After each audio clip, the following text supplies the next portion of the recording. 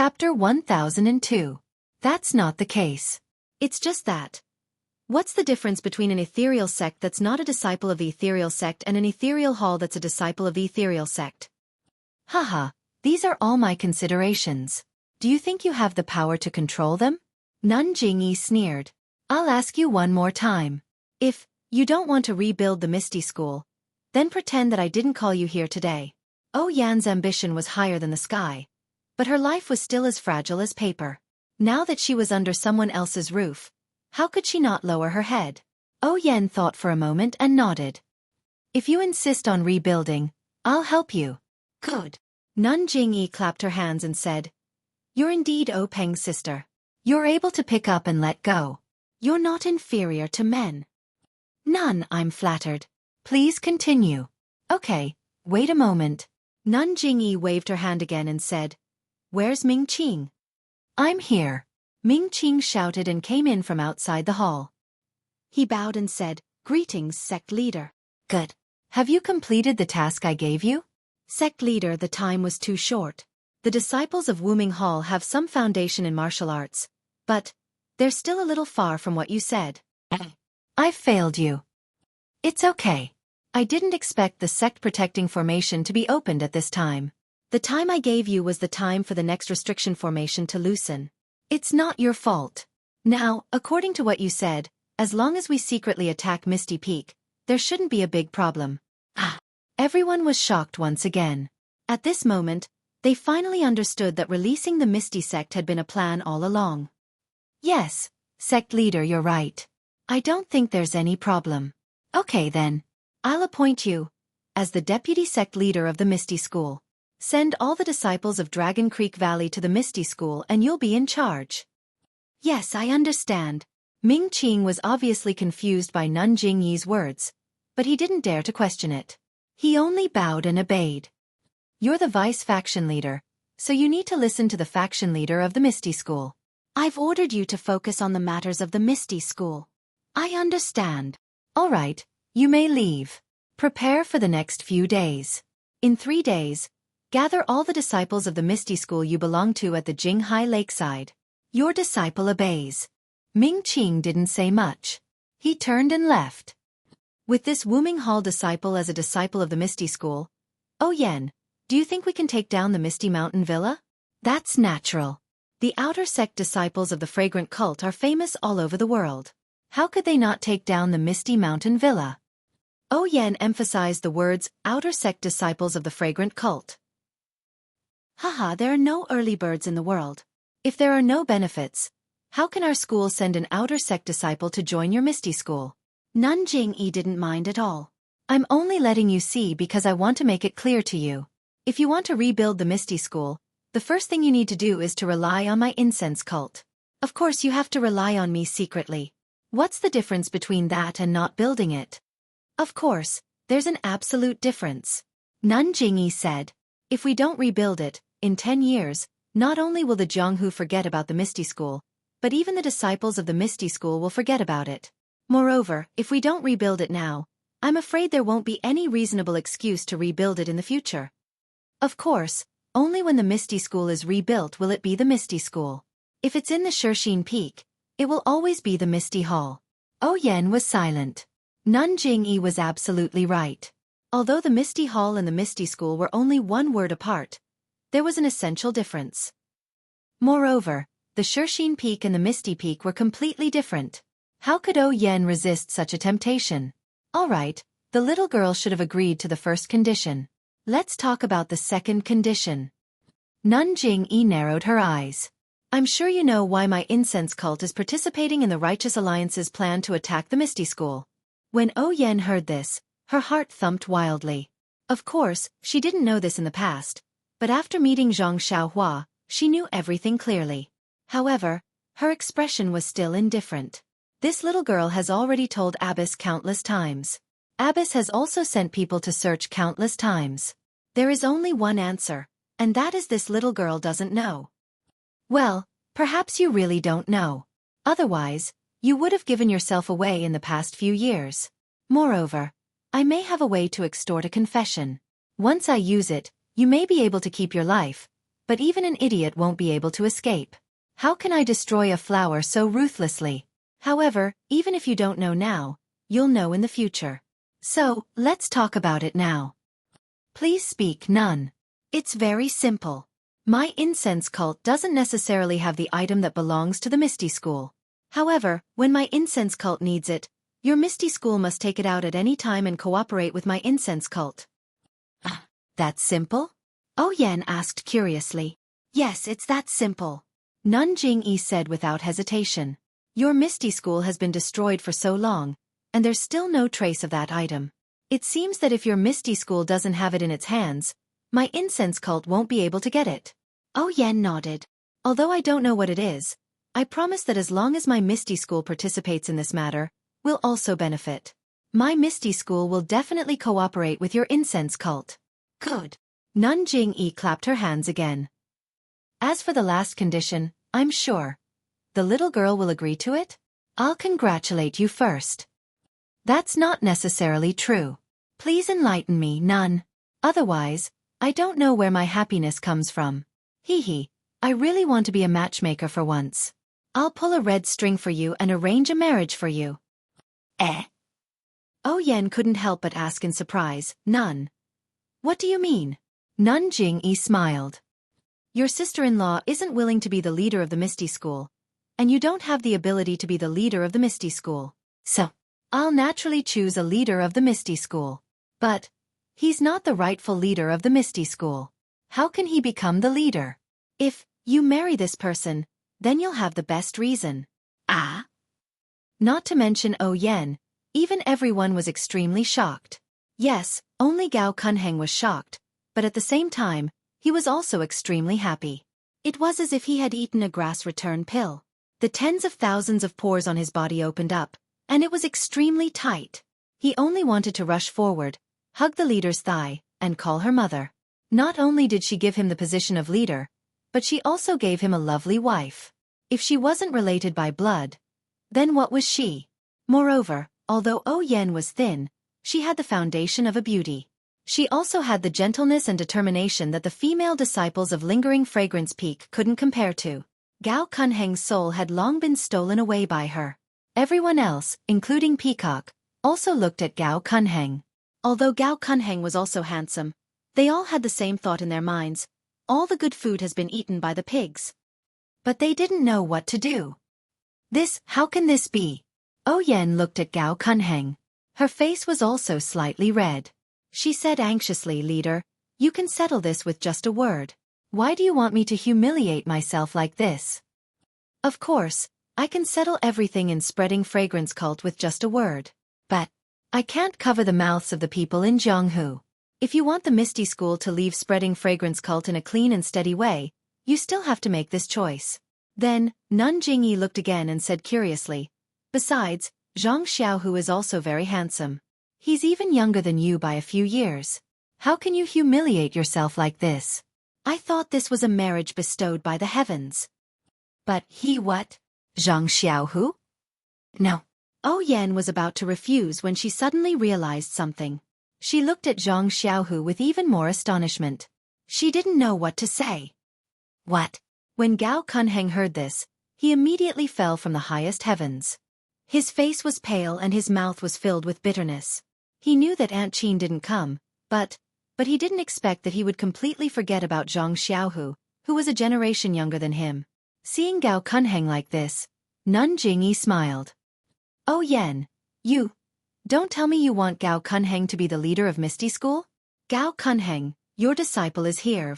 I'll appoint you as the deputy leader of Misty School.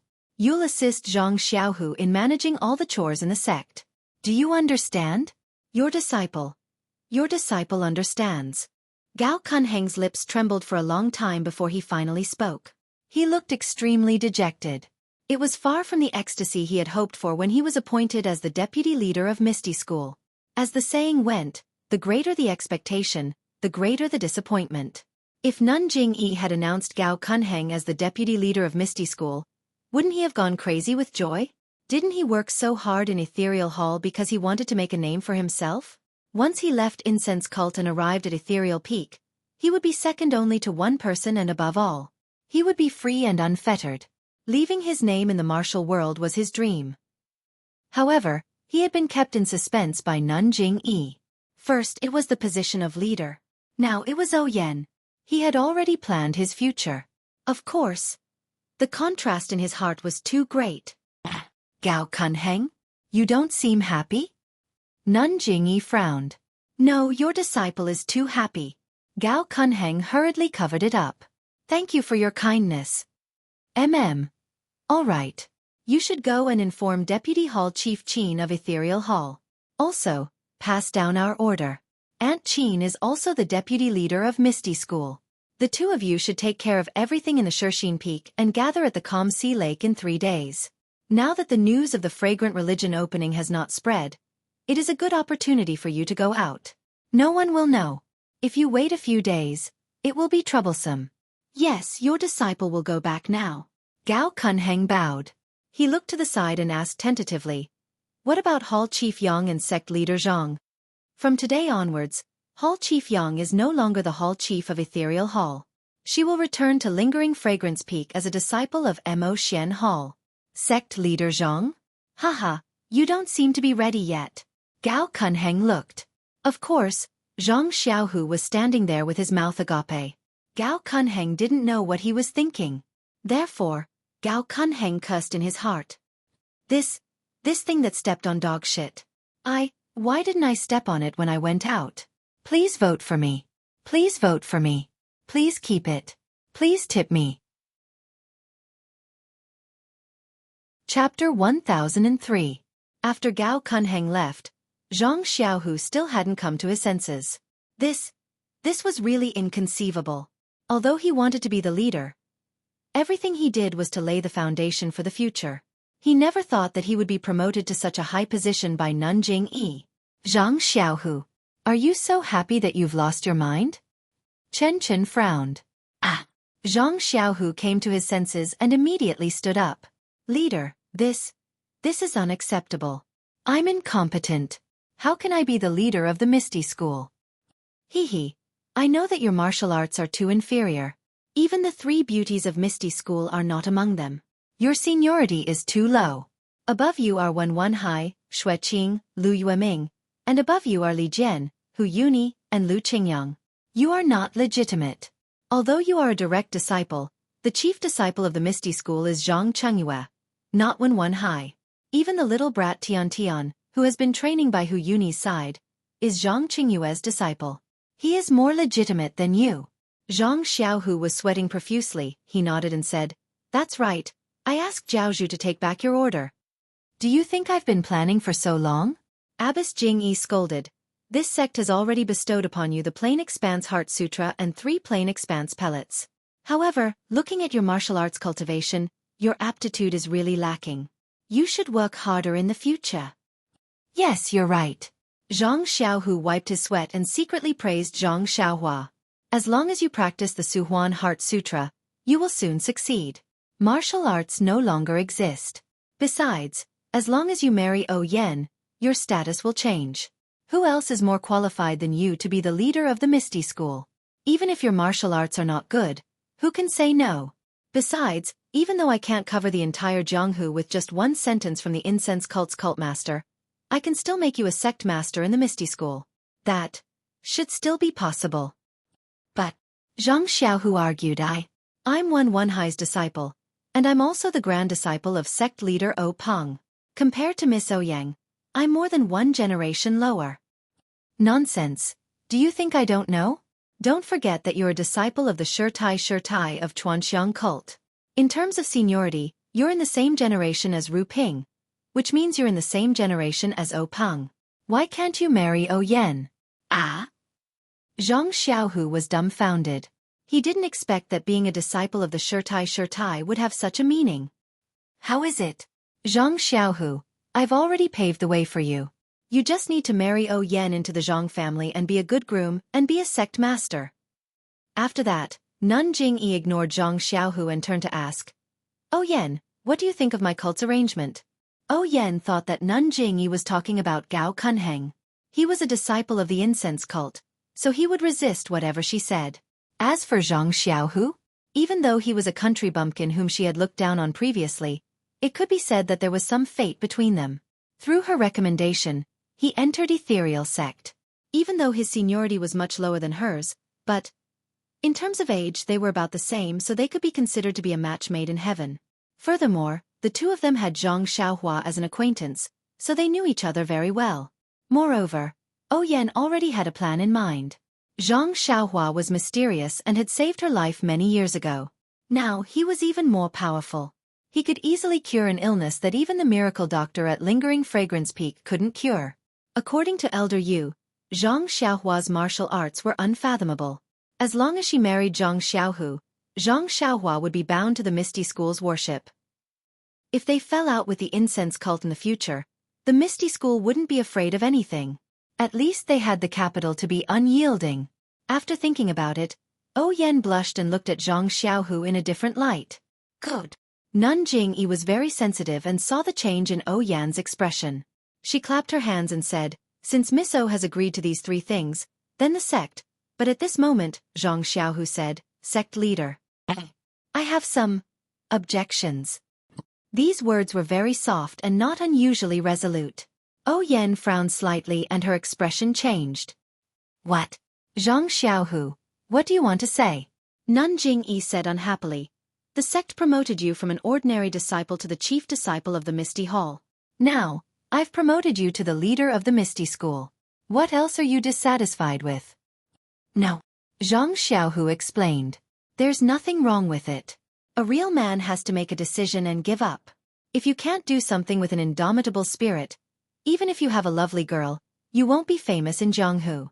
In the end, who will remember you, a disciple of the Misty School? Besides, the sect has already made it clear to you. If it weren't for the sect leader, you could only hide behind others. How could you have the chance to covet the position of the Misty School's leader? For you, this is a once-in-a-lifetime opportunity.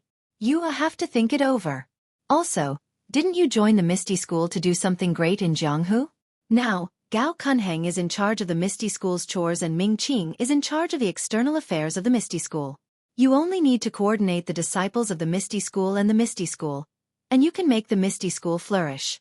You fulfilled sect leader O's last wish and washed away the shame of the Misty School.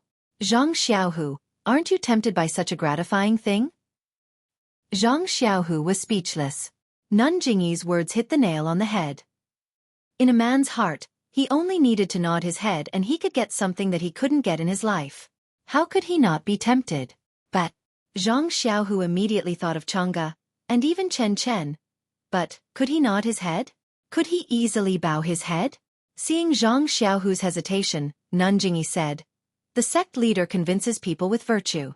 In this case Chang'e come out." Chang'e? Hearing this, Zhang Xiaohu turned his head and looked for her. He remembered that when Nun Jingyi found him at Xueqi Peak, he was still with Chang'e.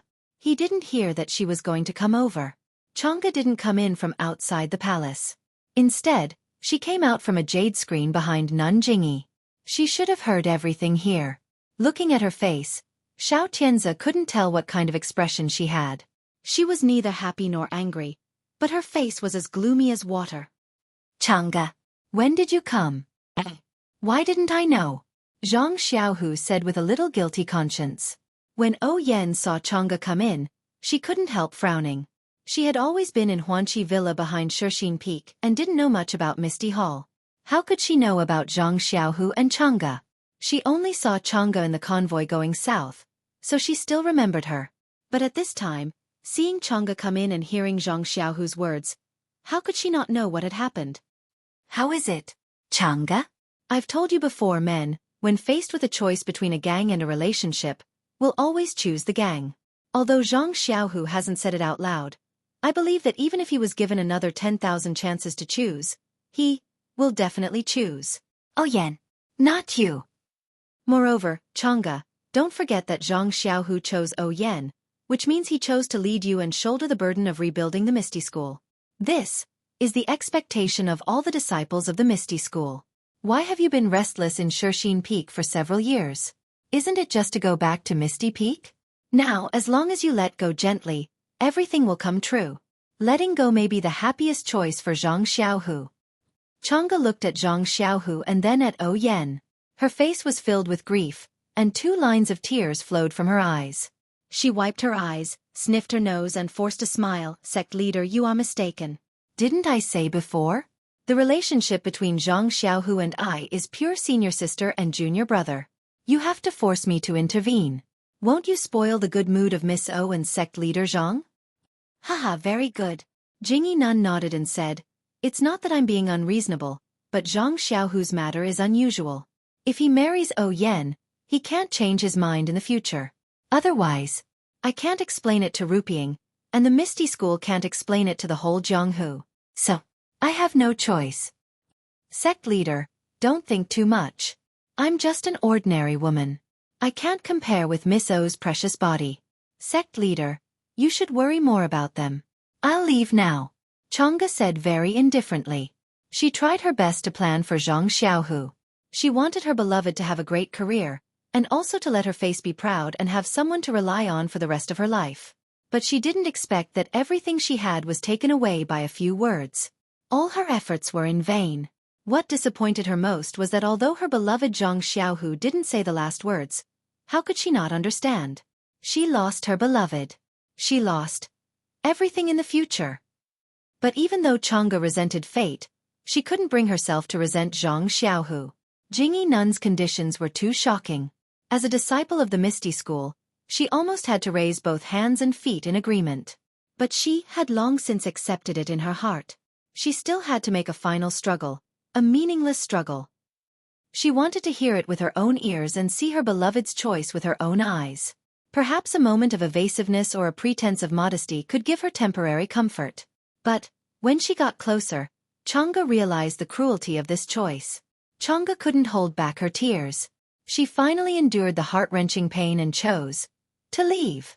Leave Zhang Xiaohu, leave Mo Xiangong, leave where to leave. She didn't have a goal in mind. She just wanted to leave, simply leave, as far away as possible. Watching Chang'e's silhouette walk further and further away, the more lonely it seemed. Everyone's mood was different. Just as Chang'e was about to walk out of the palace gate, 2 voices rang out at the same time. Chang'e, wait for me. Chang'e, wait for me. Chang'e looked back blankly. It was Oh Yan and Zhang Xiaohu who spoke at the same time. Chapter 1004. Although he was surprised that Oh Yan also spoke, Zhang Xiaohu did not wait for Oh Yan to speak. He quickly walked to Chang'e's side, raised his hand, and grabbed Chang'e's hand. Unexpectedly, Chang'e shook off his hand with force. Zhang Xiaohu reached out and grabbed her again. Chang'e used force and shook off his hand again. Zhang Xiaohu reached out and grabbed her again. They shook off each other more than 10 times in a row. In the end, Chang'e could not bear it anymore. She turned around and threw herself into Zhang Xiaohu's arms. Tears gushed out of her eyes, and she choked with sobs and said, Xiaohu, I know I should congratulate you. This is yours, mine, and the wish of thousands of Misty School's disciples. But I can't help but feel heartache. My heart seems to be easily torn apart. Leader, she doesn't want me to disturb you, but I can't help but think of you, think of your kindness to me, and think of everything about you. I really can't bear to part with you. Zhang Xiaohu's eyes were also red, but they flashed with determination.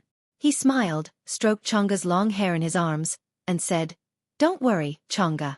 We will never be separated, no matter in the past, present, or future. Chang'e knew that he was comforting her, so she held Zhang Xiaohu's hair tighter. She just wanted to keep him for a while longer. Unexpectedly, Zhang Xiaohu turned around and said, Leader, I have already made my choice. I have seen it.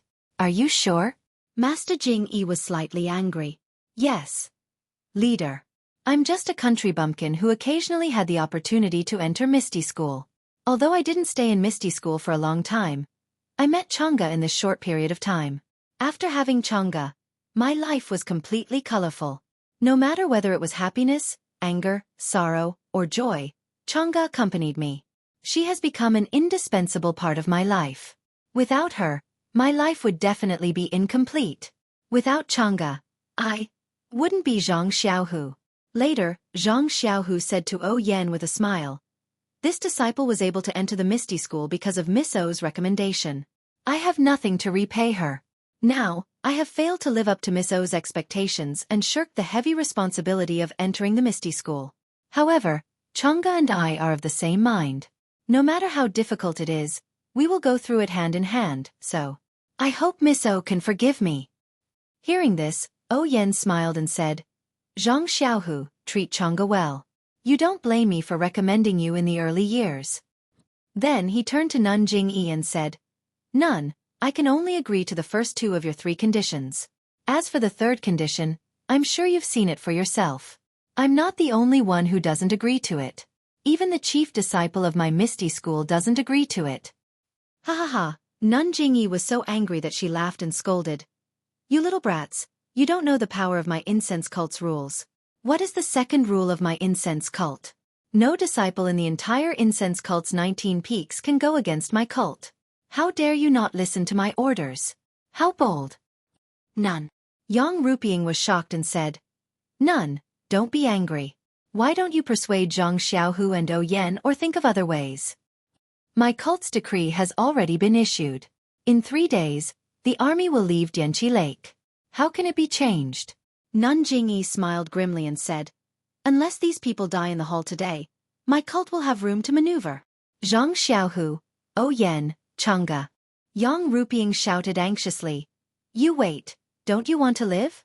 Why don't you quickly apologize to the cult leader? Sister-in-law. Don't worry. I'm just struggling at death's door. I don't care about my life.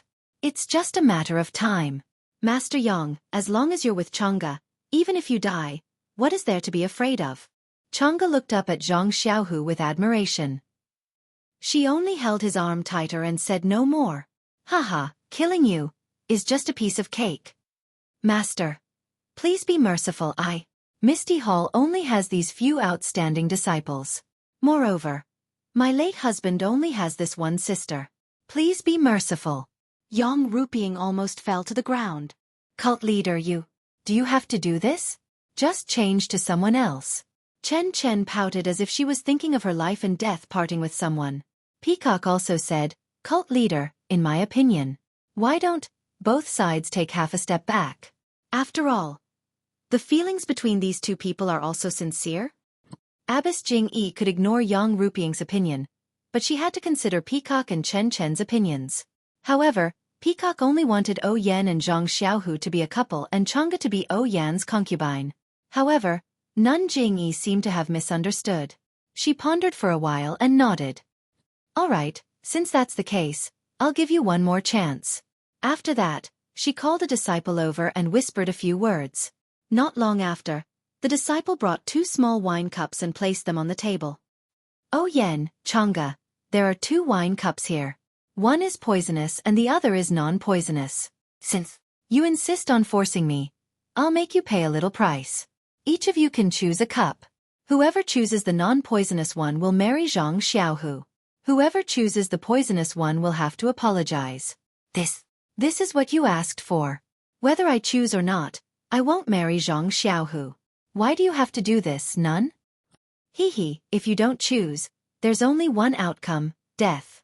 If you choose, there's still a 50% chance of survival. At this time, Chang'e gradually calmed down. She took a big stride forward and picked up a wine cup. Cult leader, I choose first. If there's poison, I hope you can let Xiaohu and Miss O be together. If there's no poison, without waiting for Chang'e to finish, Zhang Xiaohu used ethereal steps and pressed on Chang'e's acupuncture point. He snatched the wine cup and drank it. He smiled. Chang'e's choice is my choice. If I don't drink for her, who else can drink for her? Then, he picked up the remaining cup and drank it as well. He said, Young Lady O is faction leader O's younger sister. Her choice is also my choice, so I can only drink it for her. Good man, good disciple. Nun Jingyi clapped her hands and sighed. I didn't expect. There would be times when I'm blind. I really didn't expect that in this world. Besides Amo Qingshan and Ren Xiaoyao, there would be men like you, Zhang Xiaohu, who would not hesitate to lose their lives for their loved ones. Alas, since you can make this choice, how can I not help you? Zhang Xiaohu was overjoyed. He didn't dare to believe it. Cult leader. Are you really? Zhang Xiaohu, Why aren't you thanking the cult leader? Yu Yan was also anxious this time. She couldn't help but shout. Yes, yes. Thank you, cult leader. Zhang Xiaohu bowed and thanked her. But Zhang Xiaohu's status is not legitimate. How will you deal with it? Oh Yan asked softly. Hee, how difficult can it be? Nun Jingyi raised her head. Who will listen to my words?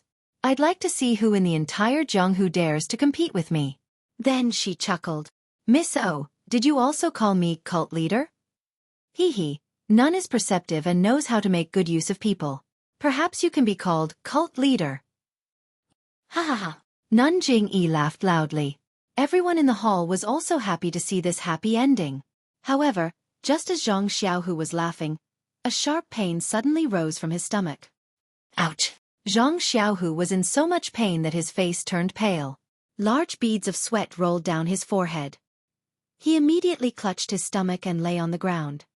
Xiaohu, what happened to you? Chang'e was at a loss and hurried forward to support him. However, Zhang Xiaohu was in so much pain that Chang'e couldn't support him. Zhang Xiaohu held his stomach and rolled on the ground. Only after the time it took to drink a cup of tea did he stop. When Chang'e helped him sit down, Zhang Xiaohu's clothes were already soaked. His eyes were full of exhaustion and he had no strength in his body. Hee, Nun Jingyi laughed. Zhang Xiaohu, are you still thinking about the story in the play? 2 wine cups, 1 poisonous and 1 non-poisonous. If you let others choose, the poisonous one is the poison and the non-poisonous one is the antidote. You only need to drink both and you'll be fine, right? Zhang Xiaohu was stunned. He smiled bitterly. Disciple doesn't dare. This thought only flashed through my mind. Even if that wasn't the case, disciple would still drink on behalf of the 2 of them. You think I'm talking about the play you're talking about? Nun Jingyi sneered.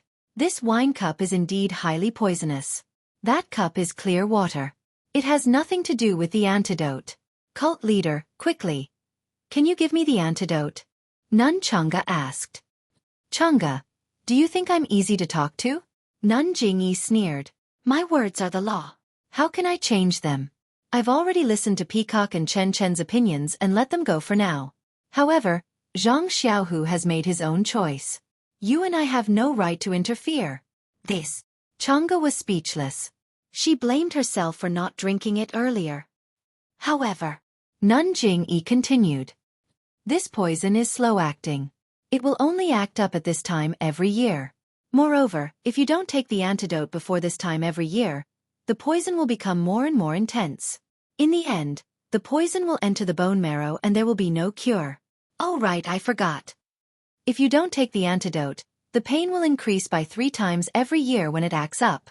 And this antidote is only in my hands. Zhang Xiaohu smiled bitterly. It seemed that everything was within Nun Jingyi's calculations. Of course, as long as you listen to me obediently and help your Misty School, I'll send you the antidote every year. There's no difference whether you take it or not. This disciple obeys. Zhang Xiaohu answered weakly. All right, you can go back now. Although Gao Kunheng and Ming Qing are helping you to take care of the Misty School, you still have to show your face. I'll send out the law immediately. Yes, cult leader. Zhang Xiaohu hesitated. He looked at Oyen and asked again, I wonder if Miss O. She will return to the Misty Villa? Oyen will naturally return to the Huanqi Villa.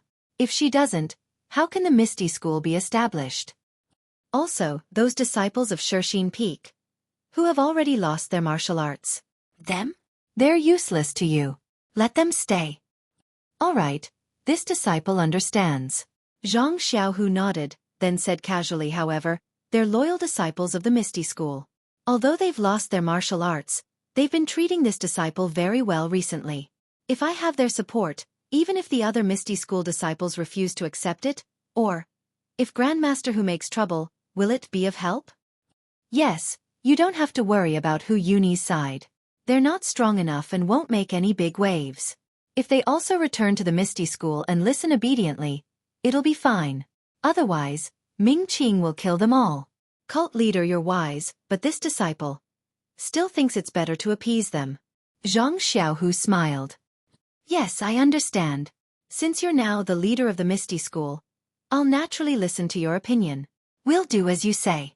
Quickly send someone to inform them that they've lost all their martial arts. I'm afraid they won't be able to keep up with you. Take the young Misty School disciples and go ahead first. They'll slowly follow behind. Zhang Xiaohu was overjoyed.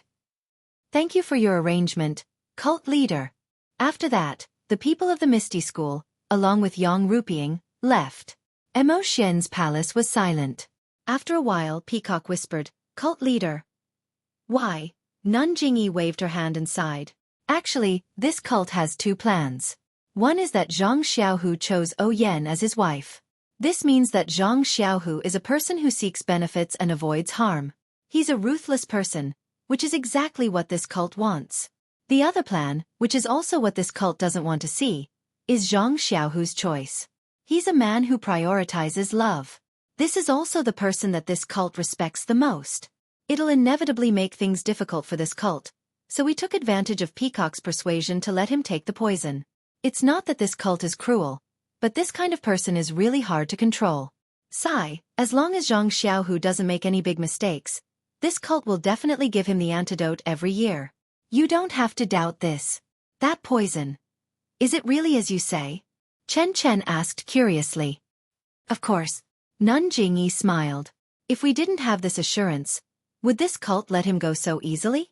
Yes, this disciple agrees with the cult leader's decision. Yu Yan said. Seeing Changa's sadness, this disciple is also sad. I don't want them to be separated. Yes, since ancient times, it's been difficult for lovers to get married. This is why our cult respects lovers the most. This palace on Lingxiang Peak is called Mo Xian's Palace. Mo Xian City is also called Mo Xian City. But in life, who doesn't frown and worry? Io sect leader. Chen Chen suddenly cried out. Just now, you reminded that Zhang Xiaohu not to break the second rule. But if he doesn't break the second rule, doesn't that mean he will break the first rule of the fragrant cult? Aren't you forcing him to make a mistake? Hee. Nun Jingyi said mysteriously. There are no assumptions. This cult only believes in the truth. In fact, Zhang Xiaohu has already made the best choice, and Chang'e and Oyen have also made the best choice. But this choice is right now, but who can guarantee the future? Nun Jingyi looked at the sky outside the palace and murmured, if the heavens have feelings, the heavens will also grow old, let alone people? Chapter 1005. On Horned Dragon Mountain, the man dressed in martial arts attire had captured the little sword-wielding child. Just as he was about to use the child to threaten Chu Zhigao, he saw a yellow shadow suddenly leap out from one of the horse carriages. Before the man could see clearly, a cheat sound was heard as the shadow grabbed the man's face. With a shriek of "Io!" the man's face was immediately scratched open, leaving behind a few bloody scars. The yellow shadow did not stop. With a stomp on the man's chest, it turned around and once again landed on the horse carriage. Looking at the scratching appearance, wasn't that Chu Zhigao's little monkey? Other than the man who was caught, everyone else was stunned at first. Then, they started laughing as if they had seen the funniest thing in the world. When the monkey heard people laughing, it immediately became happy. It raised its red butt up high and shook it at everyone. The man was originally red in the face. Now that he was being mocked by everyone and teased by the monkey, he became anxious. Looking at the child in his hand, he waved his hand and slapped the child's face. With a pop sound, the child immediately wailed and spat out a few teeth from his mouth. Blood flowed out and the side of his face that was hit slowly swelled up. You! Chu Zhigao saw this and was furious. He roared, you little brat, you! What kind of man are you? How dare you make things difficult for a child? When the man heard this, his face became ferocious. He grabbed the child's neck with one hand and raised it up high. He said fiercely, I don't know how many of these little bastards I have killed. Chu Zhigao, I will let you see the consequences of not agreeing to my parting mountain manner. Jing! An old voice sounded from another carriage. Then, the curtain of the carriage was lifted and a white-haired old woman crawled out of the carriage. She raised her hand and shouted, Zhigao, can you bear to see your own son being killed by others? Then, no matter how important the bone-solidifying pills formula is, could it be more important than Jing's life? Mother, Zhigao dropped to his knees and said, "Mother doesn't know. If your son takes out this pill formula, I'm afraid that Jing will die even faster." Sigh, Zhigao's mother sighed. "Mother, how could I not know? It was just that. At this juncture, how could mother bear to part with Jing? This pill formula is also a scourge if we keep it. Back then, it took your father's life. Now, it has brought disaster to us. Why don't we throw it to them now and exchange it for our survival?" When Zhigao heard that, he nodded and said, "Anyway, this Dragon Mountain is mother's, and this pill formula is also mother's. If mother insists on throwing it away, then that boy has nothing to say. It's just that. I'm afraid that if the boy gives it to them, they will immediately turn hostile and we—" At this time, the manor master of the Parting Pine Manor immediately shouted, "Zhigao, I am only interested in your pill formula. As for your lives, I don't care at all. As long as you hand over the pill formula, I will immediately open a path for you to leave the mountain. Promise that you won't chase us down the mountain? Promise. Promise that you won't look for us in the future? Promise." Zhigao talked for a long time and asked all kinds of questions. In the end, he sighed and took out a crumpled piece of paper from behind his feet. He said, "Manor Master Lu, you have to keep your word. Otherwise, Chu will destroy the pill formula and everyone will go their separate ways." Manor Master Lu's eyes lit up.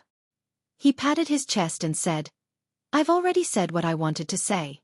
What else do you not believe?" Zhigao looked at his mother with a face full of helplessness. He then looked at Jing, whose face had turned green. He sighed and handed the pill formula over. Manor Master Lu took the pill formula and looked at it carefully.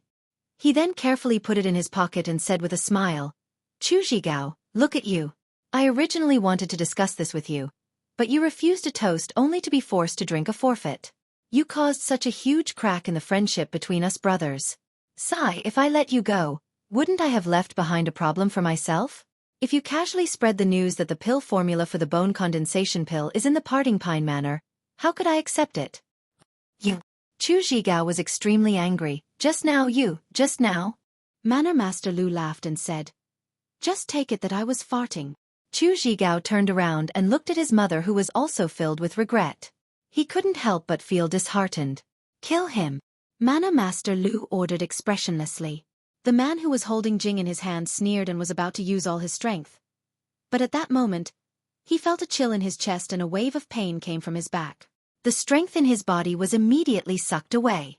Not to mention lifting the child, his body had already collapsed to the ground. The man let go and Jing fell to the ground. Both of his legs touched the ground and he immediately fell to the ground, gasping for breath. It was as if even crying had become an extravagant wish. Everyone was shocked by the sudden change, and they all looked on in astonishment. They saw that behind the man, a woman in purple was slowly pulling out a long sword from the man's back. Although her hands were trembling, and her lips were trembling, her eyes were resolute, and her movements were skillful. Behind the woman was a young man with a sword embryo in his hand. His eyes were filled with anger and he frowned slightly as he looked at the woman's long sword. "You! Who are you? How dare you spoil the business of my Jingle Villa?" Manor Master Lu was furious and shouted, "Hua! Hurry up and do it. Don't let me see these despicable people again." The woman was Meng. At that moment, she said with a trembling voice, as if she was extremely agitated. Not far away, Zhigao and Jing's grandmother had completely different reactions. Zhigao saw that the man from Jingle Villa was killed and his son Jing fell to the ground. He rushed over recklessly to check on his son's condition. Jing's grandmother first focused her attention on Jing like Zhigao. But when she saw Meng's face, she unconsciously revealed a look of extreme fear. Her whole body trembled as she looked at Meng in horror, forgetting everything around her. After receiving Meng's order, Zhang Xiaohua unfurrowed her brows and said, "Don't worry, I am very good at dealing with the trash in Jianghu. I will soon return Jianghu to its former glory." As she spoke, she swung Pan Ri and directly pounced on Manor Master Lu. Manor Master Lu was shocked, but he did not have the strength to fight back. He quickly raised his long sword to meet the attack. But how could he be a match for Zhang Xiaohua's heaven-shaking stick and move? When Zhang Xiaohua swung Pan Ri, Manor Master Lu had no choice but to raise his sword to meet the attack. Even Hu Ben of Ruijin Palace could not completely block this move, let alone the manor master of Jingle Villa. Poof! With a muffled sound, Pan Rua smashed Manor Lord Lu's long sword and his chest. A large part of his chest caved in. He spat out a mouthful of dirty blood and fell to the ground. It looked like he was going to spasm for a while before he stopped breathing. When the remaining people saw this, they immediately scattered like birds and beasts. But, in the wilderness, there was no one to be seen. It was also very easy to catch up with them. They were the ones who chose to deal with Chu Zhigao, but now, it became their burial ground. In just half a cup of tea's time, they all died an unnatural death. Chu Zhigao, who was holding Jing in his arms, saw that the manor master of Jingle Villa was killed by Zhang Xiaohua. He was overjoyed. He carried Jing to his mother and did not notice his mother's strange expression. He quickly ran to Zhang Xiaohua and cupped his hands. I am Chu Zhigao from Dragon Mountain. Thank you for saving my life. Xiaoxia. How should I address you, Xiaoxia? Hee. Zhang Xiaohua laughed in her heart. This Xiaoxia already knew that you are Chu Zhigao. Otherwise, however, Zhang Xiaohua also cupped her hands and said, I am Ren Xiaoyao, a disciple of the Fragrant Cult's protector. Fragrant Cult? Chu Zhigao was shocked and said with respect, so you are a disciple of a famous sect. You are really worthy of my respect. No need. This is Senior Sister Bai's order. If you want to thank someone, you should thank her. When Chu Zhigao heard this, he ran over and thanked Meng. Meng seemed to have not recovered from the discomfort of killing the man of Jingle Villa. She waved her hand impatiently. Chu Zhigao was helpless. He ran to Zhang Xiaohua and said with a smile, I am really lucky to meet a disciple of the Fragrant Cult in this remote village. Zhang Xiaohua smiled and waved her hand. Your luck has always been good. Chu Zhigao did not understand what Zhang Xiaohua was referring to. He also smiled. After a while, Chu Zhigao seemed to have thought of something. He took out the bone-solidifying pill formula from the body of Jingle Villa's Villa Master Lu. He handed it to Zhang Xiaohua with both hands and said, Ren Xiaoxia, this is a secret pill formula of my Dragon Mountain. The pills concocted with this formula have a miraculous effect on injuries. If Xiaoxia does not mind, you can take it. Consider it as Chu's repayment for saving Xiaoxia's life. If I take it away, how will you survive? Zhang Xiaohua laughed. No matter, Chu has already memorized this formula. He can write it down with his eyes closed. Xiaoxia, don't decline. Zhang Xiaohua thought for a while and put the formula away. She then took out a jade bottle from her chest and said, I can't take it for free. This is a pill concocted by me. It has a miraculous effect on cultivating internal strength. If you take it while you are meditating, it will be very beneficial to you. The bone-solidifying pill formula that Chu Zhigao had given to Zhang Xiaohua earlier was used to concoct the bone-solidifying pill. She had saved many people in the Misty School. Now that she was returning the Meridian Soothing Pill, it could be considered as ending the cause of Chu Zhigao giving her the formula. Chu Zhigao knew the miraculous effects of the incense sex pills. He carefully accepted it. Zhang Xiaohua asked, Brother Chu, where are you planning to go? Chu Zhigao was overwhelmed by the unexpected favor. He waved his hands and said, Xiaoxia, don't call me brother. I can't stand it. I'll just call you. He thought for a while but still couldn't find a suitable name. Forget it, we just met by chance. What's the harm in calling you Brother Chu? Zhang Xiaohua remembered Chu Zhigao's kindness in giving her the formula and said respectfully, Then, I'm really sorry. Chu Zhigao scratched his head and said, Sigh.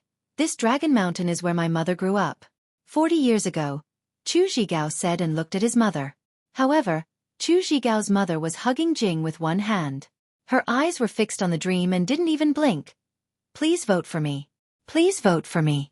Please keep it. Please tip me. Chapter 1006.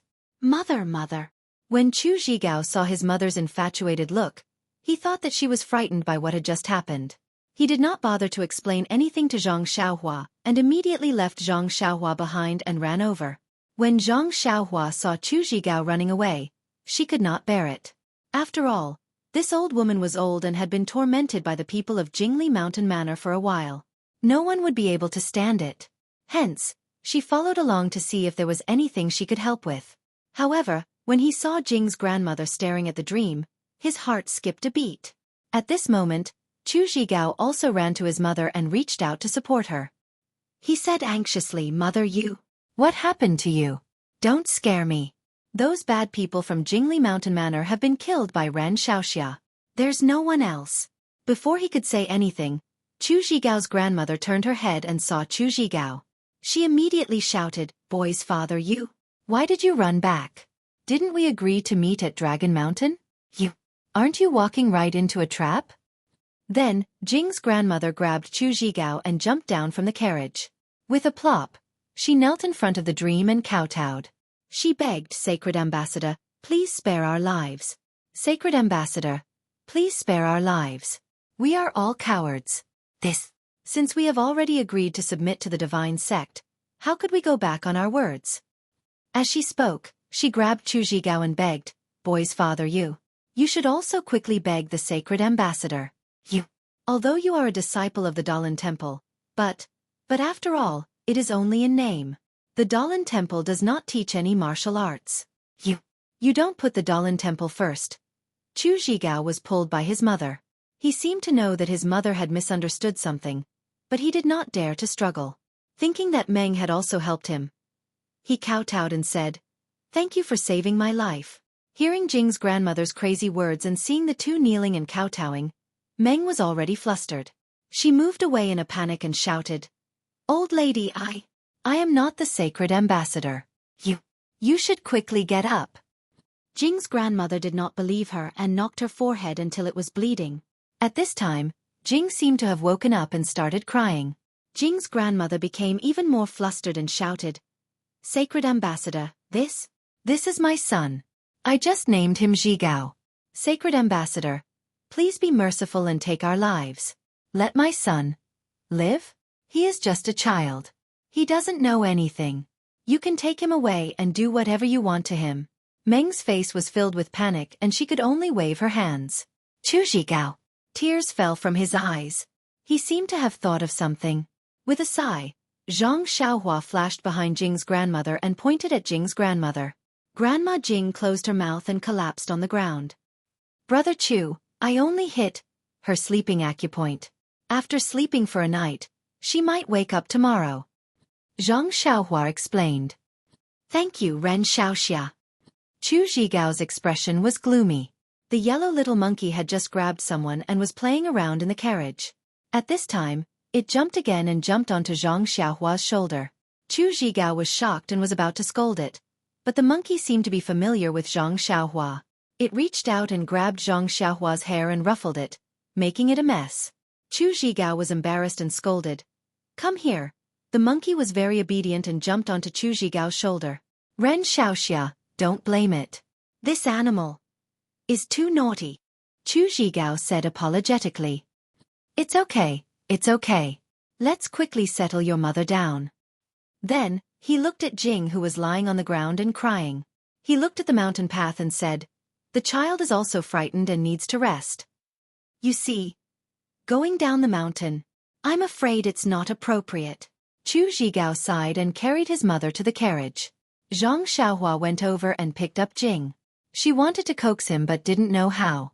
Chu Zhigao helped his mother settle down and took Jing. He patted him on the back and hummed a few unknown songs. The child slowly stopped crying and after a while, he gradually fell asleep.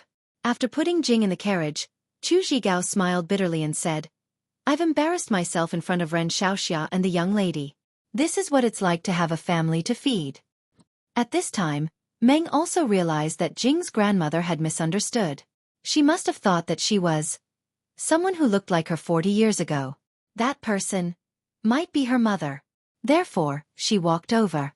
Hearing Chu Zhigao's words, she shook her head and said, "Hero Chu, this is the joy of a family.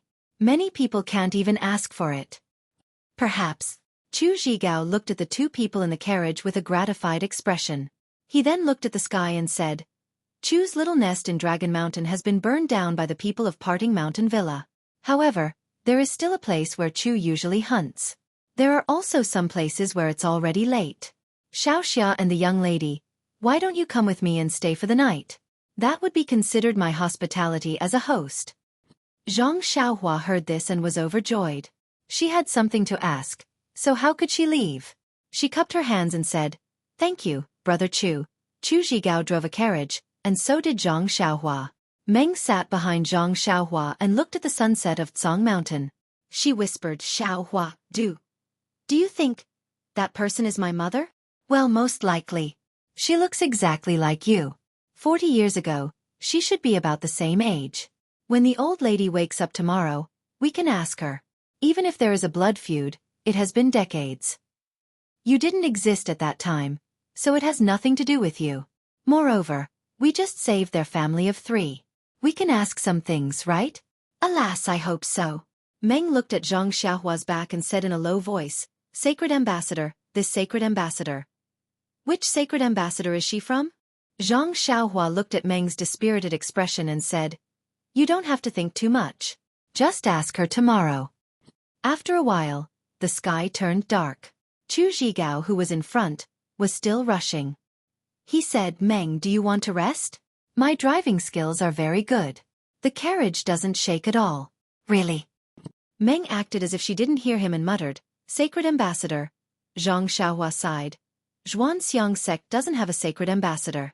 Misty School doesn't have a sacred ambassador. Dalan Temple also doesn't have a sacred ambassador. Among the big sects, only the Righteous Alliance and the Tenryu sect have a sacred ambassador. If it were the other small sects, we wouldn't know. You don't have to think too much. Meng shook her head. How can I not think too much? She then thought of something and asked, how can you be so sure that Misty School doesn't have a sacred ambassador? If my mother is the sacred ambassador of Misty School, I should go to Xueqi Peak. Zhang Xiaohua smiled bitterly. I stayed at Xueqi Peak before. I know that they don't have a sacred ambassador. Meng nodded. I forgot. Chu Zhigao said that the place was very far away. When they arrived, the sky was already dark. At this time, the places where he usually hunted were just a few small caves. There were ready-made straws in the caves that were spread on the ground. Chu Zhigao then lit 2 bonfires, and the cave immediately warmed up. After settling his mother and child down, Chu Zhigao took out some dry food and roasted it over the bonfire. The monkey was not afraid of fire and kept jumping around the 3 of them. It seemed very happy. Ren Xiaoxia, as far as I know, your fragrant cult, female disciples shouldn't appear in Jianghu now. I don't know. Chu Zhigao said tactfully. Haha, Brother Chu knows that our fragrant cult is now open. In the future, our disciples will be the same as the disciples of other sections. They can freely roam Jianghu. Zhang Xiaohua said with a smile. My senior sister and I came out this time to deliver the news to the Dalan Temple, and invite the Dalan Temple's immortal master to come to our fragrant cult to participate in the martial arts convention. Martial arts convention? Chu Zhigao's face showed admiration. It's a pity that my martial arts are low. Even if I want to go to the convention, I can't. Then, he suddenly realized and asked curiously, Dalan Temple? Why did you 2 come to Dragon Mountain from Great Forest? This place is not close to the Dalan Temple, and it's not on the way. Haha, Zhang Xiaohua said secretly. That's what I wanted you to ask. Sigh. Isn't it because of my senior sister? Zhang Xiaohua sighed and said, looking at Brother Chu, although it's a little difficult, the 3 of them can live together and share weal and woe. It's the true meaning of life. But how many people in this world are as lucky as Brother Chu? My senior sister looks at Brother Chu with envy. As he spoke, he roughly recounted what had happened in his dream. There's such a thing? When Chu Zhigao heard this, he looked at Dream, who was beside him with a sad face and was very sympathetic. He cupped his hands and said, Miss, looking at my mother today, she seems to know something. When we see her condition tomorrow, we can ask her in detail. How about it? Ren Xiaoxia's words make sense. Even if something happened 40 years ago, I'm still a child and don't know. Sigh, even if there's a great hatred between the 2 of you, since you've saved us today, we don't owe each other anything. Brother Chu, if such a thing really happened, I apologize on behalf of my mother. If there's anything you want to compensate, Brother Chu, please tell me. Chu Zhigao shook his head and said no more. Xiaoyao. I'm going to sleep first. Dream saw this and forced a smile. All right. Zhang Xiaohua brought Dream to the cave next door and settled everything. Dream lay on the straw and fell asleep not long after. Zhang Xiaohua held Dream's hand and looked at Dream's haggard face with heartache. She sighed and used the jade talisman to protect Dream. Then, she walked out of the cave. Outside the cave, the full moon had just risen. Chu Zhigao stood in front of the cave and looked up at the full moon, as if he was thinking about something. The monkey also learned to stand. When it heard Zhang Xiaohua coming over, it hurriedly jumped onto Zhang Xiaohua's shoulder. Chapter 1007. Seeing the monkey jump onto Zhang Xiaohua's shoulder again, Chu Zhigao felt very helpless. He apologized. Ren Xiaoxia, please don't blame him. Although this monkey accompanied me in the Jianghu and did some shady business as a performer, but he was rarely as close to people as he is today. Hee, I've never thought that this monkey would actually hit it off with you, young hero. He's so affectionate towards you when they just met. Presumably, he's also grateful to you for saving his life. Zhang Xiaohua's heart skipped a beat. When she saved Chu Zhigao that year, she covered her face. Chu Zhigao naturally wouldn't know that she was the one who saved him. This monkey must have smelled her scent and recognized her. After thinking for a while, Zhang Xiaohua smiled and said, being close to each other is one thing, but it doesn't mean that it's the first time we met. Ren Xiaoxia, what do you mean? Chu Zhigao was obviously stunned. Hee. Zhang Xiaohua smiled and took out the book that Chu Zhigao gave her. Under Chu Zhigao's puzzled gaze, she handed it over. Chu Zhigao took it and looked at it carefully under the bright moonlight. He didn't need to open the book. He only needed to see the familiar cover. Chu Zhigao immediately understood benefactor. As he spoke, he knelt down with a plop sound. Don't. Zhang Xiaohua reacted quickly and pulled him back. She smiled and said, Brother Chu, you don't have to be like this. I just happened to meet you that year and helped you. But Chu Zhigao struggled a few times, but Zhang Xiaohua's hands were like cast iron. He couldn't move at all. He could only apologize, but that day was also very dangerous. If it wasn't for Xiaoxia, I might have lost my life that day. Zhang Xiaohua pulled Chu Zhigao up and said, in broad daylight, on the streets of Lu Town, how would they dare? Sai, Xiaoxia is too kind. The evil tiger gang has done many things like robbing and killing. Evil tiger gang? I've heard that they have some power in Lu Town, but I've never had any dealings with them. Xiaoxia saved me. When I went to the side, I only found out after asking around. I was scared. The evil tiger gang probably didn't put me in their eyes and didn't know the power of the bone-solidifying pill. But when I met that scoundrel young master, I couldn't do anything. Oh, that's right. Give this pill recipe back to Xiaoxia. This thing might be useful to Xiaoxia in the future. Zhang Xiaohua thought for a while and waved her hand. This pill recipe. I've already seen it. Oh? Chu Zhigao was obviously disappointed. Xiaoxia, take it first. You don't understand it now, but maybe you'll understand it in the future? Hee. Zhang Xiaohua smiled and took out a jade bottle from her bosom. What is this? Chu Zhigao stared blankly. When he opened the bottle and smelled the faint medicinal fragrance, he couldn't help but stare blankly. Bone-solidifying pill? Immediately, with trembling hands, he poured out a pill into his hands. Looking at the color of the pill, he brought it to his nose and smelled the scent of the pill. His face revealed an expression of wild joy. It really is a bone-solidifying pill. It really is a bone-solidifying pill. I actually saw a real bone-solidifying pill.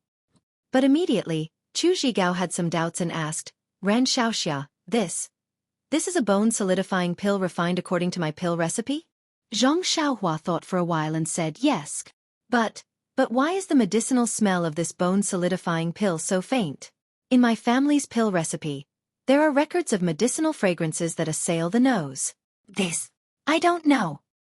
Zhang Xiaohua touched her nose and said, but this thing is indeed refined according to Brother Chu's pill recipe. There's no mistake about it. Hee, that's good, that's good, Chu Zhigao said and put the pill into the jade bottle and passed it to Zhang Xiaohua. He asked again, then what about the other pill recipes? I wonder if Xiaoxia has refined them? Zhang Xiaohua saw him return the jade bottle to her and was slightly stunned. This is for you, why are you returning it to me? For me? Chu Zhigao couldn't believe his ears and said, This This bone-solidifying pill is a miraculous pill. Even my ancestors were unable to refine it successfully. Ren Xiaoxia actually gave it to me? Saying this, he shook the jade bottle and said with a smile, if Xiaoxia has the heart, just give me one pill. Zhang Xiaohua was sweating profusely. She reached out and took out another bottle from her bosom and said, I have more here. Take that. You have more? Chu Zhigao was shocked. He wanted to verify, but he didn't dare to take Zhang Xiaohua's jade bottle. Zhang Xiaohua patted his shoulder and put away the jade bottle, saying, don't be shocked. This bone-solidifying pill also has a pill recipe in my fragrant religion.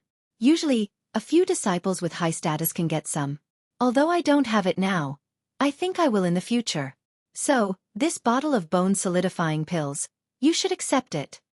Chu Zhigao couldn't tell if Zhang Xiaohua was telling the truth or not, but thinking that she had given him such a precious pill, he was already moved to tears. After he carefully accepted the jade bottle, he said mysteriously, Ren Xiaoxia's righteousness really makes me blush with shame. Oh right, Xiaoxia, do you still remember when I told Xiaoxia that my Dragon Mountain had a strange place? Zhang Xiaohua nodded and said, I remember. Brother Chu also said that if there was a chance to come to Dragon Mountain, he would let me try my luck. Haha, that's right. Chu Zhigao nodded. At that time, I was hoping that Xiaoxia would come, but Lu Town is really too far away. If there wasn't a special reason, who would come here? However, since Xiaoxia came, then Chu can't be a person who doesn't keep his word. That strange place isn't too far from here. Xiaoxia and Chu coming here might really be fate. That's good. Zhang Xiaohua smiled and said, I love those strange things the most. Well then. Chu Zhigao was just about to move, but looking at the bonfire in the cave, he hesitated and said, it's already late. Why don't Chu bring Xiaoxia over tomorrow? It's okay, Brother Chu, tell me the place and I'll go there myself. You just stay here and guard it. Well, that's good too.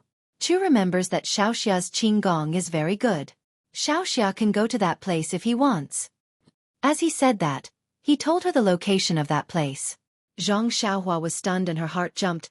This place seems very familiar. Zhang Xiaohua greeted Chu Zhigao and flew towards the mountain valley. When she could no longer see, she used her flying technique and arrived at the cliff in a short while.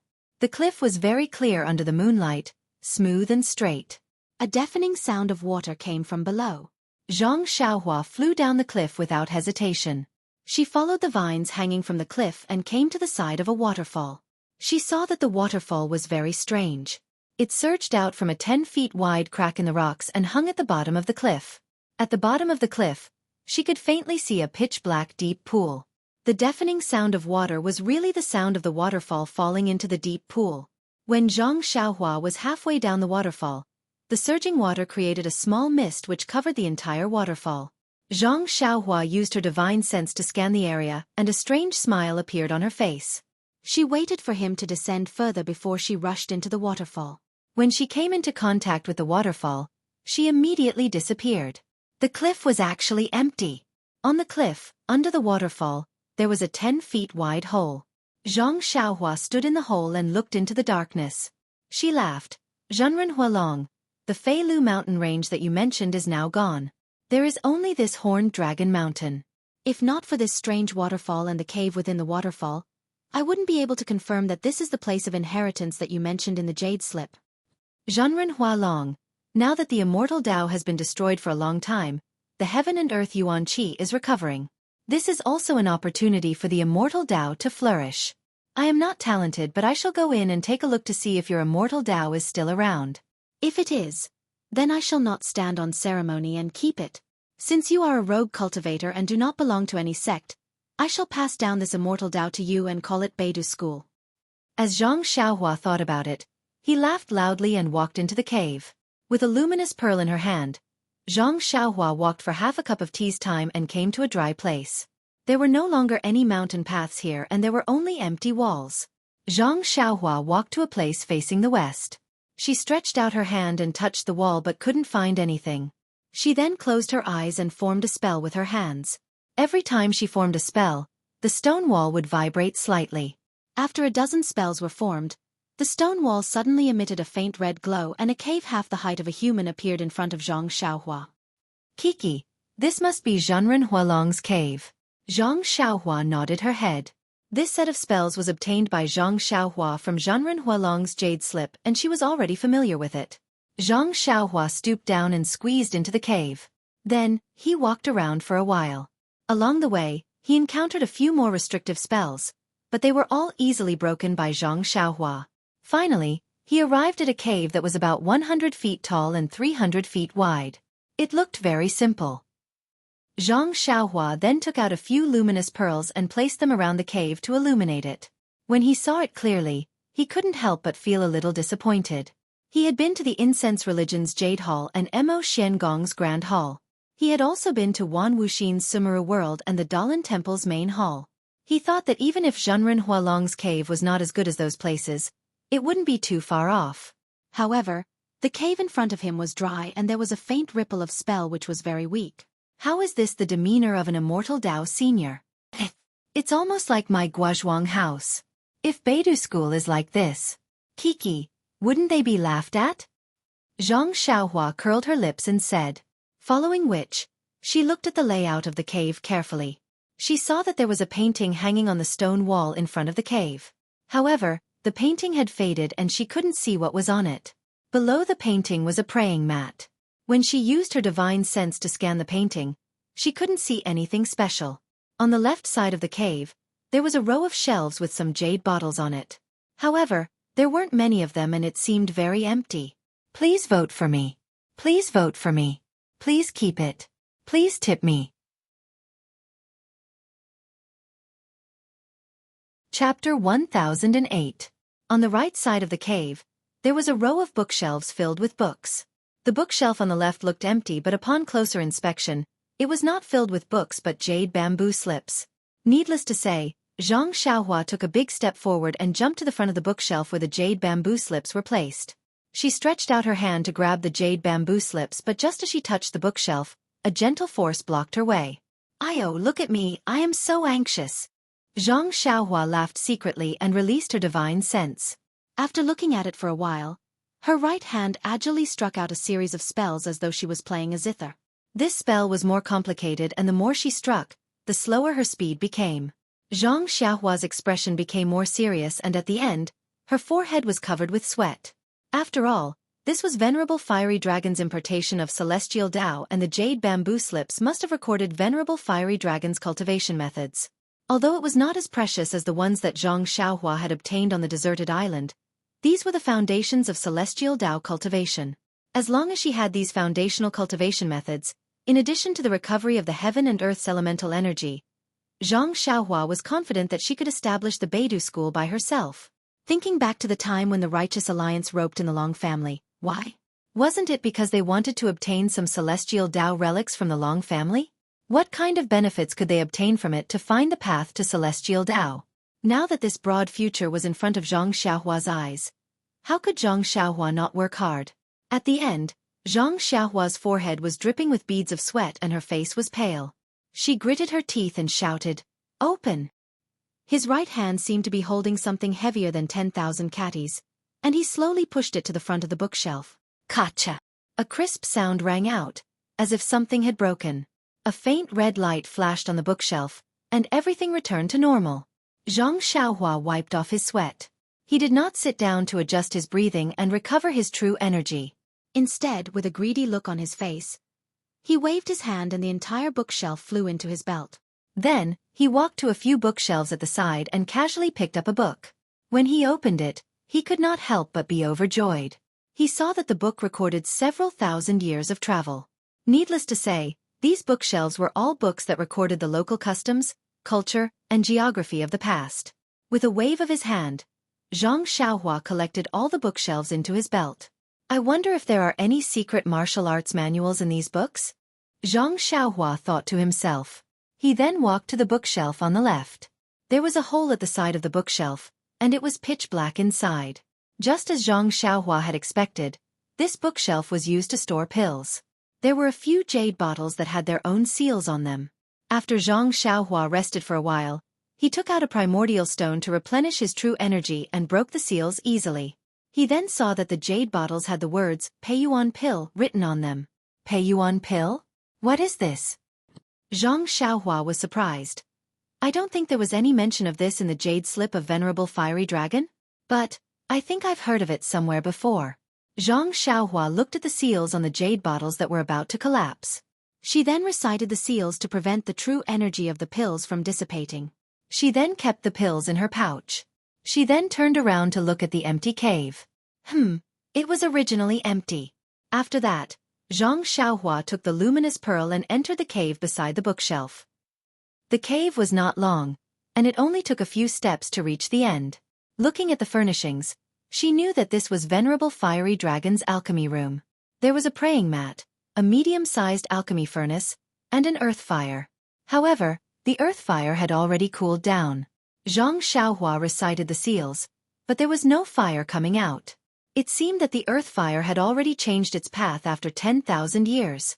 Although Zhang Xiaohua already had 18 trigrams purple gold alchemy furnace in her belt, Zhang Xiaohua still kept the alchemy furnace. She then used her divine sense to check, but there was nothing else. The Peiyuan pill was obviously made by Elder Hua. Why is there no record of the pill formula in the alchemy room?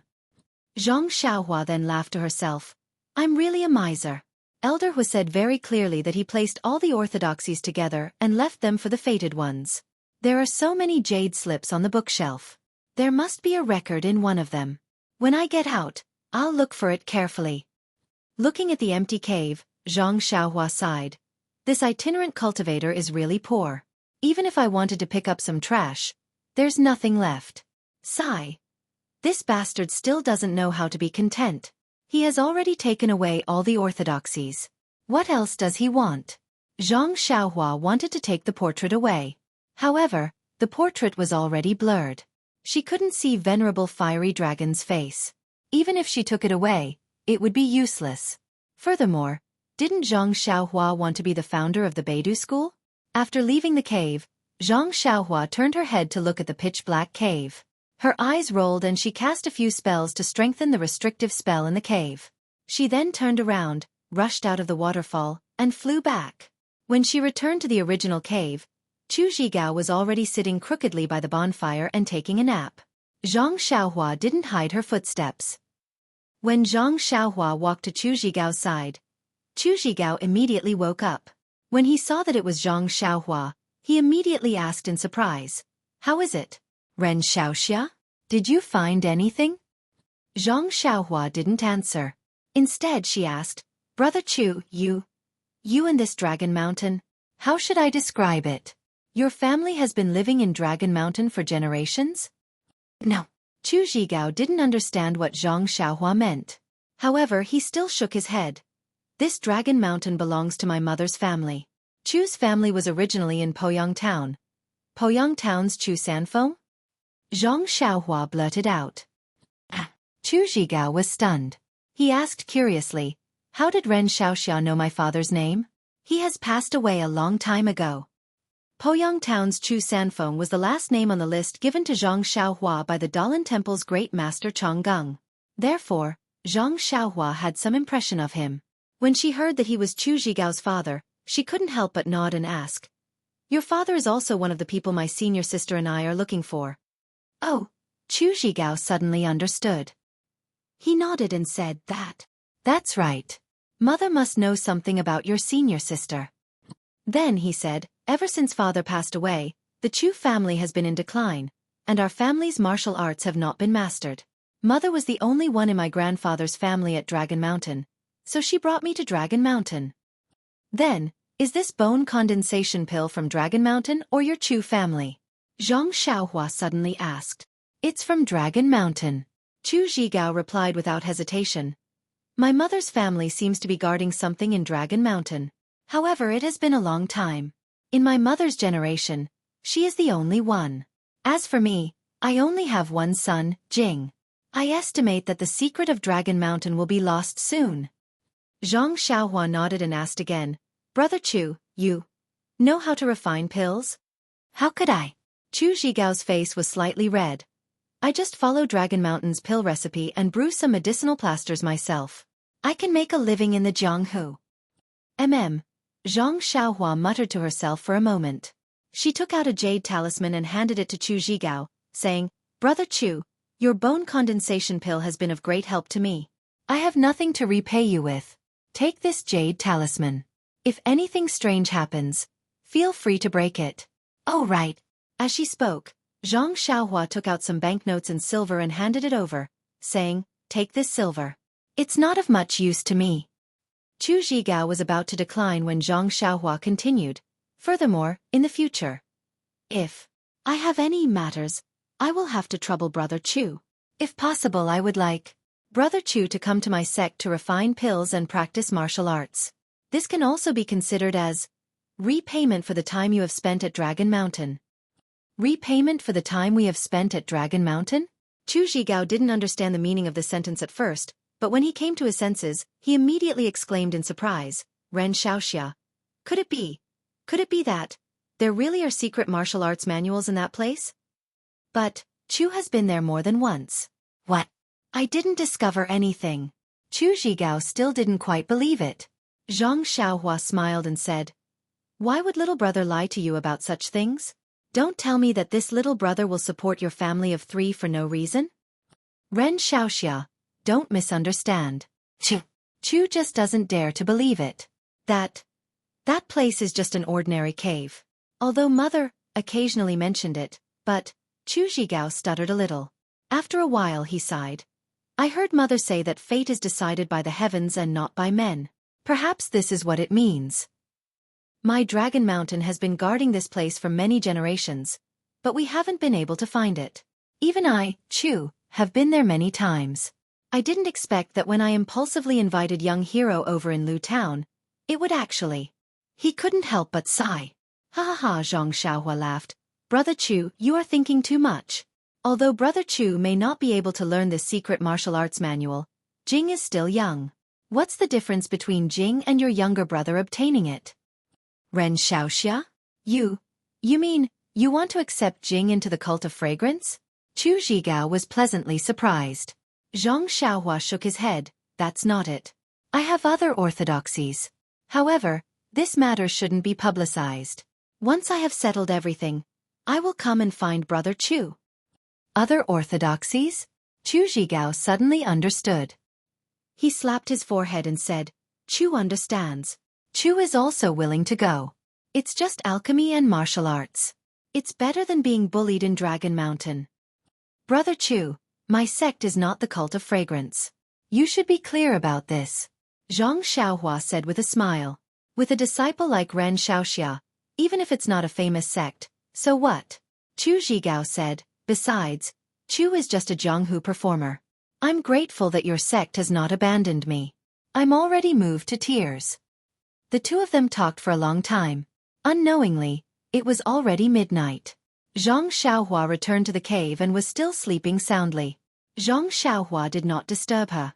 He sat at the entrance of the cave and placed a restriction on it. He began to cultivate the Carefree Heart Sutra. Chapter 1009. The next morning, Zhang Xiaohua woke up as soon as the sun rose. He removed the restriction at the entrance of the cave and around the dream before walking out of the cave.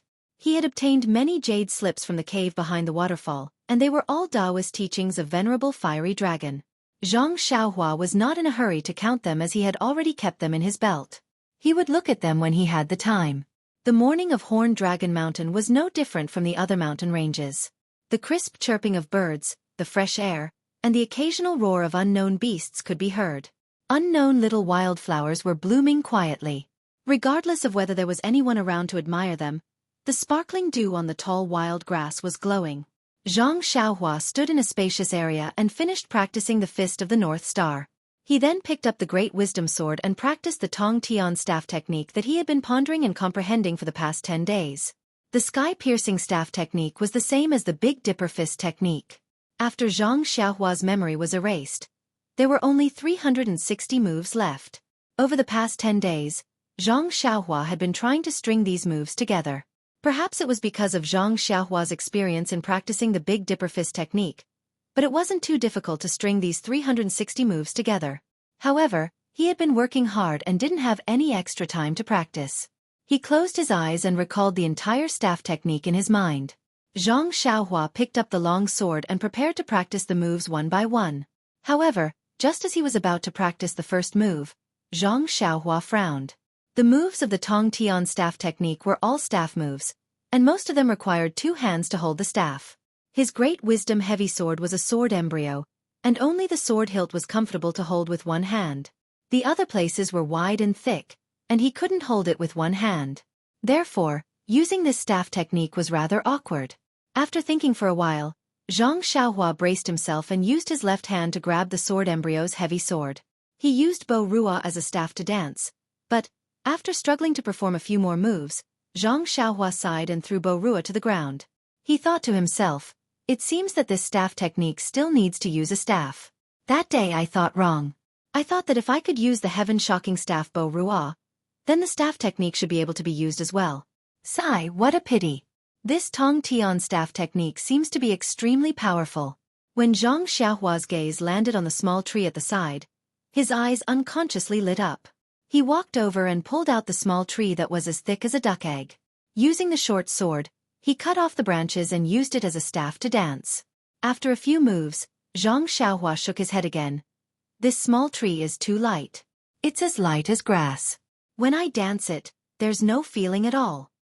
After that, Zhang Xiaohua found another one that was as thick as a bowl. Needless to say, it was much heavier than the previous one. However, this time, it was even more uncomfortable. Apart from the light weight, Zhang Xiaohua could not completely hold the small tree with one hand. Holding it was also uncomfortable. Sigh. Zhang Xiaohua only used a few moves before throwing the small tree to the ground again. He angrily said, "This is really uncomfortable. In the past, I had the great wisdom sword but did not have a matching move. Now that I have a move, but do not have a matching weapon. What can I do? What can I do?" Xiaohua, who are you angry with? It was Meng's concerned voice that asked. Zhang Xiaohua raised her head. Meng was standing at the place where the sun shone. Her white skin was especially soft under the orange sunlight. Her pitch-black hair fluttered in the mountain wind, making her look like a flying fairy. Zhang Xiaohua felt a burst of sweetness in her heart. She smiled and said, "It's nothing. Didn't I see a set of staff techniques at the Dalan Temple a few days ago? I took it out today to try it out. Who knew that I did not have a suitable weapon? That staff technique was a waste of time." Haha, Meng grinned and said, as the saying goes, skills are not a burden. If you can learn a little more, then learn a little more. Weapons are a small matter. You will slowly come across them in the future. That staff technique is something from the Dalan Temple's Hidden Scriptures Pavilion.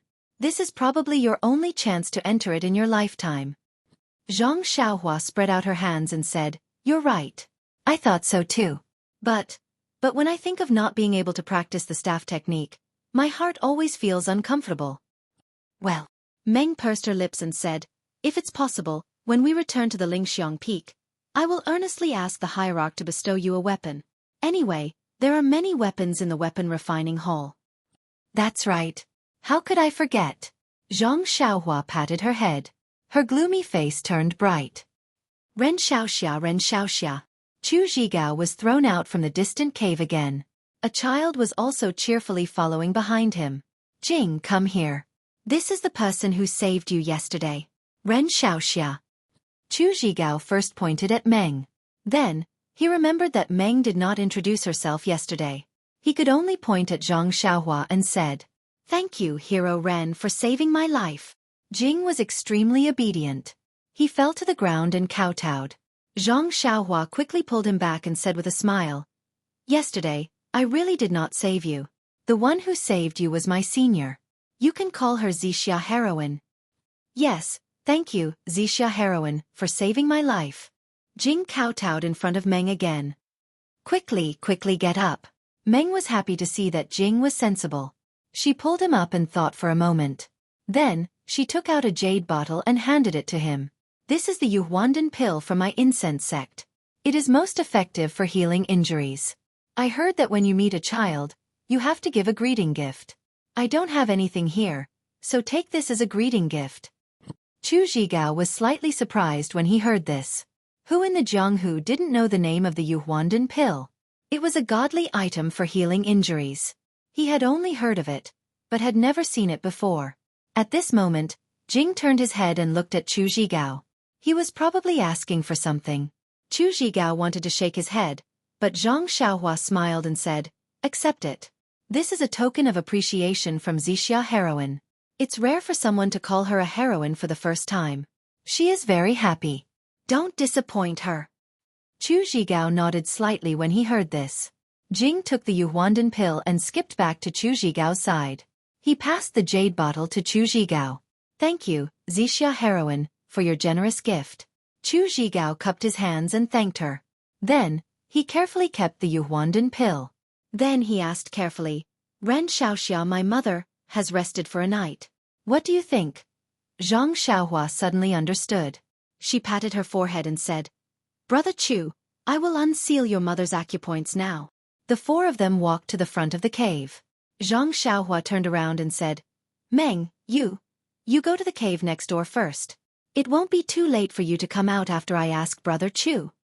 Meng didn't say anything. She nodded slightly and entered the cave where she rested last night. Jing's grandmother was still lying on the straw and sleeping soundly.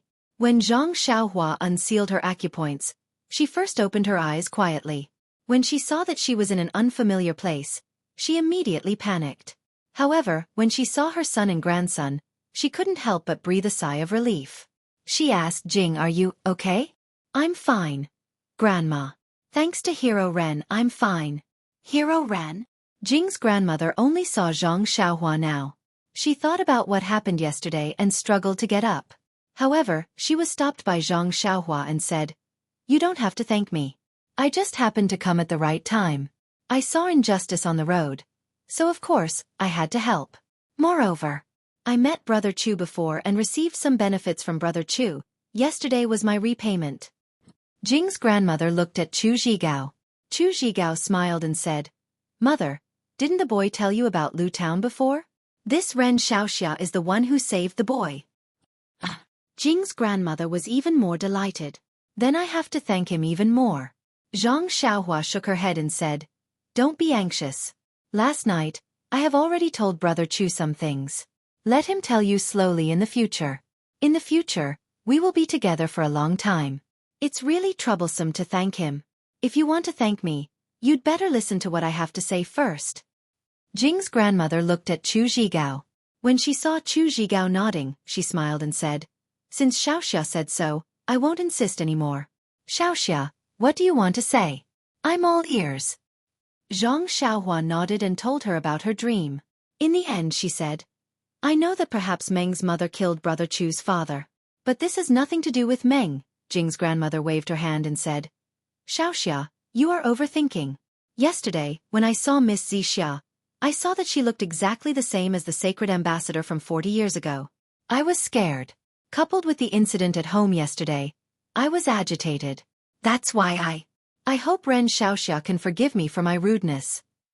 She then said apologetically, "Although I don't know the relationship between Miss Zixia and the sacred ambassador, but Jiqiang's father wasn't killed by the sacred ambassador." Zhang Xiaohua was surprised at first, but then she was pleasantly surprised. She said, "Grandma, you are right. How could I be wrong? My husband was a lay disciple of the Dalan Temple, but he wasn't welcomed in the Dalan Temple and never received any true teachings. Later, he met the sacred ambassador of the Dragon God sect and knew that he had some skills in alchemy, so he wanted to recruit him into the Dragon God sect. Who knew that the news was leaked and the Dalan Temple's law enforcement disciples were dispatched. They caught and killed many people. My husband had just met the sacred ambassador and didn't express his opinion. He was beaten dozens of times by the Dalan Temple, crippled of his martial arts, and expelled from the Dalan Temple. Later, he became depressed and died of a serious illness. It had nothing to do with the sacred ambassador." "Ah, that's good." Zhang Xiaohua let out a long sigh and said, "Then I am relieved. Otherwise, even if Brother Chu didn't say it out loud, he would feel a little uncomfortable in his heart." "Then, Grandma, can you tell me about your meeting with the sacred ambassador?" Zhang Xiaohua asked, "Did my senior look exactly the same as the sacred ambassador?" Grandma Jing thought for a moment and nodded. "If my memory is correct, Miss Zixia does look exactly the same as the sacred ambassador. Of course, it has been 40 years and I can't guarantee that my memory is accurate, but the two of them look very similar, that's for sure. Chapter 10:10. Back then, I left Dragon Mountain and followed my husband to live in Poyang Town. My husband was considered a martial arts family, but there were very few people. In his generation, he was only a little stronger than me. He was the only one left. When he was young, he had just finished laying the foundation for his family's martial arts. The old man died of illness, so he didn't have time to teach him the rest of the martial arts. When I married into the family, his martial arts were still sloppy and ordinary. Later, in Poyang Town, he met a lay disciple of the Dalan Temple. That disciple introduced him to the Dalan Temple. Unfortunately, the lay disciples of the Dalan Temple weren't the main focus of the Dalan Temple's cultivation. They were only used as a way to consolidate the power of the secular world. My husband didn't receive any guidance from a brilliant master in the Dalan Temple. He could only follow a group of lay disciples of the Dalan Temple and work hard to expand the power of the Dalan Temple. When my husband slowly understood and regretted, he met the sacred ambassador of the Dragon God sect. The sacred ambassador showed him a mysterious martial arts skill and said that as long as my husband could learn the Dragon God sect's alchemy skills and refine the elixirs they requested, he would be allowed to practice the internal strength cultivation method of the Dragon God sect. My husband was naturally moved and wanted to agree on the spot. However, the sacred ambassador said that there were some other people who wanted to go with her. She asked my husband to think about it for one more day. When night fell, she would bring those people back and they would return to the Dragon God sect together. Unexpectedly, when night fell, the sacred ambassador didn't come. Instead, the law enforcement disciples of the Dalan Temple arrived first. When they saw my husband, they captured him without any explanation. Just as they were about to take him away, the sacred ambassador appeared again and asked my husband if he was willing to join the Dragon God sect.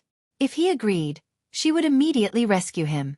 Unfortunately, before my husband could answer, an old monk from the Dalan Temple appeared and fought with a divine envoy. That magical martial arts made me feel. How should I put it? It was like watching a circus show when I was young. It was incredible. However, at the end of the battle, when there was no clear winner, the sacred ambassador suddenly clutched his abdomen and pointed at the monk, cursing how despicable the monk of the Dalan Temple was. After that, he fled with a pale face. The monk of the Dalan Temple chased after him. My husband was naturally brought back to the Dalan Temple by the law enforcement disciples of the Dalan Temple. About 10 days later, my husband was released. His kung fu was crippled and he looked dull. Later I had Zhigao. My husband only taught him kung fu for a few years and then passed away. I felt that I couldn't live in Poyang anymore, so I took Zhigao back to Dragon Mountain. Alas, although Zhigao was talented, he didn't practice kung fu properly since he was young. Therefore, although he had inherited kung fu from his family, he could only run around Jianghu and make a living by selling his skills. Fortunately, the elixirs from Dragon Mountain are real and the medicinal plasters are effective. That's why we can barely make ends meet. Alas, it was this elixir that brought us a lot of trouble. The most dangerous 2 times were if Xueqi didn't save Zhigao. I'm afraid Zhigao would have died. After hearing this, Zhang Xiaohua knew what to do. She smiled and said, "This is fate between me and Brother Chu." Then he thought for a moment and asked, "May I ask, Elder, how far is Poyang Town from here? Does Xueqi want to go to Poyang to have a look?" Grandma Jing asked. "That's right. What you see doesn't mean that my senior sister has anything to do with the Tenryu sect's sacred ambassador. Therefore, Poyang, we want to go there and have a look. Maybe we can find something." Haha, if Xueqi thinks like this, why don't you go to the Dragon God sect directly? If Miss Zixia has something to do with the Tenryu sect, won't you know once you go there? Zhang Xiaohua smiled bitterly. "We are disciples of the fragrant religion. We still have work to do. How can we go to the Tenryu sect? We should wait until later." Haha, maybe when the heavenly king of the Tenryu sect comes to our fragrant religion, we can ask him. In this case, it doesn't matter whether we go to Poyang or not.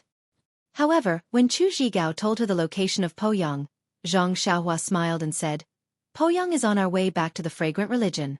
It won't be too far away. Let's go and have a look." Poyang is the territory of the Dalan Temple. There are often disciples of the Righteous Alliance there. If Miss Zixia wants to find someone from the Dragon God sect, I'm afraid you have to be careful, Chu Zhigao advised. Well, we are the emissaries of the fragrant religion. We also have the permission of the Law Enforcement Hall Elder. There shouldn't be a big problem. Zhang Xiaohua smiled and then asked, Grandma, I heard from Brother Chu yesterday that your family's ancestor has been guarding something in the Dragon Mountain. What's going on? Jing's grandmother frowned and stared at Chu Zhigao. She smiled and said, It's nothing. It's just a little promise from the ancestor. There's no need to go into details. Mother, Chu Zhigao said, Ren Xiaoxia has already been to that place. Moreover, he went in. Didn't you say that the place was left by the ancestors for those who were fated to go there? Ren Xiaoxia is kind-hearted and warm-hearted. He should go to that place to have a look. Don't you think so? Ren Xiaoxia has already gone in. Jing's mother was shocked and said, That place, in the Dragon Mountain, for thousands of years, no one has ever been able to go in. Zhang Xiaohua smiled and nodded, I did go in, but I don't have any proof. There are so many things inside. I reckon that you haven't seen any of them. How can you identify them? Xiaoxia, is there a portrait in there? Jing's grandmother asked seriously. Yes, but it's too old to be seen clearly. Oh, then can the handwriting be seen clearly? Does Xiaoxia know whose portrait it is? Zhang Xiaohua shook her head and said, I can't identify the handwriting. According to what I know, this portrait should be of Fiery Dragon Zhenren. Fiery Dragon Zhenren? Jing's grandmother was in disbelief. She opened her mouth wide and shouted, Did you just say Fiery Dragon Zhenren? Yes, it's Fiery Dragon Zhenren. What's wrong with that? Zhang Xiaohua asked, puzzled. Son, you don't have to guard the Dragon Mountain like me anymore. When Jing Er's grandmother heard Zhang Xiaohua say the words Fire Dragon Spiritual Master, her face was already covered in tears. She couldn't help but cry. Zhang Xiaohua did not understand. After waiting for a while, Jing's grandmother stopped crying. She wiped her tears and said, I've made a fool of myself in front of Ran Xiaoxia. I don't dare to. Please enlighten me.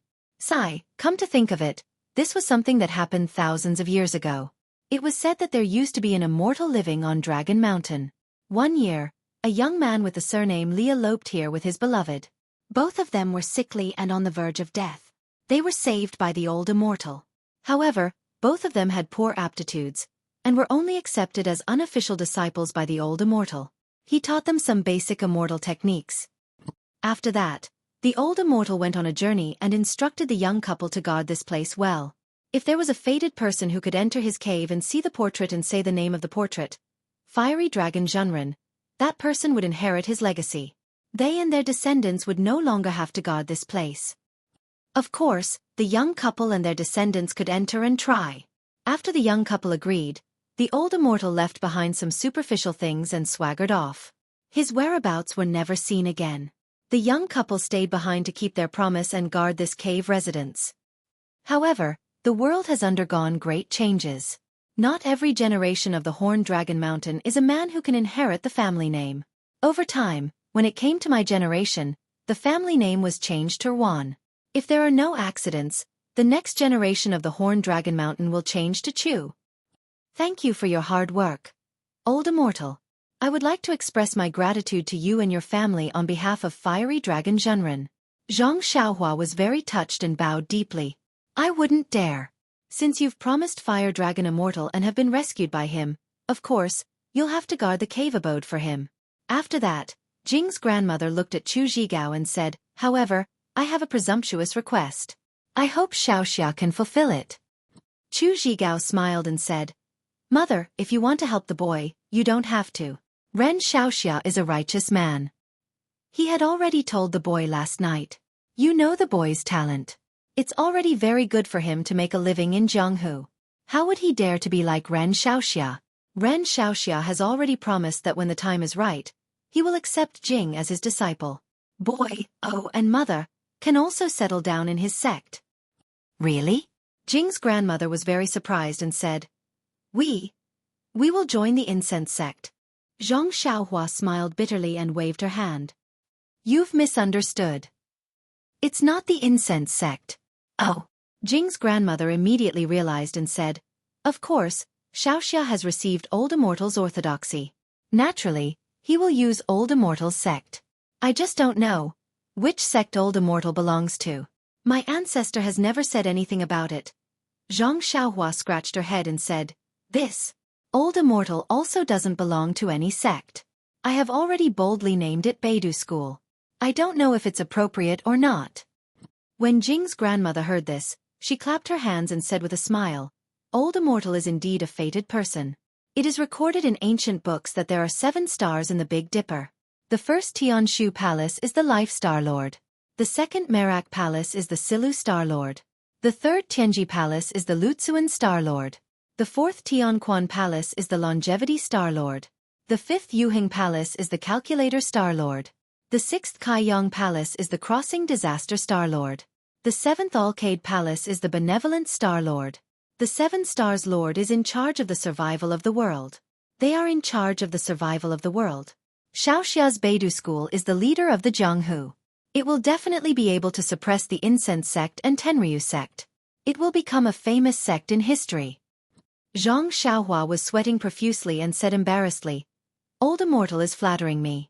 It's just that I am speaking without thinking. Don't take it seriously, don't take it seriously." Jing's grandmother laughed and asked again, "Then Shaoxia's Beidou School? Is it going to be set up in Dragon Mountain? Old Immortal's cave is here." No, Zhang Xiaohua waved her hands, "I'm still young. I can't take on such an important task. Let's talk about it in the future. Besides," Zhang Xiaohua sighed and said, "there's nothing in Fiery Dragon Zhenren's cave. It's not convenient to go in and out. Even if I have the chance to set up a sect in the future, I don't think it will be here." Jing's grandmother's face revealed a look of disappointment. Chapter 10-11. Jing's grandmother's disappointment disappeared in a flash. She smiled and said, "Big Dipper, I really hope to see the rise of the Beidou School. I want to see if my Jing can become the backbone of the Beidou School." As she spoke, she lovingly looked at Jing, who was nestled next to her as if he was listening to a story. Zhang Xiaohua smiled and said, Yes. Don't worry, elder. When I finish the Beidou School, I will teach Jing the cultivation method." Jing's grandmother was waiting for him to say this. She pushed Jing and said, "Jing, why aren't you coming to greet your master?" Jing was stunned. He immediately prostrated himself on the ground and prepared to kowtow. Zhang Xiaohua was shocked and quickly jumped away. With a wave of her hand, Jing was unable to continue kowtowing. He hurriedly said, Elder, don't be like this. How old is this kid? How can you accept a disciple? This kid hasn't even finished practicing his martial arts." Jing's grandmother wasn't willing to listen. When she saw that Jing wasn't kowtowing, she thought that Jing didn't understand etiquette. She immediately used her hand to press down on his little head and kowtowed to the ground. However, it was as if there was a stone wall in front of Jing. No matter how hard Grandma Jing tried, she couldn't move Jing's head at all. Seeing that Jing's grandmother was obviously trying to cook the rice, Zhang Xiaohua was a little unhappy. However, looking at Grandma Jing's attitude towards Jing, it seemed to be the same as how her grandmother treated her in the past. As long as there was something that could benefit her, her grandmother would do it even if it meant losing her face. For a moment, Zhang Xiaohua couldn't bring herself to be angry. She could only wave her hand and said, "Elder, don't make things difficult for this kid. Since this kid has promised to let Jing practice martial arts, he will definitely keep his promise. If you continue to force him, it won't be good." Grandma Jing knew that she couldn't do it. Her face was slightly red, and she said awkwardly, "Shaoxia." Zhang Xiaohua chuckled softly. "Elder, there's no need for you to say anything. It's not shameful to do something that goes against one's conscience for one's descendants, and I can understand that. I'm already grateful that you were able to clarify the matter regarding my senior." At this moment, Dream, who was outside the cave, asked softly, Xiao Yao, how is it going?" It turned out that Zhang Xiaohua had been asking for a long time. Meng had been waiting impatiently in the cave for a long time. After hesitating for a while, she finally walked over and asked anxiously, Senior sister, you came at the right time. The old man has already told us about the matter. It's different from what we thought yesterday. The old man also gave us some clues. Let's go to Poyang Town to take a look. When Grandma Jing saw Meng, she didn't panic like she did yesterday, but she still hurriedly got up to greet her. This woman might be the daughter of the sacred ambassador of the Dragon God sect. Now, her status was much nobler than that of a disciple of the fragrance cult. How could she dare to disrespect her? When Zhang Xiaohua repeated the matter again, Meng's face was a little red. She said, "Thank you for telling us about the situation. I can't repay you. If you have any problems in the future, please send a message to the fragrance cult. I'll do my best to help." Grandma Jing repeatedly said that she didn't dare. Then, Zhang Xiaohua said to Chu Zhigao, "Now, time is tight. I still want to go to Poyang Town with my senior. No matter whether we can find anything or not, we have to hurry back to the fragrance cult. We can't stay here any longer. If there's any progress in my Beidou school, I'll come to Brother Chu." Chu Zhigao cupped his hands and said, "When Ren Xiaoxia summons Chu Zhigao will definitely come." Go up and shout? Zhang Xiaohua was sweating profusely. What the hell was this? Then, Zhang Xiaohua and Meng said goodbye to Chu Zhigao's family of 3. They hurriedly went down the mountain according to Chu Zhigao's instructions. Poyang Town wasn't too far from the Dragon Mountain, so they arrived in a few days. On the way, Meng's gloominess gradually disappeared. She also talked and laughed. Although she wasn't very sure about her identity, 2 women who looked exactly the same in the world, with a difference of more than 20 years, were not mother and daughter. If they weren't mother and daughter, who would believe it? Therefore, Meng was almost certain that the sacred ambassador of the Tenryu sect was her mother. Now, what she needed to do was to go to the Tenryu sect to find her mother.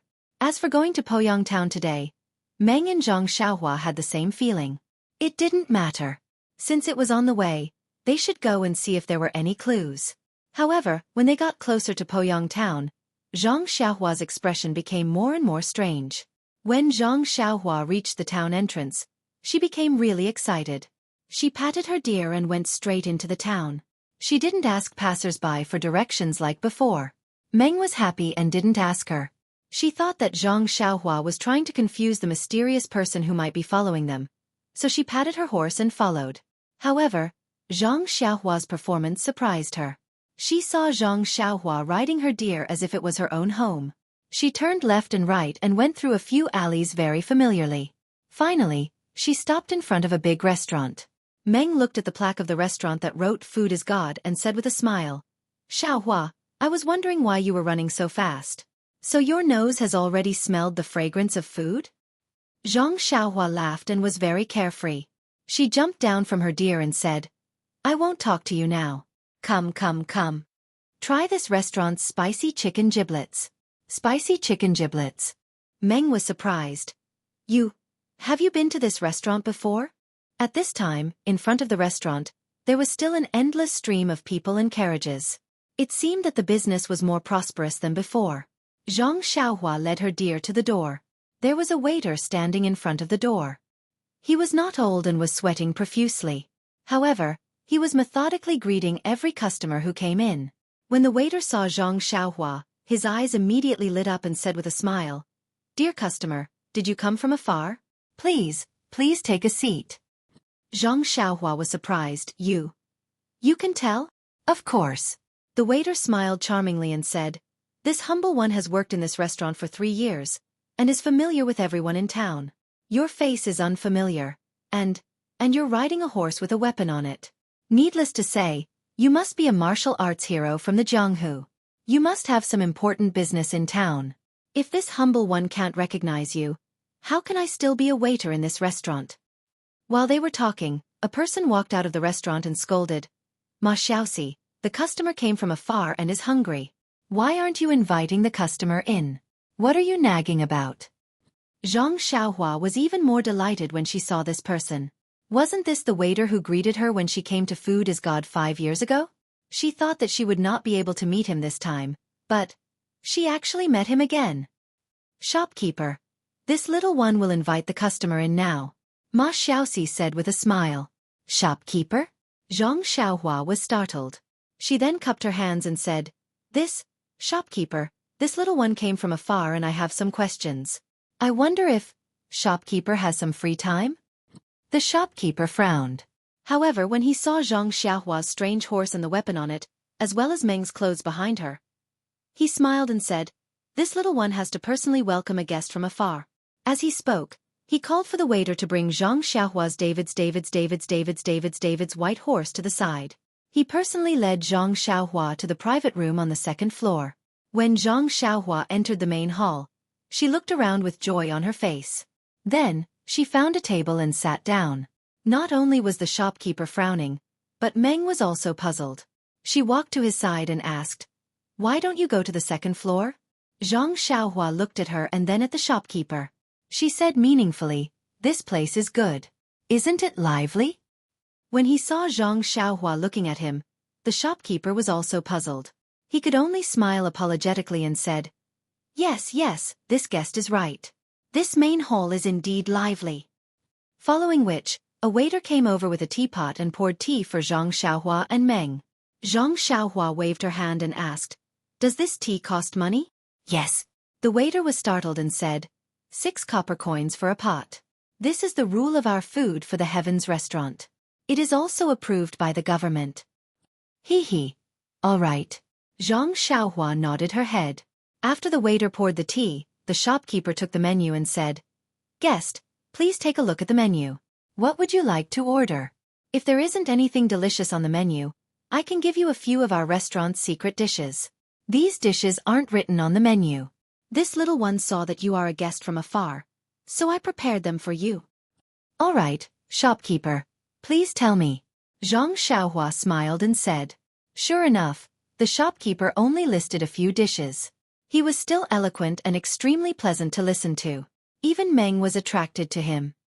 "All right." Zhang Xiaohua smiled and waved her hand. She said, "I won't order anything else. Give me a portion of the dishes that you listed. It doesn't have to be too much. Just a small portion will do."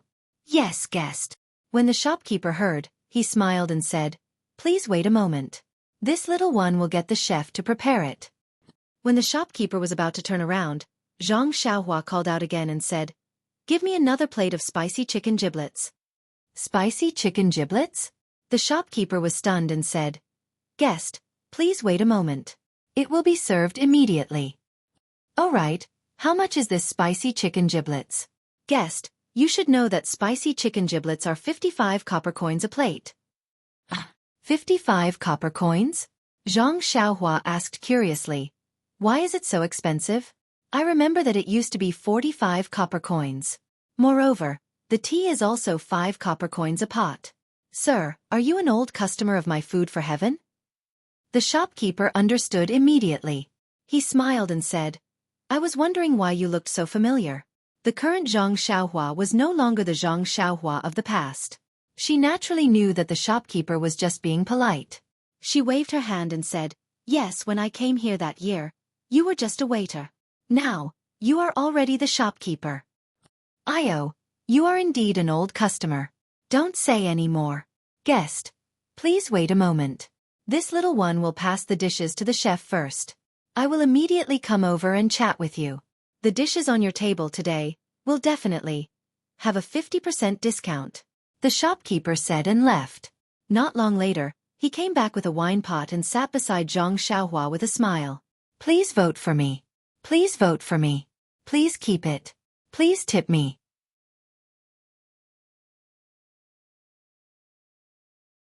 Chapter 10-12. After the shopkeeper left, Meng asked, "Xiaohua, when did you come to this restaurant?" 5 years ago? Zhang Xiaohua said meaningfully, "Back then, I spent 50 copper coins to have a meal here." "Ha ha ha, 50 copper coins?" Meng gradually understood the meaning of 50 copper coins after leaving the chanting incense cult. She couldn't help but chuckle. But before she could finish laughing, she suddenly woke up and grabbed Zhang Xiaohua's arm. "Xiaohua, you said 5 years ago? Wasn't that when I met you?" "Yes, that's right." Zhang Xiaohua nodded solemnly. "It was 5 years ago when I met you and Xueqi outside Poyang town." God bless me, God bless me." Meng's eyes were almost filled with tears when she heard that. She clasped her hands together and thanked God sincerely. Meng's memories started when she met Xueqi. If they could find the place where she met Xueqi, they would most likely be able to find her origins. However, Meng followed Xueqi back to the chanting incense cult and never came out again. Xueqi also didn't tell her where she met Meng. Later, Xueqi was killed and Meng didn't know where she met Meng. The great master Changgung of the Dalan Temple wrote Poyang Town's name on the list. But before they could find Poyang Town, they gave up. If they didn't meet Chu Zhigao at Dragon Mountain, they probably wouldn't have come here to take a look. Then, why don't we hurry over and find that fairy and thatched cottage? Meng was a little anxious. Zhang Xiaohua smiled and said, since we're already here, and there's no Chu Sanfeng here, I presume that the mysterious person behind us doesn't know where to start. Moreover, the most important thing is that when you left with Xueqi that day, I came out alone. I don't even remember the path I took. If I don't investigate clearly, how am I supposed to find it? Yes, I understand. Dream nodded. As he spoke, the shopkeeper came over with a jug of wine in his hand. He sat down beside Zhang Xiaohua and said with a smile, have you been here before? Forgive my poor eyesight, but I didn't think of it. Hee, food comes first. How many people come in and out of the restaurant every day? If the innkeeper remembered, then food comes first would have already. What you said makes sense. Sigh back then. When the innkeeper saw that an outsider actually remembered him in the past, he felt rather emotional. As he drank, he bragged about his past. Actually, it was quite simple. The innkeeper was just quick and nimble in handling matters. He was recognized by the old innkeeper and the old innkeeper betrothed his only daughter to him. While the innkeeper was bragging, the waiter served a few secret dishes and the spicy chicken offal. Looking at the spicy chicken offal that had existed in her memory for a long time, Zhang Xiaohua felt extremely emotional even before she tasted it. That was then and this was now. In just 5 years, the vicissitudes of life had changed so much. Zhang Xiaohua suddenly asked curiously, Innkeeper, your chicken offal is obviously much lesser than before. Why is it more expensive? As a person, it's better to be more honest. Who knew that the innkeeper didn't blush at all? He shook his head and said, you don't know. This food comes first was left behind by the old innkeeper. How would I dare to smash the signboard? It's just that in these few years, the price of meat has skyrocketed. Not to mention other things, the pork that ordinary people eat has increased exponentially. The price of pork has increased? What does it have to do with chicken offal? Dear customer, if the price of pork has increased, won't the people who eat meat have to spend more money? Where will the money come from? It's nothing more than the price of rice and the price of things to buy. If these things increase, won't the price of the people who buy these things increase as well? Then, not to mention other things, won't the price of the ingredients, feed, and waiter in the other shop increase as well? Since the price of feed will increase, won't the price of the chicken offal or chicken offal in the other shop increase as well? If that's the case, won't the spicy chicken offal in front of you increase in price as well? Zhang Xiaohua was flabbergasted and speechless. He'd been wholeheartedly focused on cultivating the immortal Tao and had never imagined that the affairs of the world would be so complicated. How could a small restaurant like this contain so much knowledge? How could it reveal so many things in the world? Karma. Karma. Unknowingly, the hand of karma in the heavenly Tao galaxy became a little clearer. Dear customer. Dear customer? When he heard the manager's call, Zhang Xiaohua seemed to have awakened from a dream. He was jolted awake from his immersion in the comprehension of karma. Come, guest. Try my spicy chicken giblets. Does it still taste the same? Although the chef has changed, the taste should still be the same. Under the shopkeeper's hospitality, Zhang Xiaohua, who hadn't eaten meat for a long time, also ate 2 mouthfuls. As for the taste, please, it was all spicy. Back then, Zhang Xiaohua had drunk a few pots of tea. How could she taste it now? As for the other secret dishes, she only tasted them briefly. It was the same for Meng. After eating a little, she put down her chopsticks.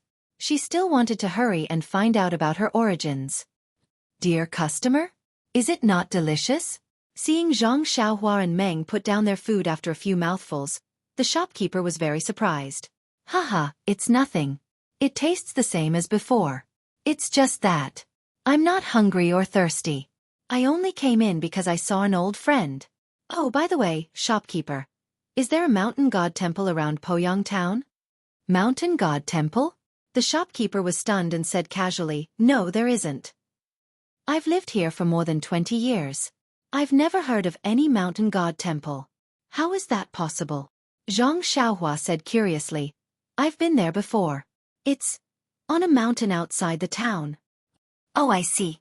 The shopkeeper patted his forehead and said, "Dear customer, you're talking about the small temple on Python Mountain, which is more than 10 miles west of the town. That small temple has been abandoned for a long time. As for whether it's a mountain god temple or not, I don't know. If you hadn't mentioned it, I wouldn't have thought of this small temple. It's west of the town." "Haha, that's great." As he spoke, Zhang Xiaohua reached into his bosom and took out a silver ingot. He smiled and said, "The food is still the same as before. Not bad at all. The last time I came here, I only spent 50 copper coins. This time, no matter what, I cannot be stingy." When the shopkeeper saw the silver ingot, he quickly waved his hand and said, "Dear customer, you don't have to be like this. I already said that it's 50% off. You only need to pay 1 silver ingot." "1 silver ingot? Or 50% off?" Zhang Xiaohua was stunned. When she was at Huanxi Manor, her monthly allowance was only 3 coins. However, now that she thought about it, perhaps her monthly allowance at Huanxi Manor would increase as well. Zhang Xiaohua didn't say much. She threw the silver ingot on the table and stood up to leave. The shopkeeper quickly stood up to send her off. When they reached the entrance of the restaurant, Zhang Xiaohua looked at the street not far away. She turned her head and asked, "All right, I remember there's a ruffian in town called Brother Fan. I wonder if he's Brother Fan?" The shopkeeper was surprised. "You even remember this customer? However, that guy didn't have a good ending. 2 years ago, he blackmailed a young master. The young master's family came back to seek revenge. He was buried in the ground and skinned alive. Sigh, the heavens are fair. It's not that they don't want to take revenge, it's just that it's not time yet." Zhang Xiaohua sighed and leaped onto his horse. Together with Dream, they galloped towards Python Mountain, which was located in the west of the town. Poyang Town. Zhang Xiaohua met her Dream 5 years ago. She also met her second brother who was a bodyguard. Most importantly, she found a money pouch that could store items and a jade slip that could concoct elixirs. That day, Zhang Xiaohua vaguely suspected that Jing Xian came to Poyang Town for the jade slip and the money pouch. Now, he was even more certain that Xueqi came to Poyang Town after obtaining the immortal records of the incense cult. However, Xueqi didn't pass the test in the refining heart cave or didn't obtain the inheritance of the incense cult. Therefore, she couldn't use her divine sense to find the cave under the mysterious restriction and returned empty-handed. Poyang Town was also the beginning of her dream story. How could Zhang Xiaohua not have a deep impression of it? Zhang Xiaohua and her dream arrived at the town within the time it took to eat a meal. Of course, it was not winter and everything in the fields had changed. Zhang Xiaohua came to Poyang Town from the mountain god temple by following the footprints of martial arts masters. Most of the footprints were in the fields. At this time, Zhang Xiaohua couldn't recognize whether it was the mountain he had been to before or not. When they got close, Zhang Xiaohua released her divine sense. Seeing the mountain god temple on the mountain was still shabby, she said with a smile. "Sure enough, it's here. In my impression, it was a mountain. Now it looks just like a big mound. It's really ugly compared with lingering Fragrance Peak." "Where is the mountain god temple?" Dream asked. "You have to go up the mountain and go around several peaks to see it.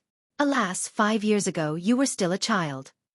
It's really not easy for you to come down from the mountain." Dream sighed and said, "By the way, I remember that Master told you the way out when we left. How did you get so far away from the town?" Zhang Xiaohua touched her nose and asked, "When Xueqi took you away, how did you get out?" "Nonsense, of course." Dream was stunned when she said this. She laughed and said, "I understand. Master took me there with Qing Gong." How did you know Qing Gong at that time?" Then she said with a soft look, "It's hard for you, Xiaohua. You actually came back to the town from the ferry with your own strength." "Hee, that's right. I, Xiaoxia, have been outstanding since I was a child. Even the teacher of our Guozhuang house didn't dare to accept me for fear that he would lead me astray." "Ha ha ha." Dream laughed and her gloominess disappeared. While they were talking, they went up the Python Mountain. After a while, They arrived at the mountain god temple. Zhang Xiaohua released her divine sense and slowly found the direction according to her memory. She pointed to the place where the setting sun fell and said, "Dream there is the place where we met for the first time." Chapter 10:13. Yes, it was the first time. It was the place where they met for the first time. It was the place where Meng's love for Zhang Xiaohua and Zhang Xiaohua's longing for Meng began. The two unfamiliar men and women suddenly met at that nameless ferry.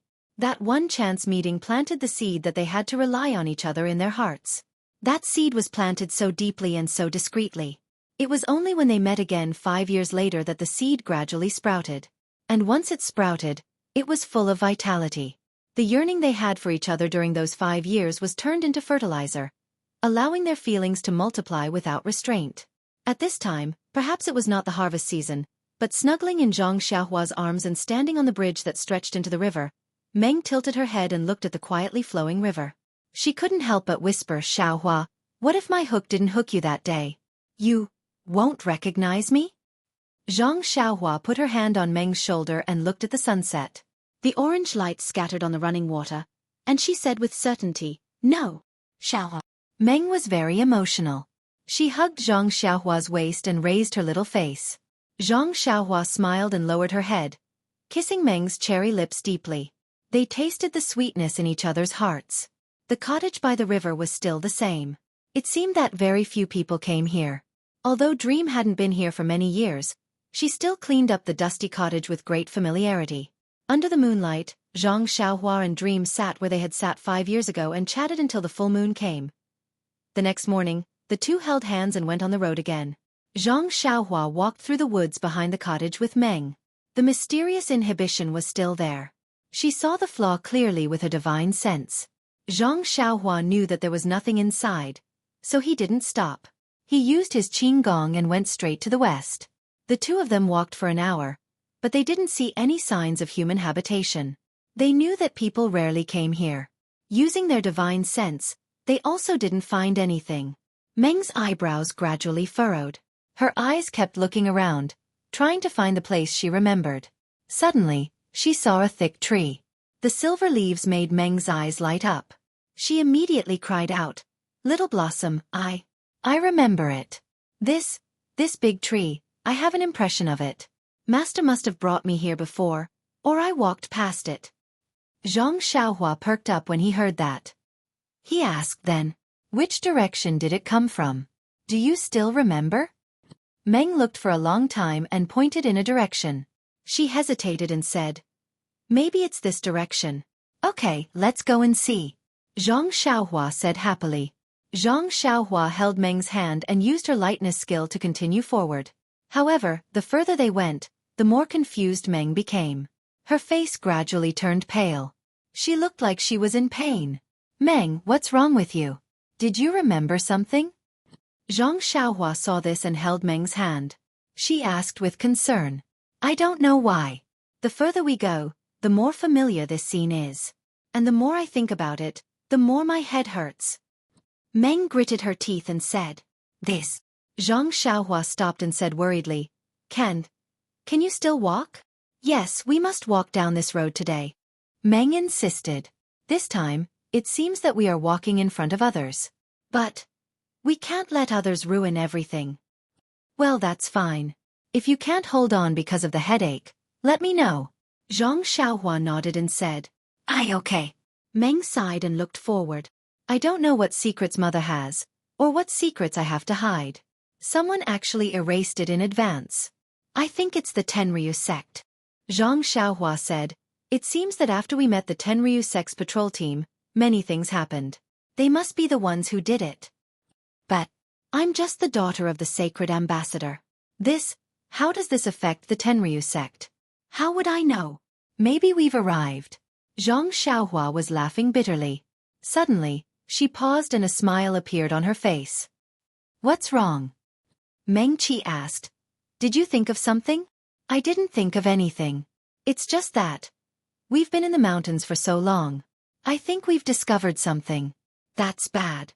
There are very few people here. Even beasts are rare. What could have happened? Why did you forget to walk this way?"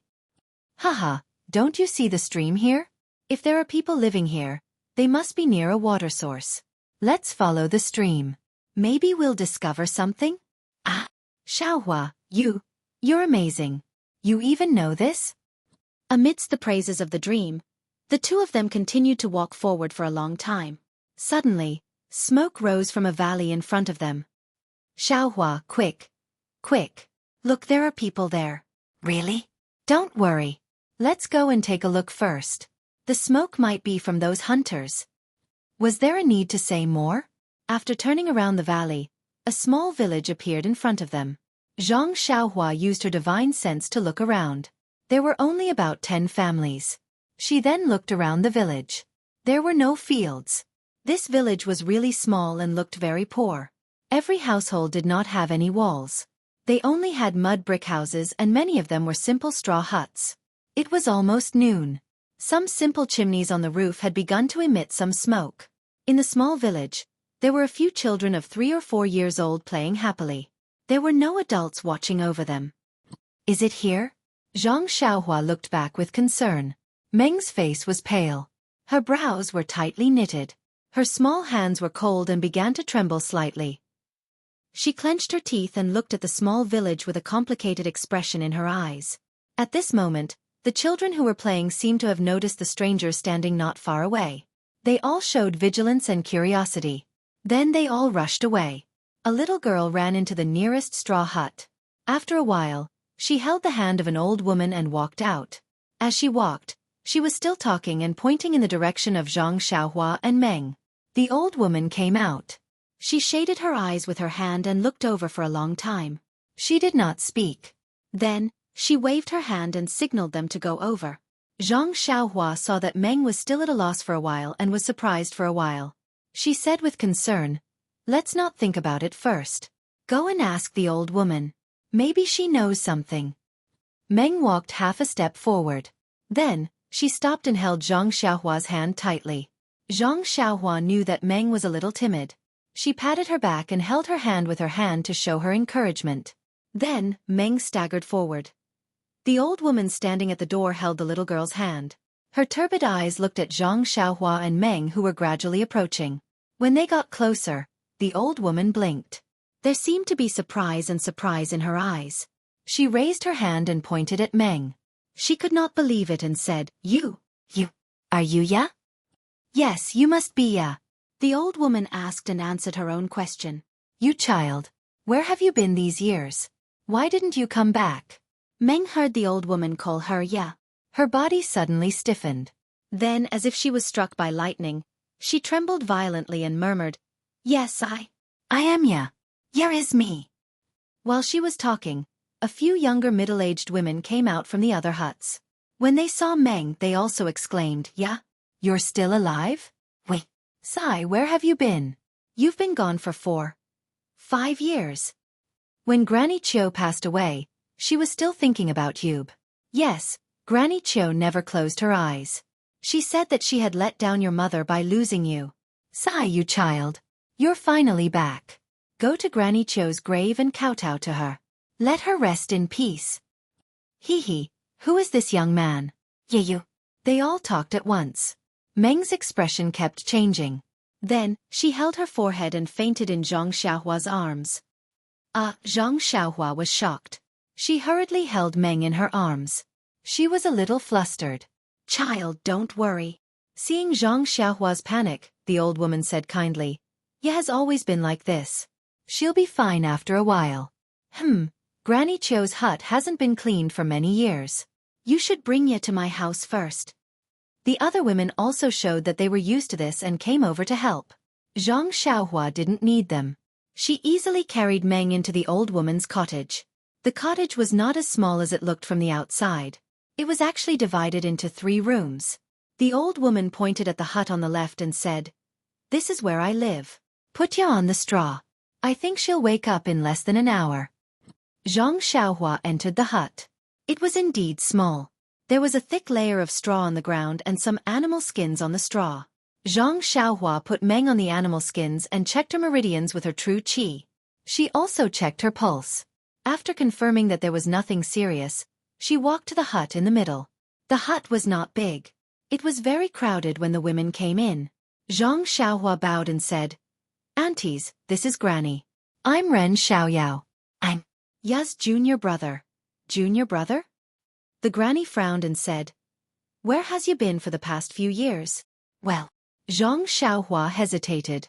Meng fainted when she came to the village. She wasn't sure if she had anything to do with the village.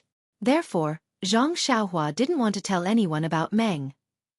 The granny didn't say anything. The other women laughed and said, "Young man, you was born here.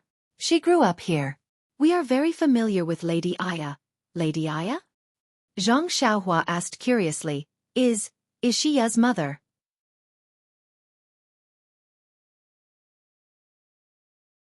Chapter 10:14. The women were surprised. "Didn't you mention it to you?" But then they showed more sympathy. "It seems that Ya's condition has worsened." Zhang Xiaohua frowned. "Aunties, before Xiao, you came here, everything was normal. It's just that she lost her memory and didn't know where she came from. She didn't faint like today." Although Zhang Xiaohua had studied medicine in Rejuvenation Valley, Meng was obviously a mental problem. Zhang Xiaohua couldn't even figure out Yan's relatively simple illness, let alone Meng's strange illness. "Is that so?" The old lady nodded slightly. "From your expression, you should have recovered. I guess it's because she forgot everything here and suddenly found it today, so she couldn't accept it?" Zhang Xiaohua sighed and said, "That's what I think too. By the way, old lady, you also watched Meng. You grow up, right? How should I address you?" "Hee, young man, just call me Lady Jiu." At this time, the little girl who pulled Lady Jiu out just now came over with a big black bowl. She handed it to Zhang Xiaohua and said, "Brother, drink some water." Zhang Xiaohua looked at the little girl's cute appearance and took the big bowl. He smiled and said, "Little girl, how old are you? What's your name?" "Brother, my name is Nyonyo. I'm 5 years old this year." Nyonyo is so obedient. Zhang Xiaohua finished the water in the bowl in one gulp. The water was so sweet that it quenched his thirst very quickly.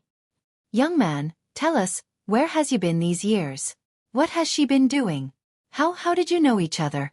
By the way, you're her junior brother. Are you from Lady Aya's sect?" "Yeah. Did you find her father?"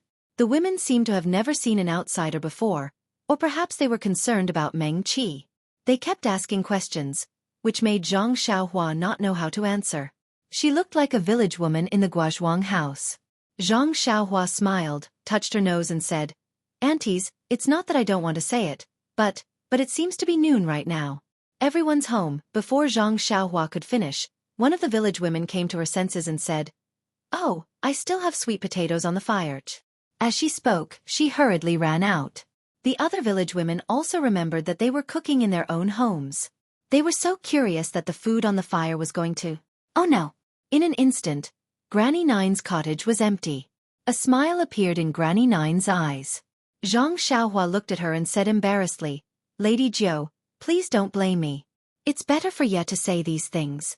I'm too embarrassed to say it." "Haha," Lady Jiu grinned, revealing her few remaining teeth. "By the way, Lady Jiu, are you and Nyonyo the only ones at home?" Zhang Xiaohua looked at the other room and asked. "No, there's also Nyonyo's father.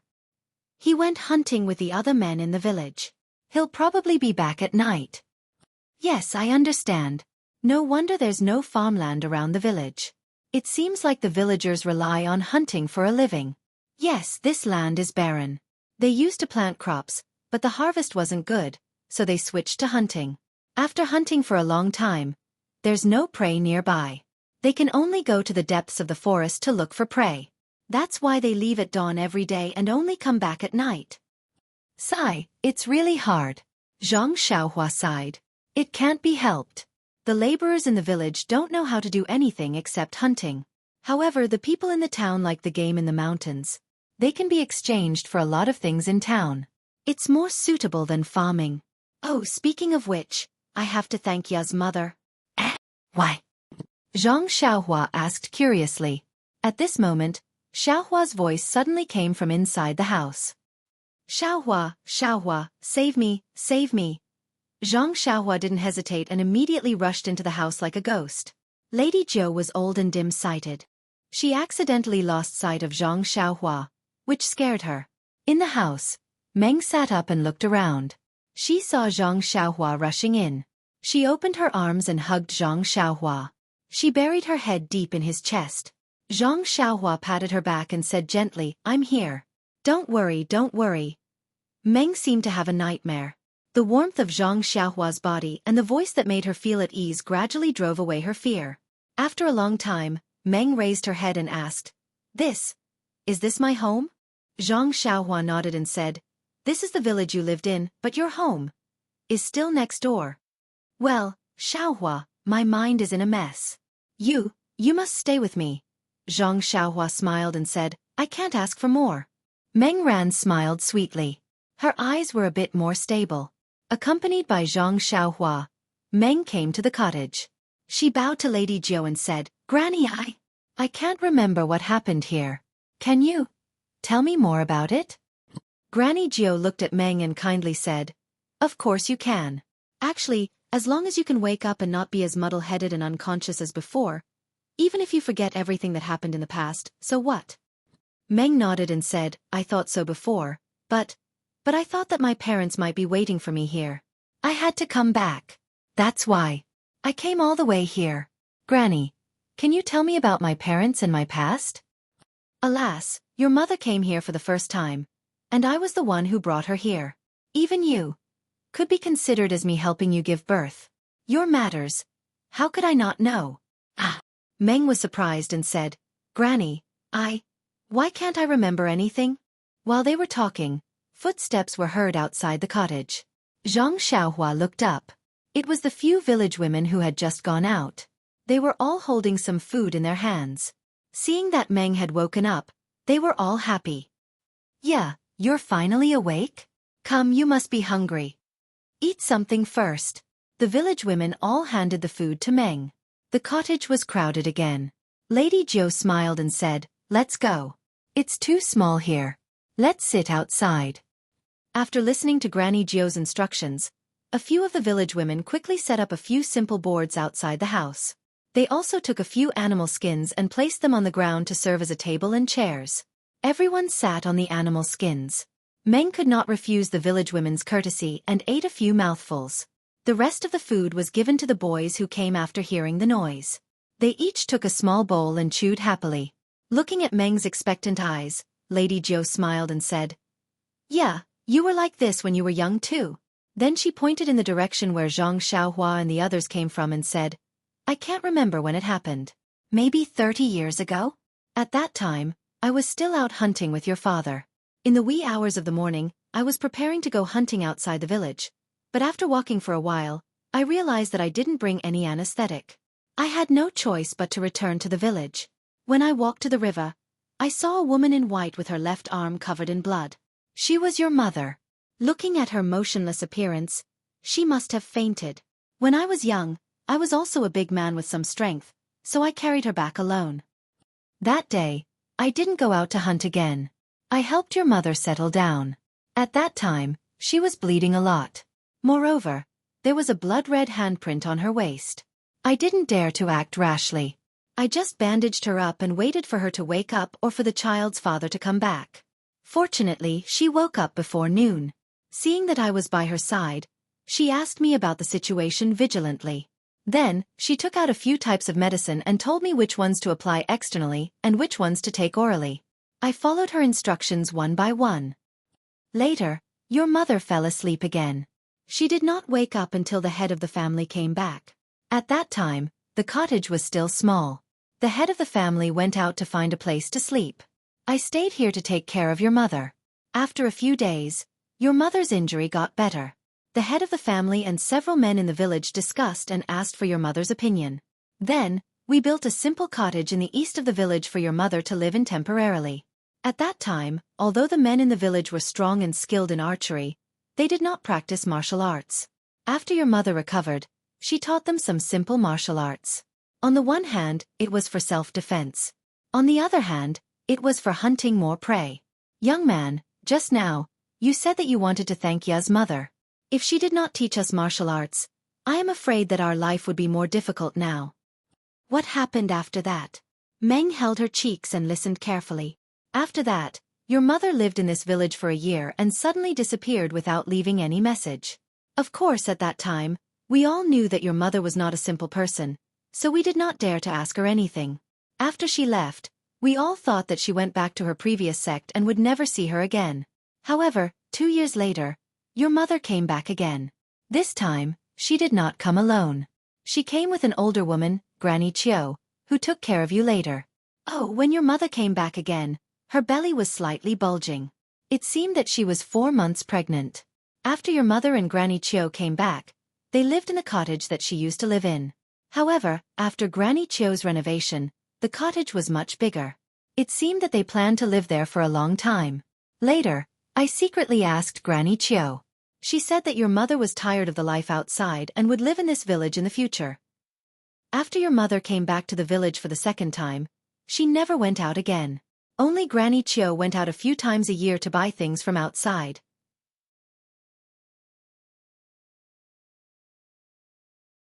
Chapter 10-15. After a long time, the villagers gradually became familiar with your mother and Granny Qiu. Your mother asked us to call her Lady Aya. We don't know her specific name. But your mother was very generous. Every time Granny Qiu went out to buy things, she would give something to each family. We were all very grateful to her. Especially me, because I saved her life. I gave more things than others every time. You were born in the spring of the second year after your mother came. There weren't many outsiders in our small mountain village, and there weren't many people who had children. There was no midwife at all, so I volunteered to help you deliver. Let me think, you should be 18 years old this year. 18 years ago, it's gone in the blink of an eye. After Lady Zhou finished lamenting, she continued, after giving birth to you, your mother's health had always been poor. She was often bedridden. At that time I was very surprised. After giving birth to you, I didn't change much. Later on, my body became stronger. Your mother knew martial arts, so shouldn't she be better? Later on, I heard from your mother that because she was seriously injured last time, she couldn't be cured. After giving birth to you, her vitality was greatly damaged, and she couldn't recover. What's the old saying again? Misfortunes never come singly. Your mother's health was getting weaker and weaker, and you had problems. Since you were born, you looked fine for the first few years, but for some reason, from the age of 5, you were often muddle-headed. Sometimes, you didn't even know who you were, and you didn't know your mother. You often got lost outside the village. We all advised your mother not to live here anymore. She should move back to the town or a bigger town, and let the doctors there treat your mother and you. However, your mother refused to agree no matter what. She only said that your illness was related to her injuries in the past. It was because her vitality was greatly damaged. She said that your yin meridians were damaged, which caused your congenital deficiency. When you grow up, you will slowly recover. Of course, we couldn't do anything about it. We could only pay more attention to you. Anyway, this village is small, and it's easy to take care of you. But when you were 7 years old, Lady Zhou, not 7 years old, but 8 years old. I just came here that year. A village woman corrected her. Oh, then you were 8 years old. You fell ill and didn't know anyone. You even used a small bow and arrow to shoot people. Your mother was also seriously ill. Finally, she couldn't hold on and passed away. Then, my mother. Where is she buried? Meng asked sadly. Of course it's behind the village. Over there, it's on that mountain ridge. Granny Nine said as she pointed at a mountain ridge. When I'm done, let Nyonyo and the others accompany you. When Granny Qiu was still alive, she often took you to pay respects. Alas, after your mother passed away, your illness worsened. You were like a different person. Granny Qiu was told by your mother to take care of you wholeheartedly. But when you were awake, you were as obedient as a kitten. When you were confused, you would hit her. You were a child, so you didn't know. Although you weren't strong, it was still very painful.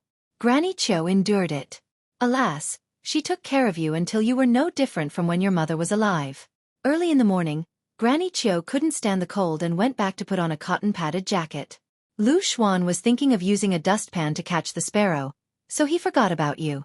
When Granny Chio came back with a cotton-padded jacket, you were gone. We followed the tracks you left in the snow to the stream, but we couldn't find your footprints. At that time, Granny Chio ran down the mountain along the stream like a crazy person. We followed her everywhere, but we couldn't find any trace of you. We didn't know where you went. We went back to the village, but Granny Chio didn't come back. We searched for 4 days and 4 nights without sleeping, but we still couldn't find any trace of you.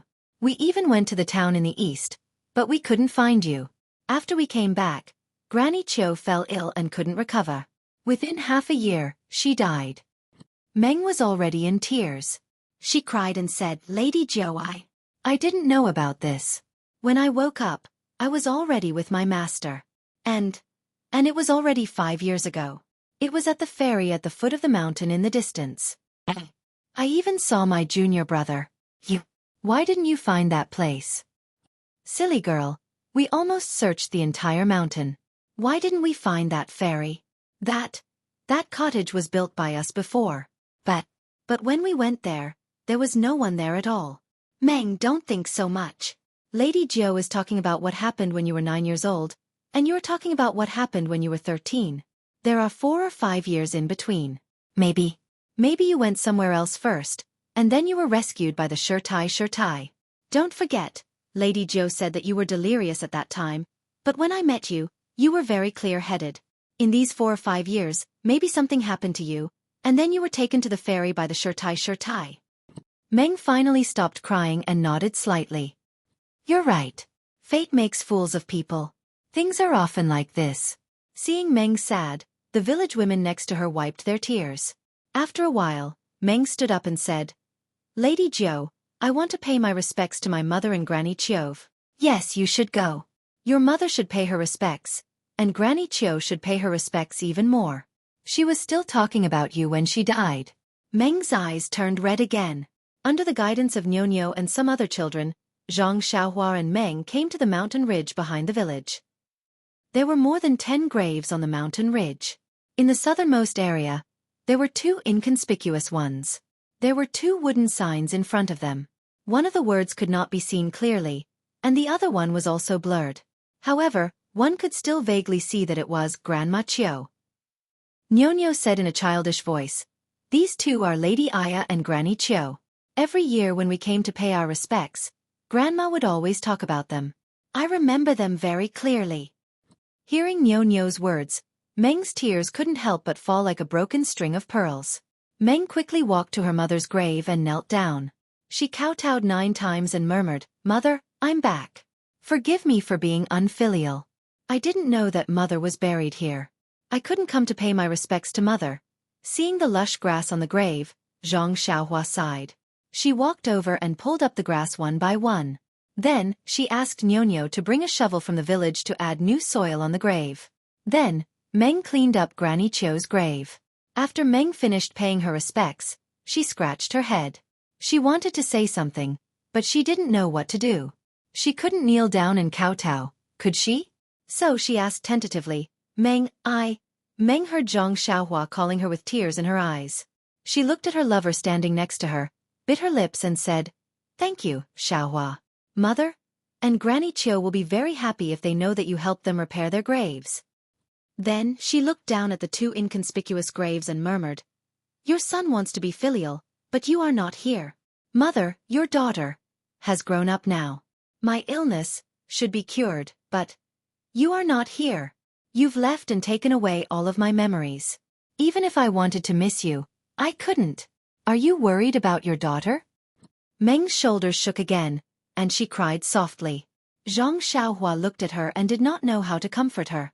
After thinking for a while, she found a place to sit down. The children around her played for a while and found it boring. They all clamored to return to the village.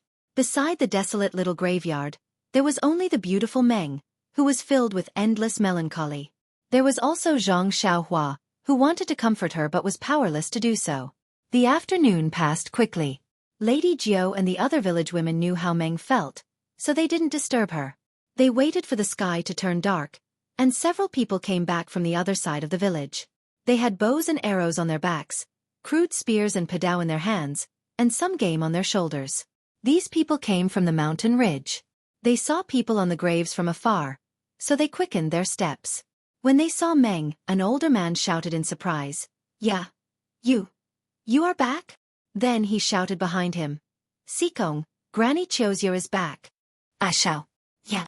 As he shouted, an old man jogged over from behind. "It's really ya. You are back. You don't know Granny Qiu. Sigh, I complained so much. She only spoke to me when she was about to leave." Meng didn't know what to do when she saw Xikong's sincere smile and concerned tone. She looked at Zhang Xiaohua for help. She didn't have the spirit she had when she killed the bad guys on Dragon Mountain. Zhang Xiaohua quickly stepped forward and cupped her hands. "Xikong, I am Ren Xiaoyao, Meng." "Oh, yes, Junior."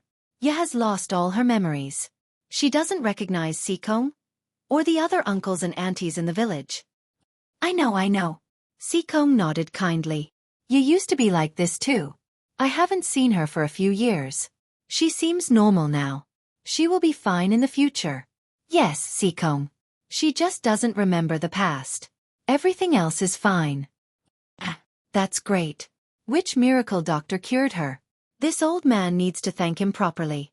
Meng wasn't used to Xikong's unusual care for her. She said embarrassedly, "Xikong, are you close to me?" When a man beside her heard this, he smiled and said, "Little Ya, fourth master isn't very familiar with you, but he's very familiar with Granny Qiu." Xikong's weathered face was a little embarrassed. He waved his hand and said, "All right, it's good that you are back. Yeah, go back to the village. It's windy here. Don't get sick again. Otherwise, Granny Qiu will blame me again." Meng's eyes reddened again. She nodded and said, "Yes, Xikong." Zhang Xiaohua and Meng returned to the small village with a few men who came back from hunting. Xikong pointed to a large wooden house in the north of the village and said, "Yeah, this is where you lived with your mother and Granny Qiu. Do you remember?"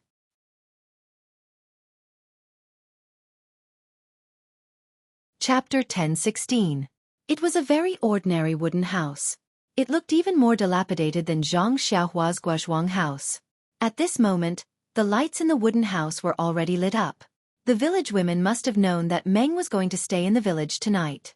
"We're back," a man yelled at the top of his lungs, startling a few birds on a nearby tree.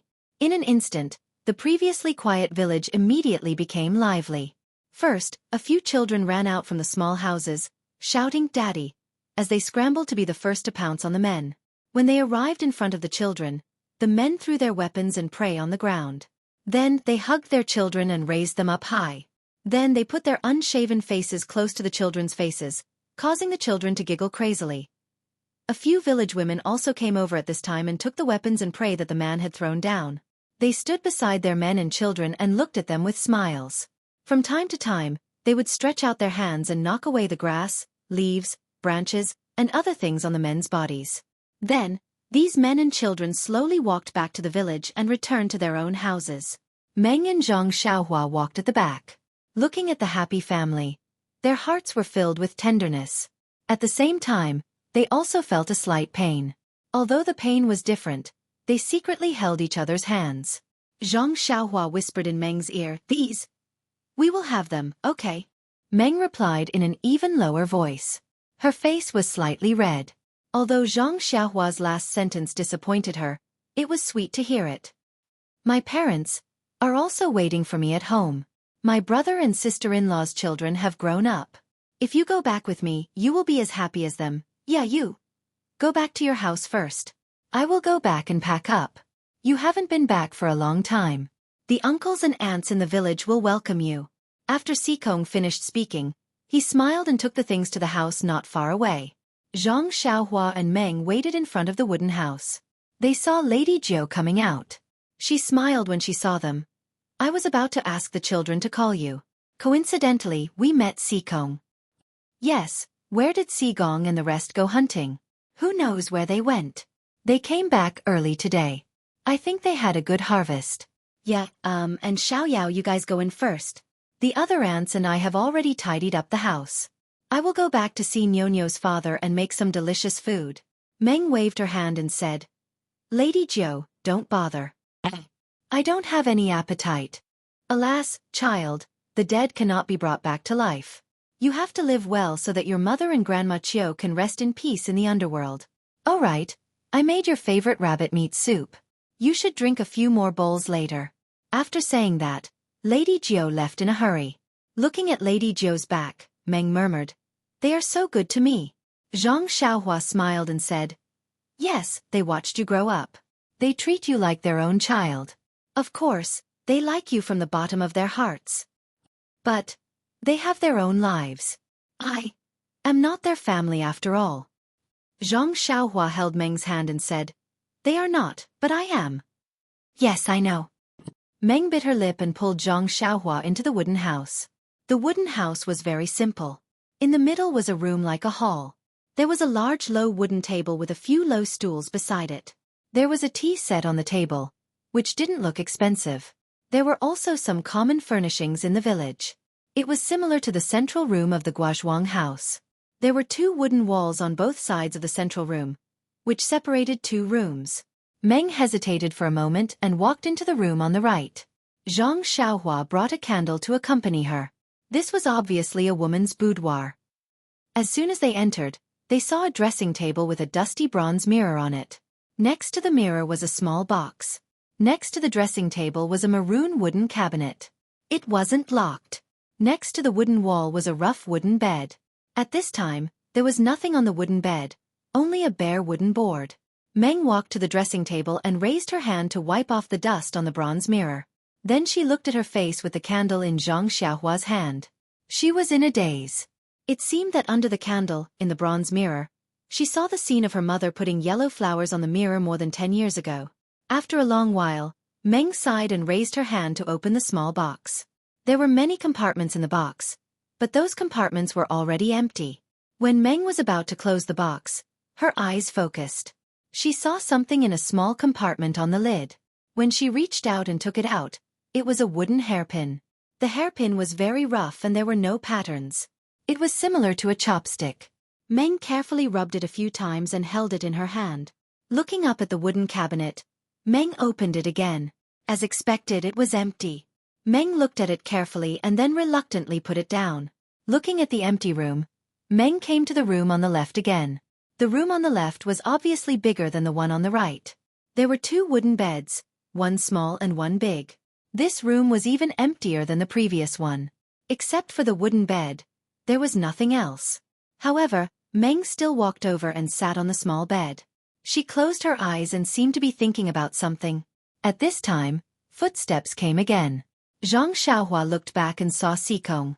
At this time, Xikong had changed into a new set of clothes. His face looked a little energetic. Xikong entered the wooden house. Following Zhang Xiaohua's light, he saw Meng sitting on the bed and said with a smile, "That's the bed you've been sleeping on since you were a child. I helped Granny Chiu make it. Granny Chiu lives here, so it's convenient for her to take care of you at night." Then he looked around the room and said, "Before your mother left, she left half of her things to you and Granny Chiu. She gave the other half to the villagers. She hoped that the villagers would treat you well. Later you were lost. Before Granny Chiu left, she gave the things in this room to the villagers. You know, the villagers are very kind, but they are also very poor. It's okay.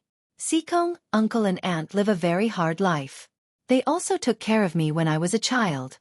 These things should be given to them. I just want to see the things my mother used when she was alive."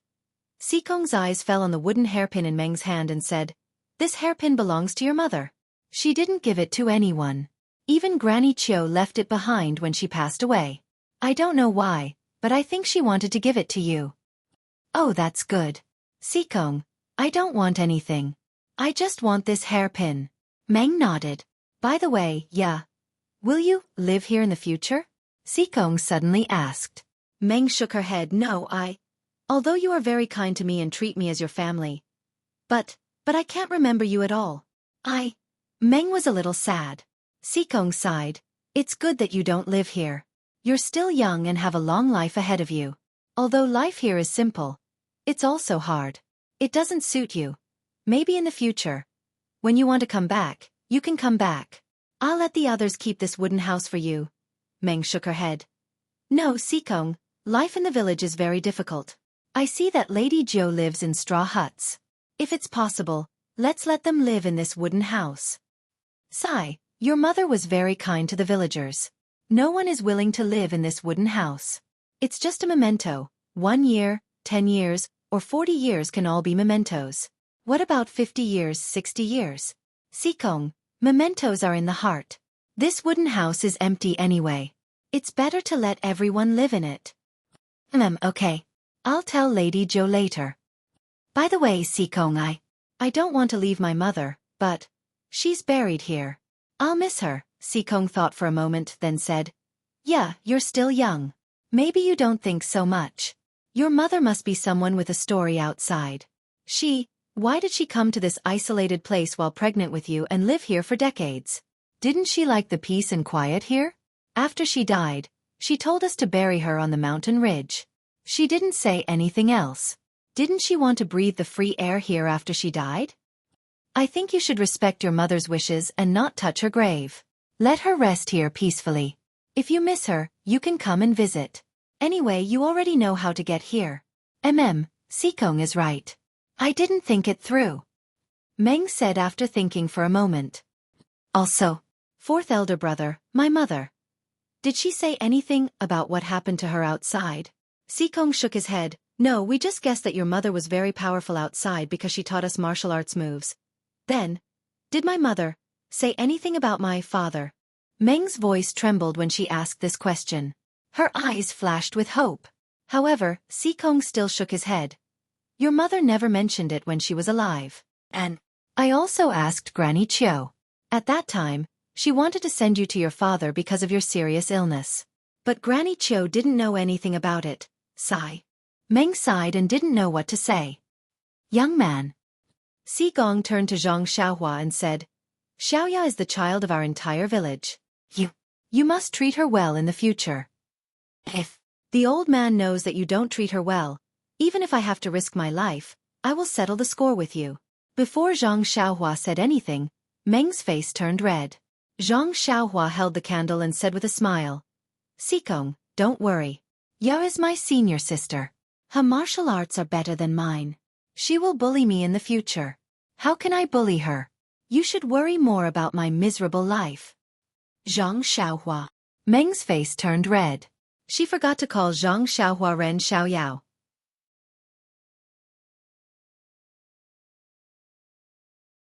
Chapter 10:17. Xueqi saw that Zhang Xiaohua and Dream were so close, and his eyes unconsciously showed a kind smile. Not long after, Granny Nine returned with a large pot of white meat soup in her hands. Even from afar, Zhang Xiaohua could smell the fragrance of the soup. Although Zhang Xiaohua had long since abstained from eating, he still couldn't help but move his fingers. The people in the small village were very enthusiastic. Although Dream didn't know any names, they all called her Ya. They cooked the game they hunted during the day and brought it to Dream's wooden table. Although Dream had eaten countless delicacies in Chuanxiang cult, she was still touched by their friendship. She felt that the things in this mountain village were her favorite. This wooden house had been dark for several years. Tonight, the candlelight swayed and the sound of laughter was endless. However, when the people dispersed, Dream also rested in a house. Zhang Xiaohua sat alone in the hall, listening to the silence of the village. She also released her spiritual sense to look at the quiet village. She felt a little strange in her heart. However, Zhang Xiaohua vaguely felt that it was strange, but she couldn't put her finger on it.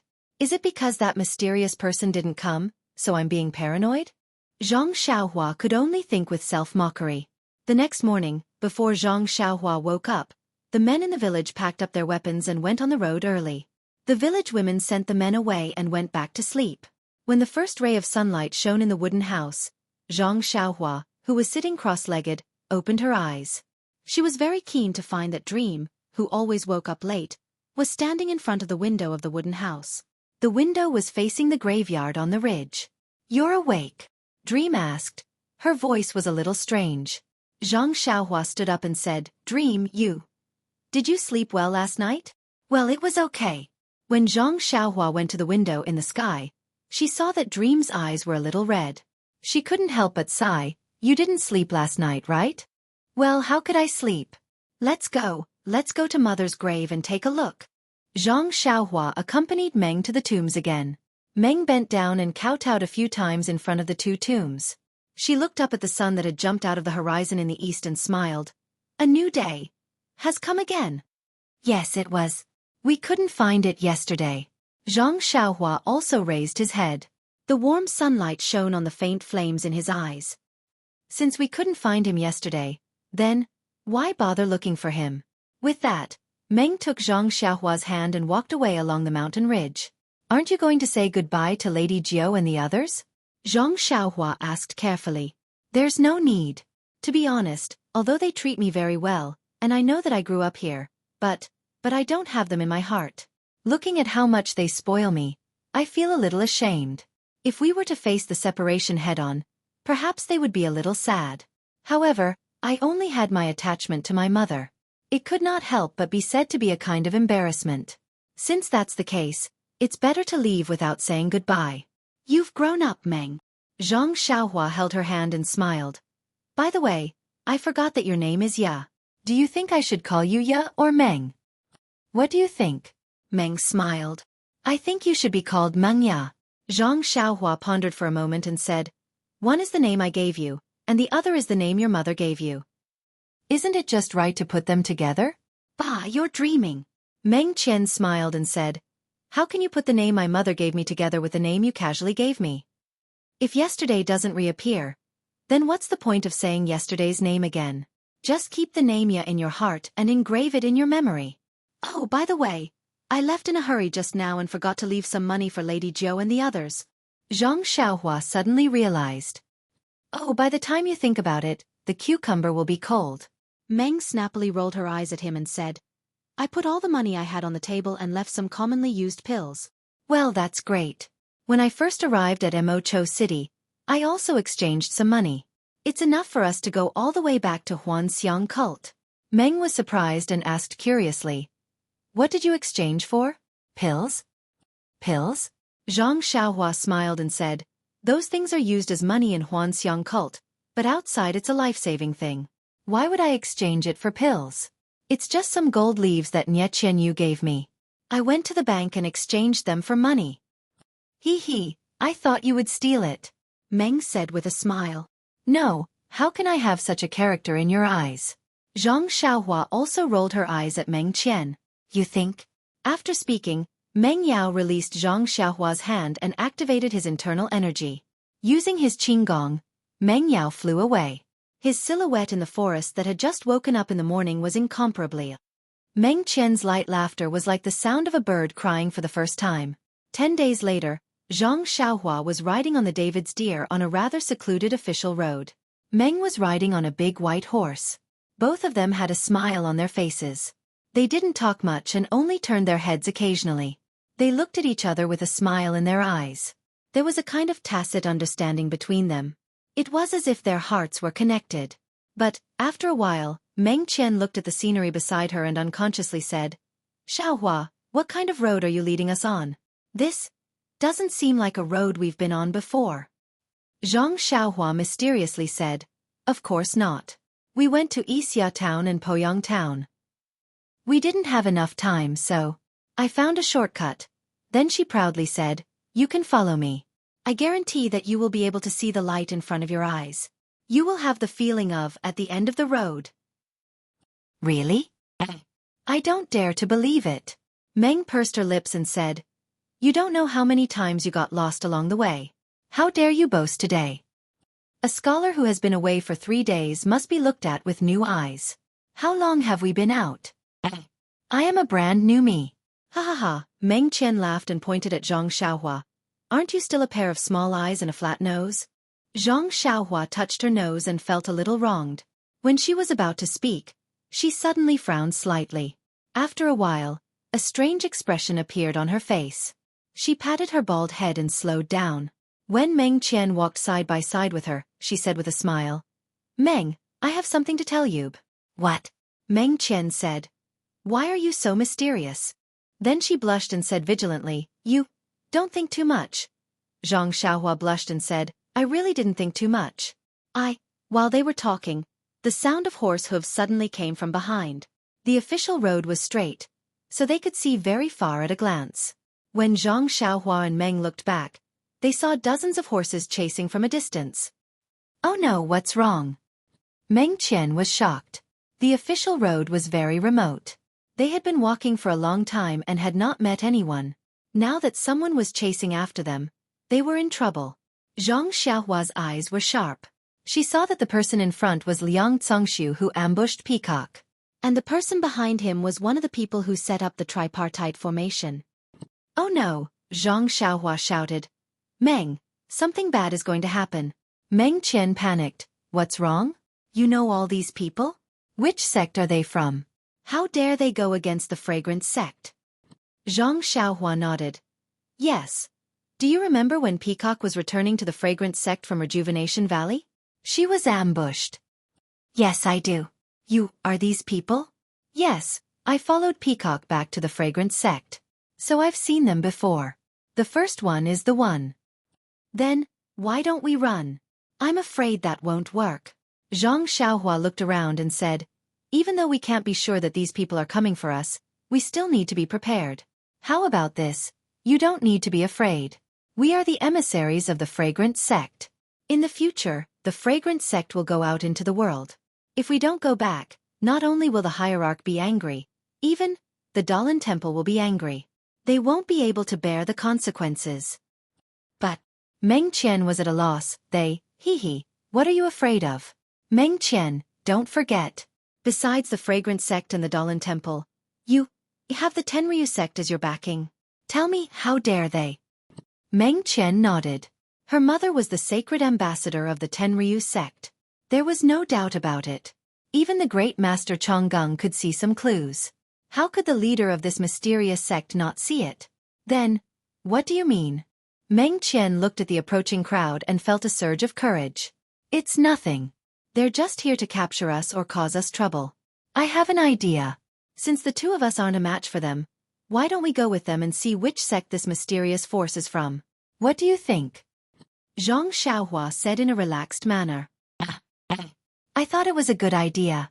It's a bad idea. Meng Qian said helplessly. It's okay, Meng. I promise you that you'll be fine. Besides, if you don't want to play with them, we'll leave immediately. What do you think? Zhang Xiaohua said, patting her chest. Leave? That's easy for you to say. My Qinggong isn't as good as Senior Kong's. If she can't run, how can I? Meng Qian said disdainfully. No, it's not that Peacock can't run. She can't run. Zhang Xiaohua explained, Rejuvenation Valley's caravan. Cough, cough. Don't say any more. They're already in front of us. Meng Qian glared at her. The two of them rode to the side of the official road. The one in front was Liang Congxiu. He held a long knife in his hand.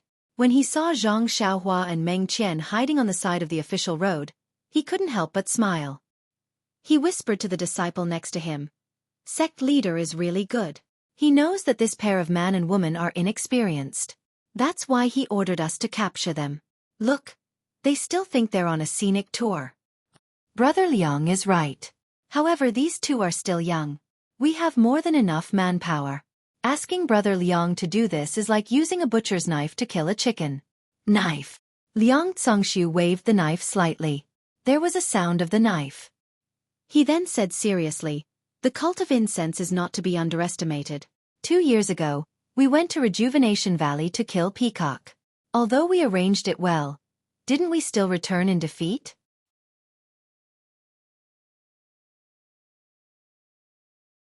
Chapter 10:18. Liang Congxiu led everyone to catch up with Zhang Xiaohua. With a wave of his hand, he surrounded Zhang Xiaohua and Dream. Zhang Xiaohua looked at them coldly. When everyone stood still, she cupped her hands and said, I am the disciple of the incense cult who sent the message to the Dalan Temple. May I know what business you have with me? Liang Congxiu rode forward and cupped his hands. I am Liang Congxiu from between the clouds and the water. Greetings to the disciple of the incense cult. Between the clouds and the water? Zhang Xiaohua was stunned and blurted out, Is it a sect? Between the clouds and the water? Liang Congxiu smiled. Yes, our sect is called Between the Clouds and the Water. We have not made a name for ourselves in Jianghu yet. We have embarrassed Ren Xiaoxia. Hee, Brother Liang, since you know that my surname is Ren and that I am the disciple of the incense cult, it seems that you have come prepared. What business do you have with me? Liang Congshu nodded and said, I'm looking for young hero Ren and Miss Zi Xia. Of course I have something to discuss with you, but it's not convenient to talk here. Can you follow me to the other sect? Where is between the clouds and the water? Zhang Xiaohua asked curiously. Ren Xiaoxia is really muddle-headed. Between the clouds and the water has not made a name for itself in Jianghu yet. Of course, this place cannot be told to him. Zhang Xiaohua shook her head. Then it will be difficult. I have to rush back to the incense cult to report to the cult leader. It is not up to Ren Xiaoxia to decide whether to go or not. Don't you think so, Miss Zixia? Meng looked at him coldly and said, I'll listen to junior brother Ren. Zhang Xiaohua said proudly, see? Before he could finish his sentence, the saber in Liang Congshu's hand trembled slightly and hummed continuously. A disciple next to him said angrily, You brat, Brother Liang is giving you face and advising you nicely. If you refuse a toast only to be forced to drink a forfeit, then don't blame us for being ruthless. Noisy! Zhang Xiaohua scolded, I'm talking to your brother Liang, when did you open your mouth? As soon as the word open your mouth was said, Zhang Xiaohua's figure floated up from the David's deer and used the ethereal steps to get closer. The disciple only saw a flash and a figure appeared in front of him. Without waiting for the disciple to make a move, a voice angrily said, You dare. Unfortunately, as soon as the word dare was said, a light pop sound was heard. The disciple felt a burning sensation on his face and a pain in his mouth. Just as he was about to spit out blood, a saber light flashed in front of him again. However, when the blade reached the disciple's eyes, it stopped. This was because Zhang Xiaohua was already laughing. He turned around and flew back to the back of the David's deer. I dare. Zhang Xiaohua threw this sentence in front of the saber light. When Zhang Xiaohua sat on the David's deer's back, the disciple spat out a mouthful of blood and 2 teeth. You. The disciple placed his hand on the saber at his waist, but in the end, he was unable to pull it out. Liang Congshu's relaxed expression was now serious. He took the saber back from the disciple's eyes and stared at Zhang Xiaohua, saying, Ren Xiaoxia is actually good at Qigong. Along the way, he hid it and didn't reveal it. This is really unexpected for Liang. Then he coldly said, What's the reason for Ren Xiaoxia's move? Making a move in front of Liang. Does he think that Liang is blind? There's no reason. It's just that Ren doesn't like other people telling him what to do. If Ren wants to do something, even if you stop him, Ren will still do it. If Ren doesn't want to do it, even if you beg him, Ren won't do it. Moreover, Ren is just a disciple of the fragrant religion. Mo Xinggong's senior sisters are all better than me in Qigong. There's no need to be so proud. Ren Xiaoxia is young and full of vigor. The martial arts of your sect's inner disciples. Ren Xiaoxia doesn't need to show off. Liang naturally knows, but even if Ren Xiaoxia's Qigong is good, but are you sure he can escape from my hands? Liang Congshu stared at Zhang Xiaohua, his saber still in his hand. Running is not running is running. What's the difference between running and not running? Zhang Xiaohua said with a smile. Liang Congshu was stunned, and then he clapped his hands. You really came back from the Dalan Temple. You actually learned the catchphrase of the Dalan Temple. Unfortunately, you're not Master Chongqing, nor the great Master Chonggung, nor the Chongqing abbot. So, even if you're good at talking, you can't escape today. I won't run. Brother Liang, I have a few questions. If you can answer truthfully, I'll persuade my senior sister to go with you. What do you think? What questions? Liang Congshu said vigilantly. If it involves the secrets of my sect, forgive me, Liang, for not being able to answer. Then listen first. Okay, Ren Xiaoxia, please speak. Brother Liang? Another disciple next to him whispered. Why are you being so polite with him? Just take him. We have so many brothers, what's there to be afraid of? Liang Congshu frowned and glared at him. I have my own ideas. Brother Liang, your junior brother, doesn't seem to understand your painstaking efforts. It's not strange at all. Even a wise man can make mistakes. My disciple just wants to do his best for the leader, but he forgot that you're the envoy of the cult of fragrance, and you're on a diplomatic mission to the Dalan Temple. If we take you away, won't Between the Clouds and the Water offend the Cult of Fragrance and the Dalan Temple before we even enter Jianghu? Will we be able to live a peaceful life in the future? It's better to invite Ren Xiaoxia and Miss Zixia to Between the Clouds and the Water as guests. It'll be easy to come and easy to send. It'll be good for everyone. Respect, respect. Zhang Xiaohua clapped her hands. Brother Liang, with your level, you should be sent to the Cult of Fragrance as Awakening Jellyfish. Awakening Jellyfish. Liang Zongxiu frowned slightly, then smiled. Ren Xiaoxia, you. Is this the first question? Zhang Xiaohua shrugged. If you think so, then so be it. Well, since Ren Xiaoxia said it clearly, then Liang will tell you the truth. Awakening Jellyfish was sent to your sect by Between the Clouds and the Water. It's just that there hasn't been any news of Awakening Jellyfish for a long time. Moreover, Ren Xiaoxia also knows about it. I'm afraid that he's most likely dead, right? Well, it's impolite to keep in touch. I'll also answer Brother Liang's question. I only found out about it from the mouths of your sect's other spies. As for who it is, whether it's dead or alive, I really don't know. However, before I left the valley, something big happened in the sect. In a fit of anger, the sect leader captured all the spies from the various sections. I'm afraid that Lord Awakening Jellyfish is among them. Oh, so that's how it is. Liang Zongxiu nodded. Is the master the sect leader of Between the Clouds and the Water? Zhang Xiaohua asked again. Yes, that's right. There's no need to hide this. Ren Xiaoxia came from the Cult of Fragrance and appeared in Macho City.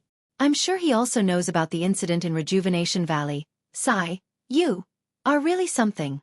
You even know that Ren and senior sister went to Macho City? I don't deserve such praise. Ren Xiaoxia and Miss Zixia went to the Dalan Temple without anyone knowing. That's what I call amazing. The people of Jianghu were all kept in the dark by you. If it weren't for the disciples of the other sects, Liang wouldn't have known that these two unremarkable disciples were actually the emissaries of the Cult of Fragrance. Zhang Xiaohua chuckled. I'm afraid it was your sect's spies in the Dalan Temple who told you. Haha, is this the third question? Of course not. Zhang Xiaohua rolled his eyes. Do you think I'm the one asking such an idiotic question? Anyone with a brain can think of the answer. She then looked at Meng and asked in a low voice. Did you guys do the shirtai shirtai? Shirtai shirtai. Liang Zongxiu was stunned and immediately shook his head like a rattle drum. Is Ren Xiaoxia joking? Ren Xiaoxia knows the martial arts of the shirtai shirtai better than I do. If I want to send someone from Between the Clouds and the Water, what kind of person should I send? How did this person sneak into the Cult of Fragrance? Ren Xiaoxia. Haha, you can think of it with your brain. Why bother asking? Zhang Xiaohua pursed her lips and laughed. I'm just casually asking for confirmation. You don't have to be so sarcastic, do you? Then what other questions does Ren Xiaoxia have? Liang Zongxiu seemed to be tirelessly teaching. Nothing. Let's wait for Ren to think of it and ask him then. Zhang Xiaohua scratched her head. Wait. Meng stopped them. I have a question. Miss Zixia, please ask. Who is the sacred ambassador of the Tenryu sect? Sacred ambassador? Liang Zongxiu was stunned and shook his head. This question. Forget it. Since you asked, Liang should answer. Liang has never heard of the sacred ambassador of the Tenryu sect. Ah? Zhang Xiaohua and Dream looked at each other, their eyes full of surprise. However, Liang has heard that the Tenryu sect has a mysterious saintess. This saintess has a noble status in the sect. She is second only to one person and above everyone else. Other than the sect leader, Sakura, everyone has to be respectful to her and listen to her every word. Of course, this is only what Liang has heard. This Tenryu sect saintess has always been mysterious. Not to mention outsiders, even in the Tenryu sect, very few people have seen her true face except for the demigods and semi-devils. Meng asked again, is Grand Elder Jinggang? Grand Elder Jinggang? Liang Zongxiu was stunned and asked curiously. What about Grand Elder Jinggang? Forget it. Just pretend I didn't say anything. Meng shook her head. Liang Zongxiu fell into deep thought. Zhang Xiaohua looked at Meng. Meng nodded slightly, seemingly satisfied with the answer. Also, is there an old man wearing a bronze mask between the clouds and the water? He calls himself a banner lord or something. Banner Lord? Liang Congshu said without hesitation. Between the clouds and the water doesn't have a banner lord. This old man isn't from between the clouds and the water. Then he said impatiently, all right, Liang has already answered your questions. Will the two of you follow Liang? Zhang Xiaohua smiled and said, a gentleman keeps his word. Since I said it, I won't go back on my words. Good. Straightforward. Liang Congshu didn't expect the matter to be resolved so smoothly. He laughed and said, I hope the two of you don't mind if I seal your acupoints.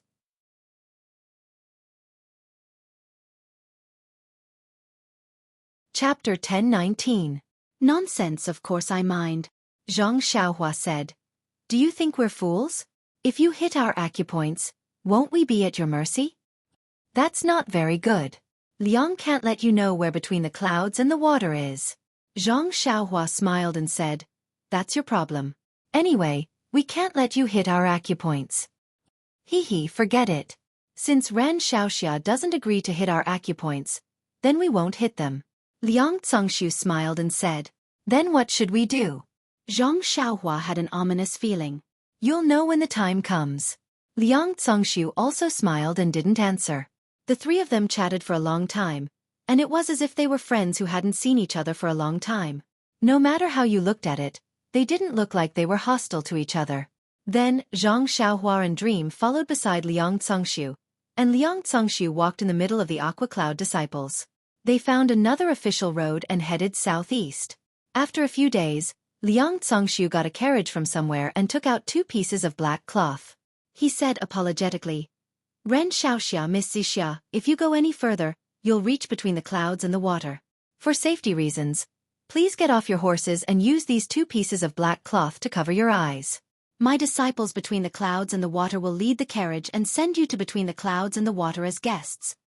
Out of Liang Congshu's expectation, Zhang Xiaohua agreed very readily. She obediently got on the carriage and covered her eyes with the black cloth again. She said, Brother Liang, what do you think? Of course, this is good. Well, if this is the case, if between the clouds and the water is found out in the future, you can't say that you have something to do with Ren. Hearing Zhang Xiaohua's mockery, Liang Congshu turned a deaf ear. He waited for the two to cover their eyes and said, between the clouds and the water hasn't appeared in Jianghu yet, so naturally, we have to keep it a secret. But when between the clouds and the water becomes famous in Jianghu, I'll invite Ren Xiaoxia to be my guest between the clouds and the water. Sure. As long as there's good wine and good food, call me at any time.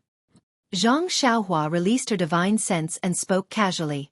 Zhang Xiaohua and Meng got on the carriage, and Liang Congshu sat in front of the carriage to accompany them. The carriage continued to move forward. The carriage traveled for another 3 days and nights. Zhang Xiaohua also used her divine sense to observe for 3 days.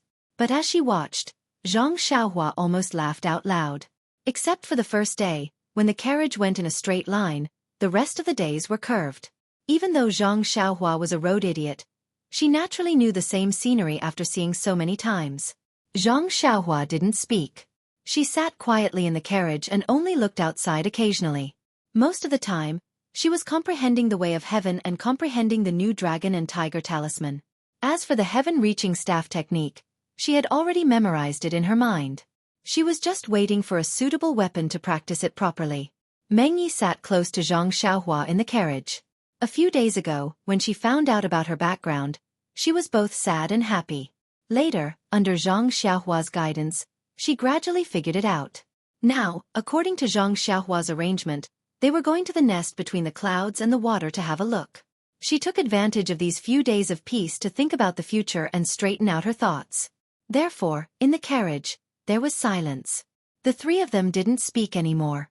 On the 4th day, the carriage no longer curved and sped forward. After traveling for half a day, they came to the front of a continuous mountain range. The carriage didn't stop and picked a random path to get closer. When they reached the front of the mountain, the carriage couldn't move forward. Liang Congshu jumped down from the carriage and called out, Ren Xiaoxia, Miss Xixia, you can get down now. Zhang Xiaohua and Meng Yi groped their way down and asked, have we arrived at between the clouds and the water? Haha, not yet. But it's close at hand. The carriage can't go on the road below. I'm sorry you two have to ride horses. Haha, no problem. The two of them then rode on their respective horses and David's deer, following the rugged mountain path. After 4 hours, they turned around a tall mountain. A gust of cold air blew against their faces, and a large pool appeared in front of them. The pool was dark green in color, and at the intersection of the several pools, there was a mist that covered a huge island. "Well, you two can take off the black cloth," Liang Congshu said with a smile. Zhang Xiaohua and Meng Yi took off the black cloth. When they saw the scene in front of them, their eyes showed a surprised expression. This is your sect? Between the clouds and the water?" Zhang Xiaohua said in surprise. I was thinking along the way why your sect had such a strange name. Now it seems that the sect is just like its name." "Yes, Ren Xiaoxia is right. Between the clouds and the water is above the blue water and under the white clouds. Water and clouds are the state of the sect's prosperity." Looking at Liang Congshu's complacent expression, Zhang Xiaohua almost blurted out, "Does your sect leader tell you this every day?" Meng Yi looked at it for a while and asked curiously, "Senior brother, Liang, your sect's water island is a foreign land. Looking at your sect's image, it should be the realm of immortality. But why have I never heard of your sect's name?" Liang Congshu clasped his hands behind his back and said, "Our sect has experienced a drastic change in the past. Many of our disciples have perished. Our sect leader Darren has been enduring hardships to achieve what we have today. Perhaps many people in your sect resent our sect's private methods, but who knows how difficult it is for our sect to survive." Zhang Xiaohua sighed. "How can we not be hurt when we're in Jianghu? We only practice the art of escape." Then she looked a little embarrassed, but she couldn't finish her sentence. "Ha ha ha," Liang Congshu laughed and said, "You let others take the hit for you." Pfft. Meng Yi covered her mouth and laughed. Zhang Xiaohua also cupped his hands and said with a hint of admiration in his heart, "Senior brother Liang is very talented. This little brother admires you. Junior brother Ren is joking. Liang invited you here. I hope you won't blame him in the future." Zhang Xiaohua shook her head. "Didn't I say that if we don't want to come, we won't come no matter how you invite us? Brother Liang invited us to see the wonderful view between the clouds above the water. I can't thank you enough." "Okay." Liang Congshu appeared very open and candid. He raised his hand and said, "Ren Xiaoxia, Miss Zixia please. Our sect leader has been waiting for you for a long time." Everyone went down the mountain and walked to the edge of the pool. There was already a big boat docked on the shore. Zhang Xiaohua was worrying about how to get the Great Wisdom Sword on the boat when Liang Congshu said, "Please don't blame us. You can leave the horses on the shore." Zhang Xiaohua nodded. "We'll follow Brother Liang's arrangement." The two of them boarded the boat. The big boat moved slowly. When they got closer, the giant island between the clouds and the water gradually revealed its true appearance. The island was like a big mountain standing between the pools. The mountain was densely covered with pine and bamboo and strange rocks. At a glance, they couldn't see any path up the mountain. About 10 feet above the water, there was a thick fog that shrouded the mountain. Everything couldn't be seen clearly. Even when the big boat arrived in front of the island and looked up, the thick fog still couldn't be seen. It was as if it was attached to the island. "Brother Liang, this fog is quite strange. It's different from normal?" Zhang Xiaohua couldn't help but ask. "You're really a disciple of a famous sect." Liang Congshu almost gave her a thumbs up. He said proudly, "This is our sect's method of immortality. It's the foundation of protecting between the clouds and the water." Meng snorted and said in a low voice, "It's just compared to my fragrant sect's protective formation, the peak protection formation, it's still a bit weaker." "Miss Zixia is right, but your sect's formation." Hee. Meng rolled her eyes at him and didn't argue with him anymore. When the big boat got closer, it stopped moving forward. Instead, it waited for the disciple who was controlling the boat to walk to the bow of the boat. Then, he raised 2 scarlet triangular flags and waved them left and right. No one knew what the flags meant. After half a cup of tea's worth of time, the big boat moved on its own and slowly drifted along the water island. When one looked carefully at the water below the boat, one could see that the water was divided into different parts. Some were moving forward, some were moving backward, and some were moving straight toward the water island. Only Zhang Xiaohua's boat seemed to be on a fixed course. It went in one direction and kept moving forward. When Zhang Xiaohua arrived, She hid her divine sense and true energy. She didn't release her divine sense and couldn't see the abnormality of the water flow. However, Zhang Xiaohua still praised. Brother Liang, this entrance method is quite similar to my sex formation. Liang Congxu's face was filled with curiosity as he asked, how does one enter your sect? Suddenly, Zhang Xiaohua thought of Chong Chong and the magical bead he buried beside Jinghai Lake. She smiled bitterly and said, your sect has been searching for a long time. Until now, you still haven't found the secret of our sect? Liang Congxu smiled faintly and said, who says we haven't? Liang just wants to hear junior brother Ren's opinion. Don't. Zhang Xiaohua waved her hand and said, I won't embarrass myself. As they were talking, the big boat tilted and shook violently as if it was about to flip over. Then, it rushed toward the moss-stained stone wall of the island. Ouch! Meng couldn't help but cry out. Zhang Xiaohua was shocked too. However, when she saw Liang Congxu's calm expression and the disciple at the front of the boat using the 1,000-kilogram drop to stabilize himself, she immediately understood. She reached out her left hand and held Meng's small hand. Meng held Zhang Xiaohua's hand and felt at ease. At this moment, the big boat was about to crash into the stone wall. However, the strange thing was that there was no sound at all. It was as if the stone wall did not exist. The big boat sank into the wall. After that, everyone's eyes lit up. An extremely wide waterway appeared in front of them. On both sides of the waterway, there were a few rows of short peach trees. At this moment, the peach blossoms were in full bloom. Wherever the breeze passed, countless petals would drift and fall on the water surface of the waterway. It was a poetic and picturesque scene. Zhang Xiaohua clapped her hands and said, what a good place to go. Your sect leader seems to be a cultured person. Junior brother Ren is right. Our sect leader has great talent and bold vision. She is indeed rare in this world. All the traps and arrays between the clouds and the water were set up by her. She is truly admirable.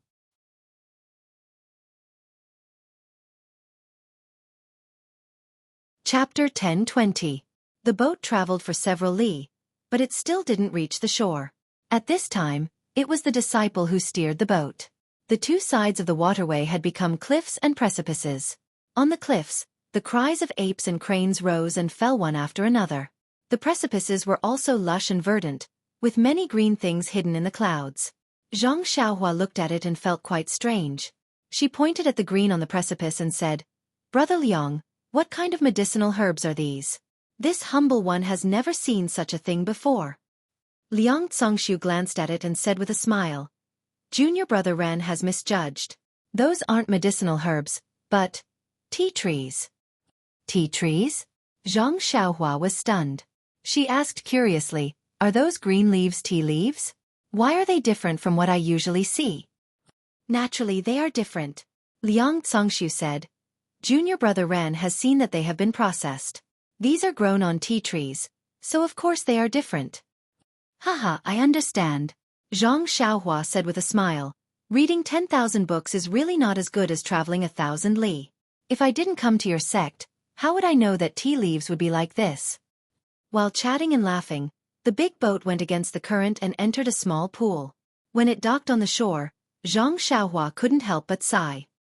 There is an island in the water, and there is water on the island. The Tao of immortality is really magical. On the shore, an old man with white hair and beard was waiting with several disciples. After jumping ashore, Liang Congxu introduced, Ren Xiaoxia, this is Li Su of Huiming Hall. Li Li smiled, his mouth wide open. He cupped his hands and said, on behalf of Bai Zhang Men, I welcome Miss Zixia, Ren Xiaoyao, and Ren Xiaoxia from the incense cult. Although Zhang Xiaohua and Meng were forced to come here, they saw that Liang Congxu did not make things difficult for them along the way. This Huiming Hall's Li Su was also polite to Li. Although they were puzzled, they also went forward to greet him. They bowed and said, Thank you very much, Mr. Li, for welcoming us. Miss Zixia and Ren Xiaoxia are too courteous. Li smiled. Both of you are the messengers of the incense cult. Of course, you represent the incense cult. How could I, between the clouds and the water, not treat you with respect? We don't dare. Zhang Xiaohua said with a smile. Bai Zhang Men of the incense cult still has important matters to attend to. For the time being, I will have to inconvenience you too. This way, please. I have already arranged a place for you too. Please take a rest.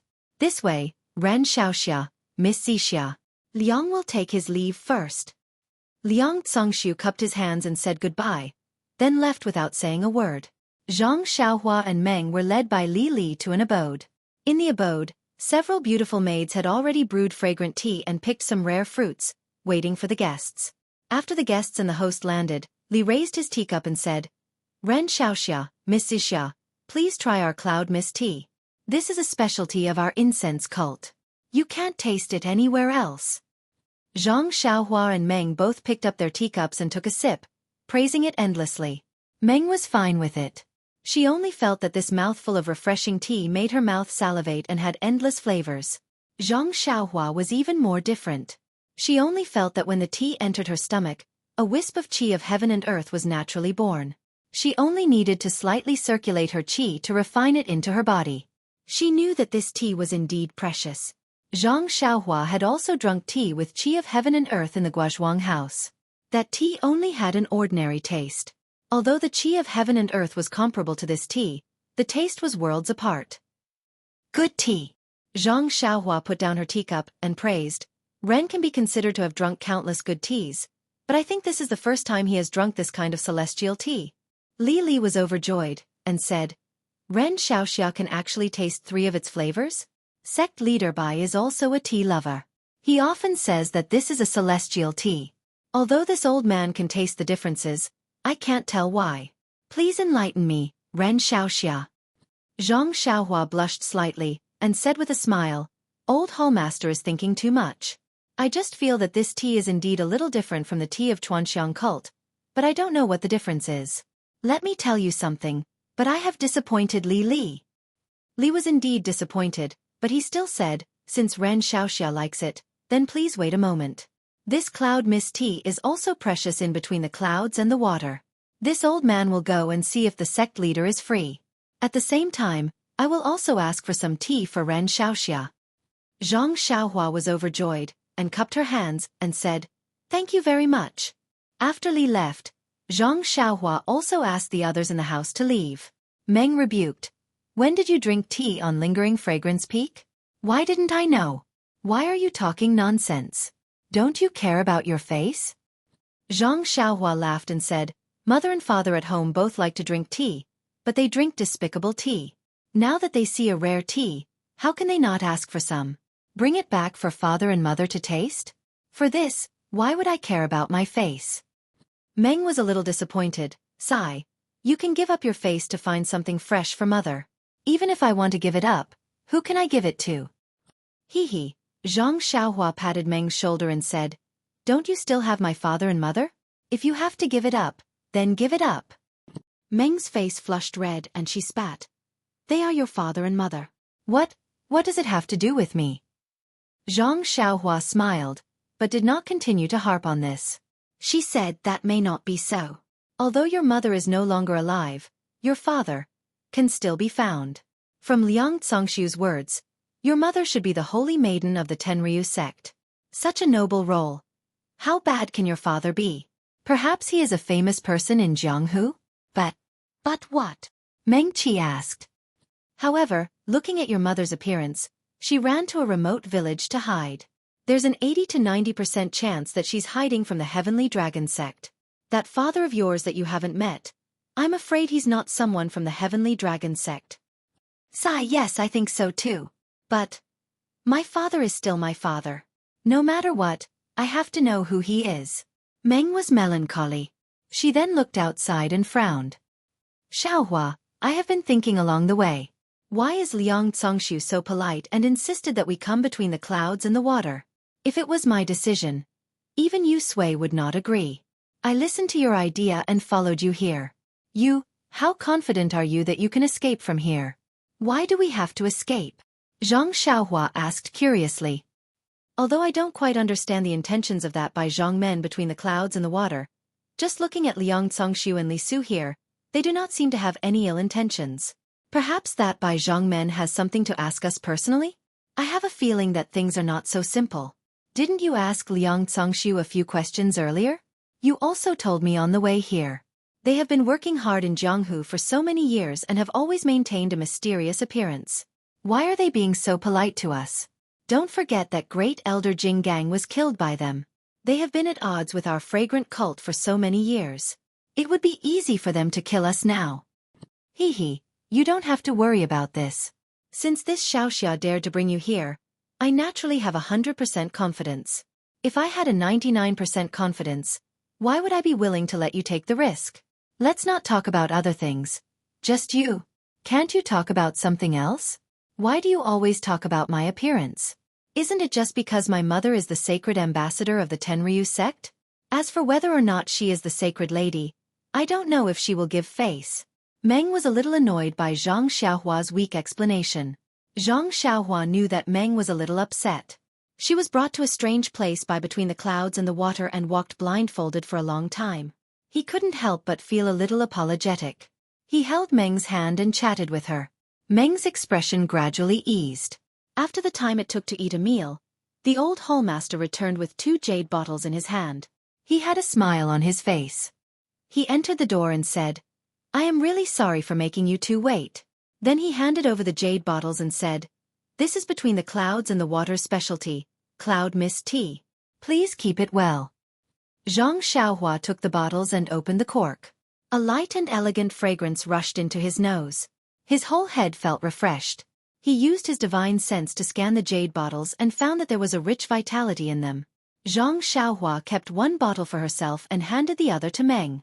Meng looked at him and said, "You keep it for me." After Zhang Xiaohua put it away, Li said with a smile, "Bai Zhang men of the Bai sect invited Ren Xiaoxia to the White Cloud Hall for a chat." Me. Zhang Xiaohua frowned and said, "Why aren't there 2 people?" The old hallmaster said, "This is the sect leader's order." "I don't know." "I see." Zhang Xiaohua thought for a moment and nodded. She said, "Please lead the way for me, Mr. Li." Then he turned his head and said, "Senior Sister Xia, please wait here. I will be back soon." "Okay, you be careful," Meng replied with concern. Zhang Xiaohua followed Li Su to a simple and unadorned hall. At this time, there were more than 10 people sitting on both sides of the hall. There were men and women, fat and thin. Liang Zongxu sat on the right side, slightly above. The 3 people who set up the 3 talents formation were also next to him, sitting below. Young Master Pang Yeyu was also among them. When Pang Yeyu saw Zhang Xiaohua, his face changed greatly. When he returned to between the clouds and the water, he only told her about the immortal Dao people in Mo City. How could he tell her about him and Huang Chong? Although he knew that there were disciples of the fragrant religion in Jianghu, they were all male disciples of the Rue Jin Palace. Sometimes he faintly felt that Meng's words were somewhat credible, but he had always been secretly denying himself. When he saw Zhang Xiaohua, he knew that the unremarkable young man and woman were telling the truth. They were really disciples of the fragrant religion. Zhang Xiaohua looked at the people in the hall and her eyes fell on the beautiful woman who was nearing 40 years old. She saw that the beautiful woman's black hair was like clouds, her eyebrows were like black, her nose was high, and her face was sparkling like jade. She had a dignified face. Ha! Zhang Xiaohua just looked at the beautiful woman when a divine sense swept over her body. It went back and forth a few times. People of the immortal Dao? Zhang Xiaohua frowned slightly and thought to herself, "What Liang Zongxu said before, I thought it was an exaggeration. The immortal Dao in this world, other than the fragrant religion, the Dalan Temple, and the Tenryu sect, even the Misty School, the so-called inheritance of a large sect, does not have any experts of the immortal Dao. And the Righteous Alliance may not have any immortal Dao people. Between the clouds and the water, how could there be an immortal Dao cultivator?"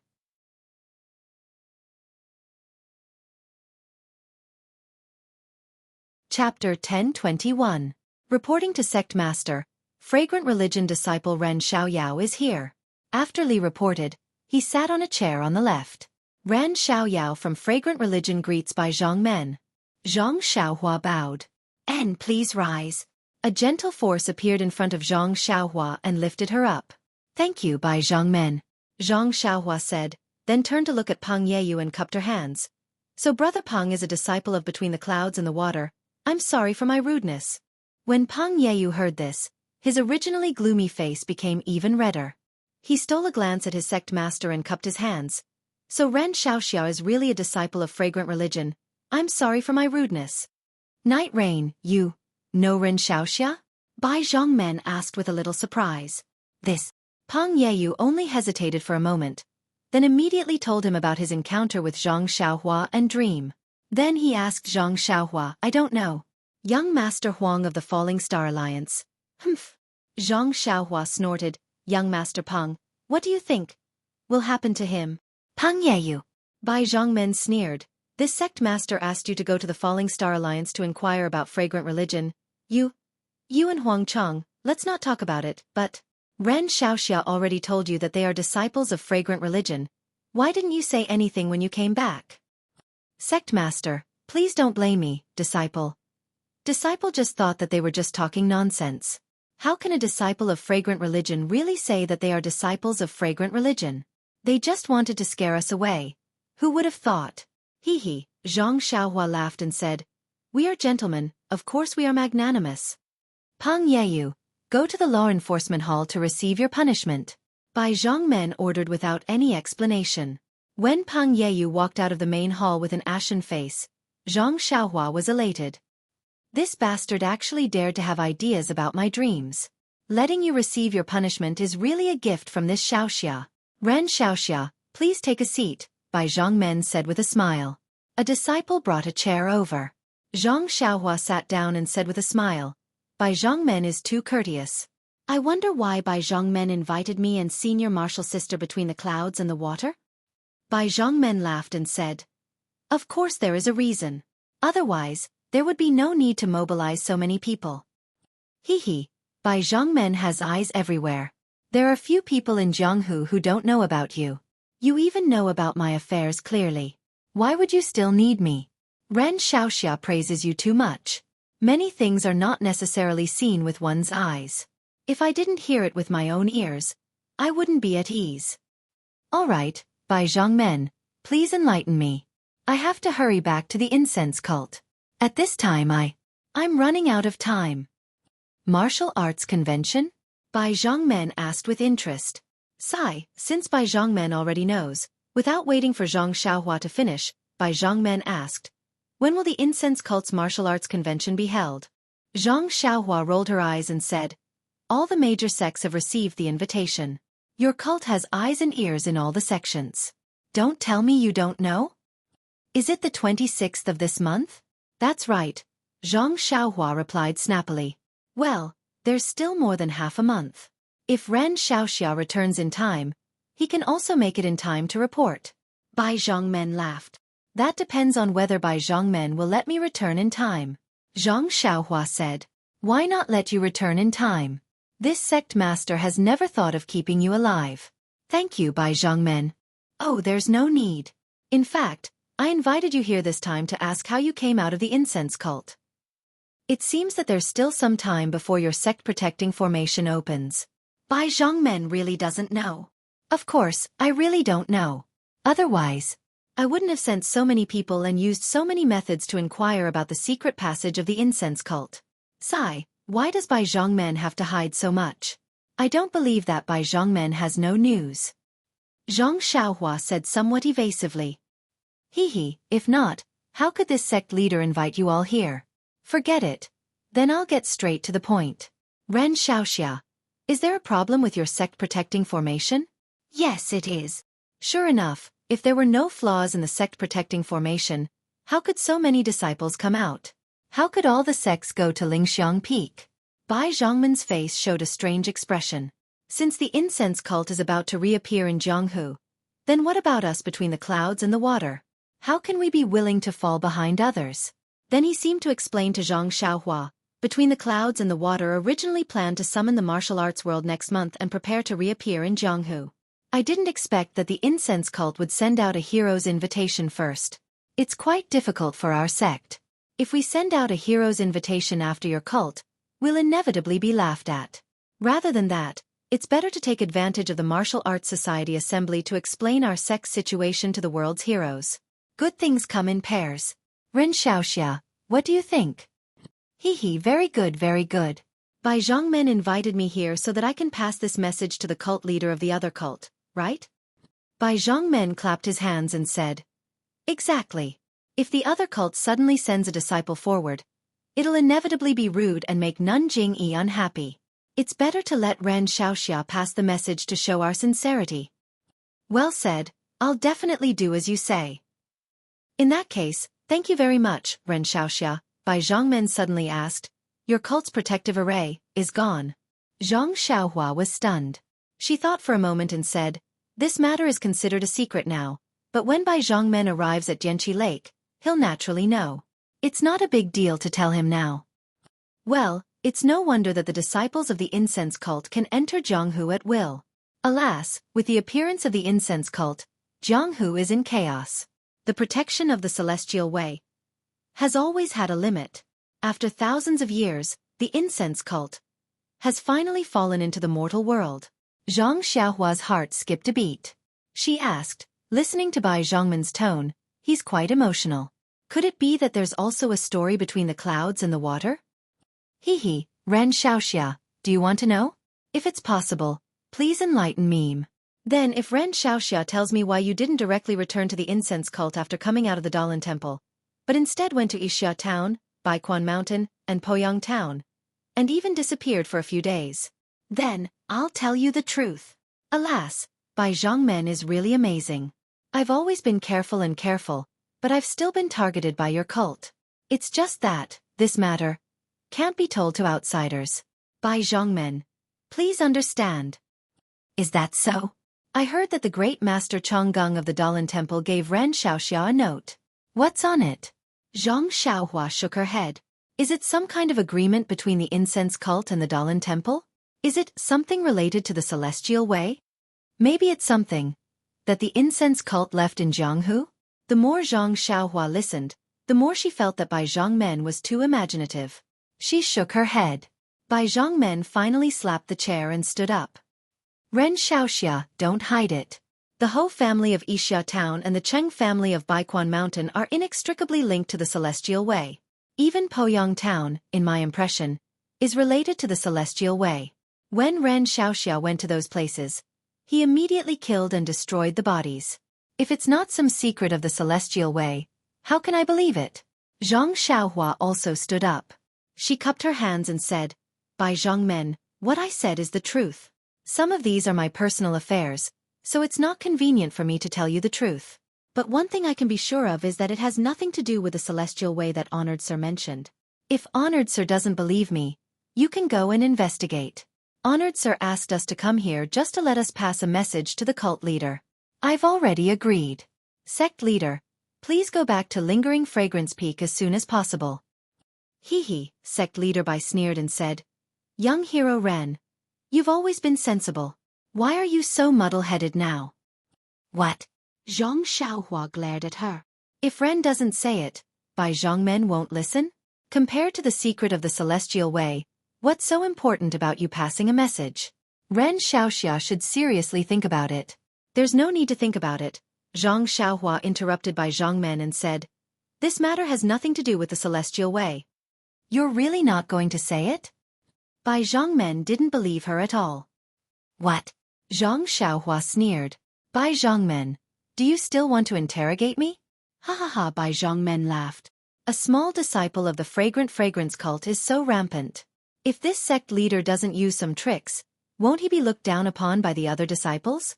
As he spoke, Bai Zhongmen's left hand lit up. It was the teapot that he usually held in his hand. His right hand had already formed a seal. With a pop sound, his finger slapped on the teapot. With a soft poof sound, the round teapot lid flew up, circled in the air, and suddenly enlarged.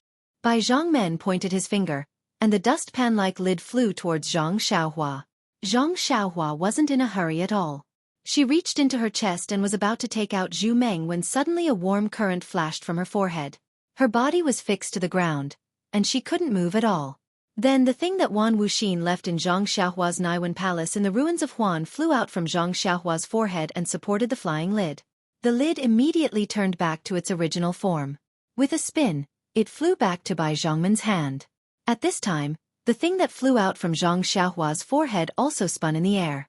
In a moment, it expanded again and turned into a primordial spirit projection, standing in the air. Wasn't that Wan Wuxin? Seeing such an unforeseen event, everyone in the hall between the clouds and the water was stunned. Bai Zhongmen was first stunned, then shocked. Finally, he stared at Wan Wuxin's primordial spirit projection with an incredulous expression. Are you a disciple of the Shindao sect? Where did you get the demon refining gourd in your hand? Wan Wuxin asked faintly.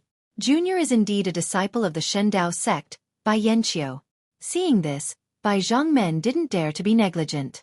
He immediately knelt on the ground and said respectfully, "This demon refining gourd was passed down by this disciple's master."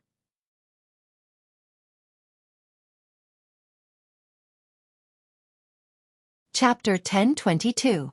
Well, the Lianyao flask was not refined properly, and your cultivation of the Shindao sect's mantra is not up to par. Why is the Lianyao flask controlled by a disciple with a weak cultivation like you? This. Bai Yanqiu was speechless.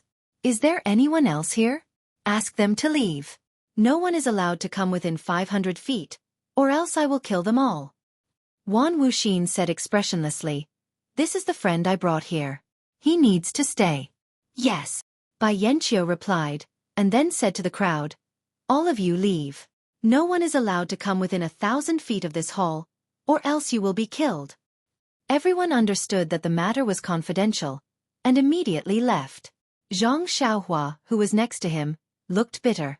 Looking at the situation, Wan Wuxin was going to tell them what he told her in the ruins of Huanshu. This matter was unusual, and the fewer people who knew about it, the better. Now that her body was fixed by Wan Wuxin and she could not move, she had to listen even if she did not want to.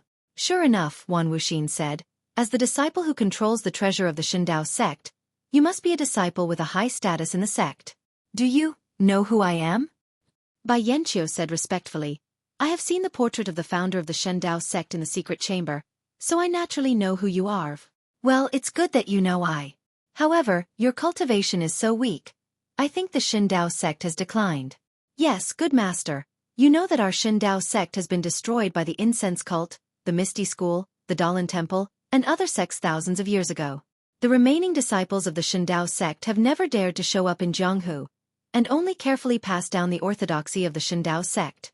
Since a few hundred years ago, a genius disciple appeared in the sect and found the remains of the immortal Tao, and carried forward the orthodoxy of the Shindao sect.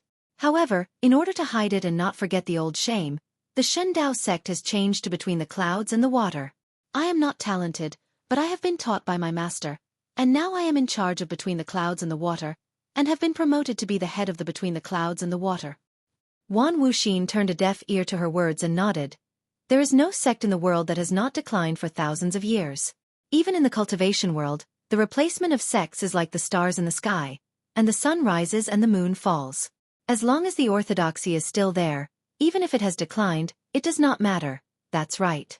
Since there is a primordial spirit projection, between the clouds and the water will naturally restore the name of the Shindao sect. Under the leadership of the Grandmaster, we will unify Jianghu and revitalize the immortal Tao. Bai Yanqiu's face flushed red, and she was obviously very excited. However, although Wan Wuxin could not hear her, he seemed to have seen through her thoughts. He smiled and said, "Silly child, it is better to teach a man to fish than to give him a fish. I have left all the orthodoxy in the Shindao sect, so how can I help you again? Moreover, I am only a primordial spirit projection, which is not even a primordial spirit. Other than being able to speak, I can only judge the situation based on some mana." What are you talking about? Whether you are a man or a woman, I don't even know. How can I help you? Ah? Bai Yanqiu almost covered her mouth in surprise. Her face was full of disappointment, but there was also a trace of relief in her eyes. Okay, I won't say any more. I have limited mana. It is already very rare for you to bring me here and meet the descendants of the Shindao sect. The Taoist who brought I here is not a disciple of a big sect. He seems to be from an unorthodox small sect. You all take a good look at him. I have already promised him that I will leave some benefits for him. Later, give him a copy of the jade slip that I left behind. Then, Wan Wuxin cupped his hands towards Zhang Xiaohua and said, Taoist, thank you for bringing I to the Shindao sect. It must have been a bumpy journey. Thank you for your hard work. I have already told my disciples that I will give you some things in a while. In addition, if what I said happens in your lifetime, My disciples will definitely reward you handsomely. In addition, I have some important things to tell my disciples in private. I hope you can understand." With that, she waved her hand. Zhang Xiaohua felt that there was no movement around Wan Wuxin and Bai Yanqiu. Their mouths were moving, and even their hands were sometimes pointing to other places, but she couldn't hear a single word. Mute restriction. Zhang Xiaohua suddenly realized. She wanted to shrug her shoulders, but unfortunately, her whole body was restrained by Wan Wuxin. Even her shoulders couldn't express her feelings. In this way, Zhang Xiaohua stood in the main hall for more than an hour like a clay statue. Within the restriction, Wan Wuxin's primordial spirit projection gradually dimmed and finally turned into specks of brilliance. Like fireflies scattering in all directions, they finally turned into dust and disappeared between heaven and earth. The mute restriction also dissipated. However, just as Zhang Xiaohua felt the restriction loosening and was about to move, Bai Yanqiu, who was still frowning and thinking hard, suddenly moved. It was the Immortal Way's levitation technique. He came directly in front of Zhang Xiaohua. Without waiting for Zhang Xiaohua to react, Bai Yanqiu's 2 fingers pointed at Zhang Xiaohua's major acupoints. Zhang Xiaohua understood and unconsciously her face changed. Bai Yanqiu's series of acupoints sealed her whole body's power.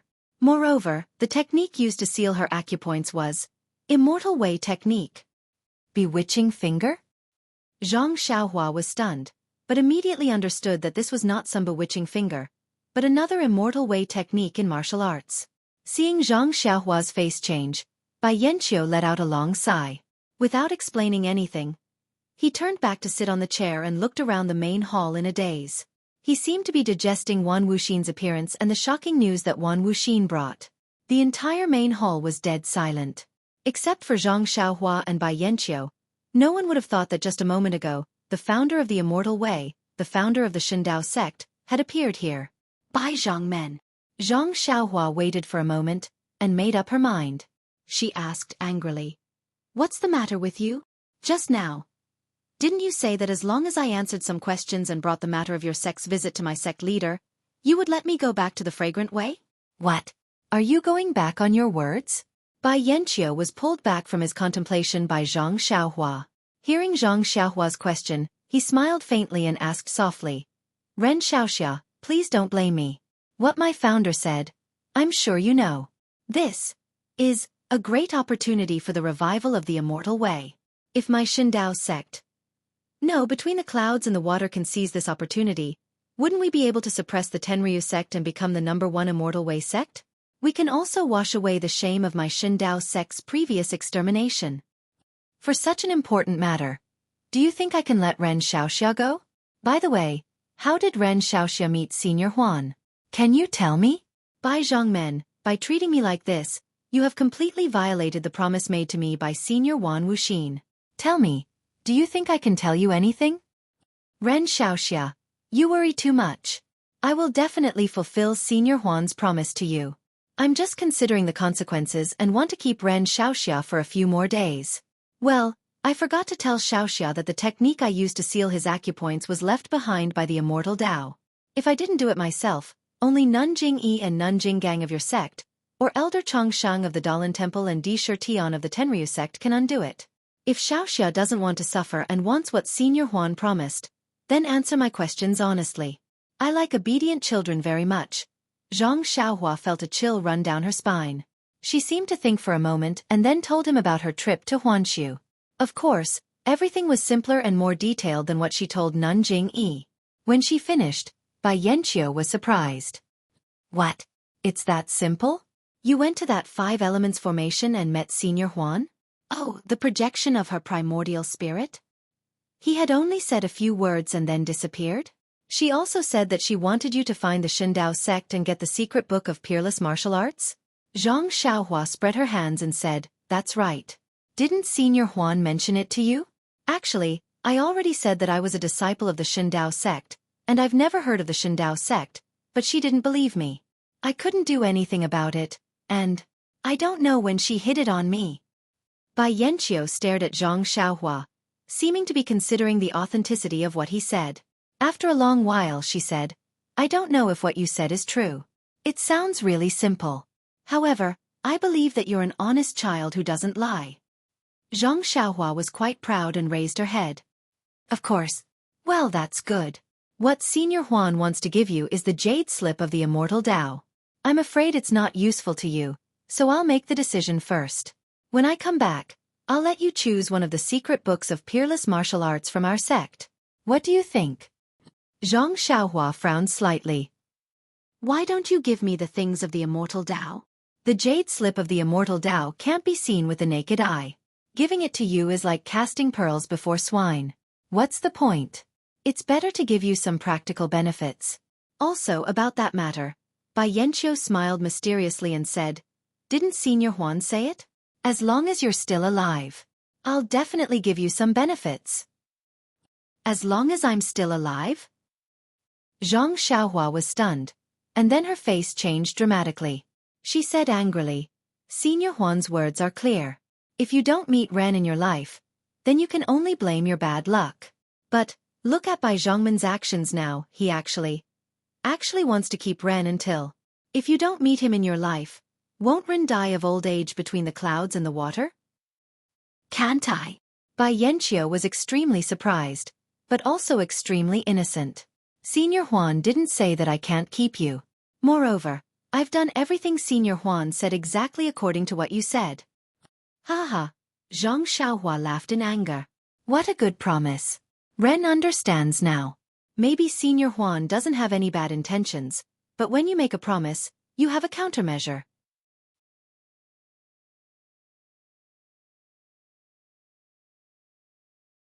Chapter 1023. Since Ren Xiaoxia understands, I don't have to explain too much. Bai Yanqiu sneered. I heard that you have a good relationship with your senior sister Zixia. If I preach the incense cult here, I'm afraid that Jingyi won't allow it. Since you've come to between the clouds and the water, I'll leave her here. You two can live here peacefully for the rest of your lives. Won't that be great? Good plan, good plan. Zhang Xiaohua almost wanted to clap her hands. All right, Ren Xiaoxia has contributed a lot to Between the Clouds and the Water. I'll definitely treat him well. If Between the Clouds and the Water can become famous in Jianghu and become the first celestial sect, half of the credit will belong to me and half to Ren Xiaoxia. When that time comes, I'll definitely. Bai Yanqiu gave her a flirtatious look. Do I still need to say it? Zhang Xiaohua had goosebumps all over her body. She almost shivered on the spot. Bai Yanqiu floated in the air and came to the outside of the main hall. Sure enough, there was no one within 1,000 feet of the main hall. Men, gather the troops from the Heroes' Gathering Palace. I have something important to do between the clouds and the water. Immediately, there were a few drumbeats. Many disciples, old and young, male and female, came out of nowhere and swarmed into the main hall. Before everyone arrived, Bai Yanqiu asked a disciple to lead Zhang Xiaohua out. Zhang Xiaohua followed the disciple and walked slowly out of the main hall. She turned back to look at Bai Yanqiu, who looked hesitant, and the disciples who were in a hurry. She couldn't help but smile mockingly.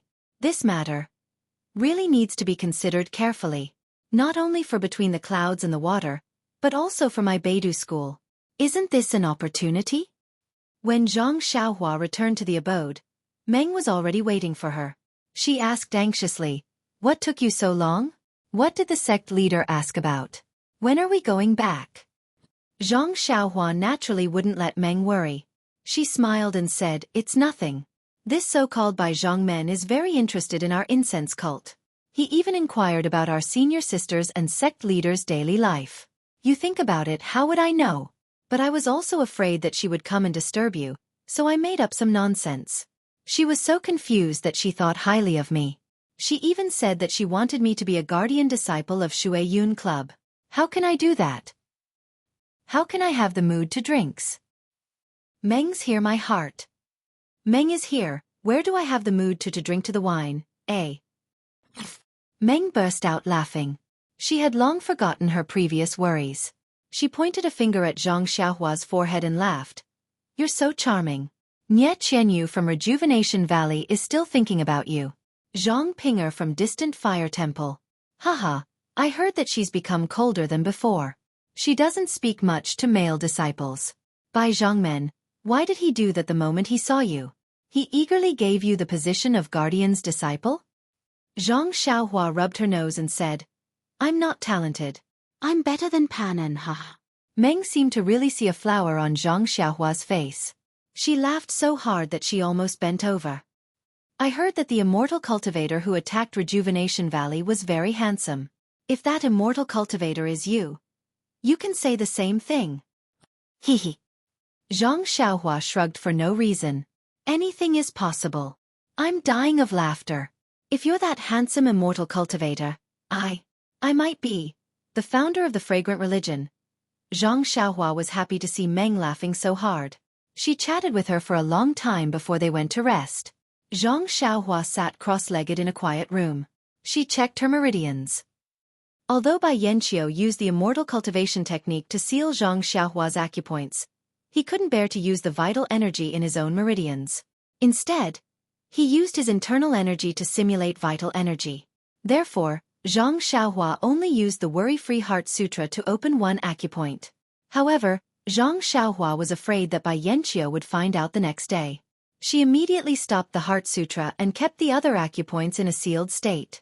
Unexpectedly, when Zhang Xiaohua woke up the next day, she found that all the acupoints in her body had been unsealed. She could only smile bitterly and prepare to adapt. The next day, the disciples of Between the Clouds and the Water didn't disturb them. They only served them fruits, vegetables, wine, and other food. Meng Bai didn't ask anything because he and Zhang Xiaohua were by his side. Zhang Xiaohua wanted to go out and see what Bai Yanqiu was doing. However, she was afraid that there was a powerful restriction between the clouds and the water, or that Bai Yanqiu had some secret magic. Therefore, she suppressed her anxiety and found some excuses to use the bewitching pointers on the disciples who served her. She got some information from them about Between the Clouds and the Water. For 3 days in a row, Xueqi Club seemed to be doing something big. Bai Yanqiu simply forgot Zhang Xiaohua and Meng at the back of her mind. She was busy appointing generals and dispatching troops.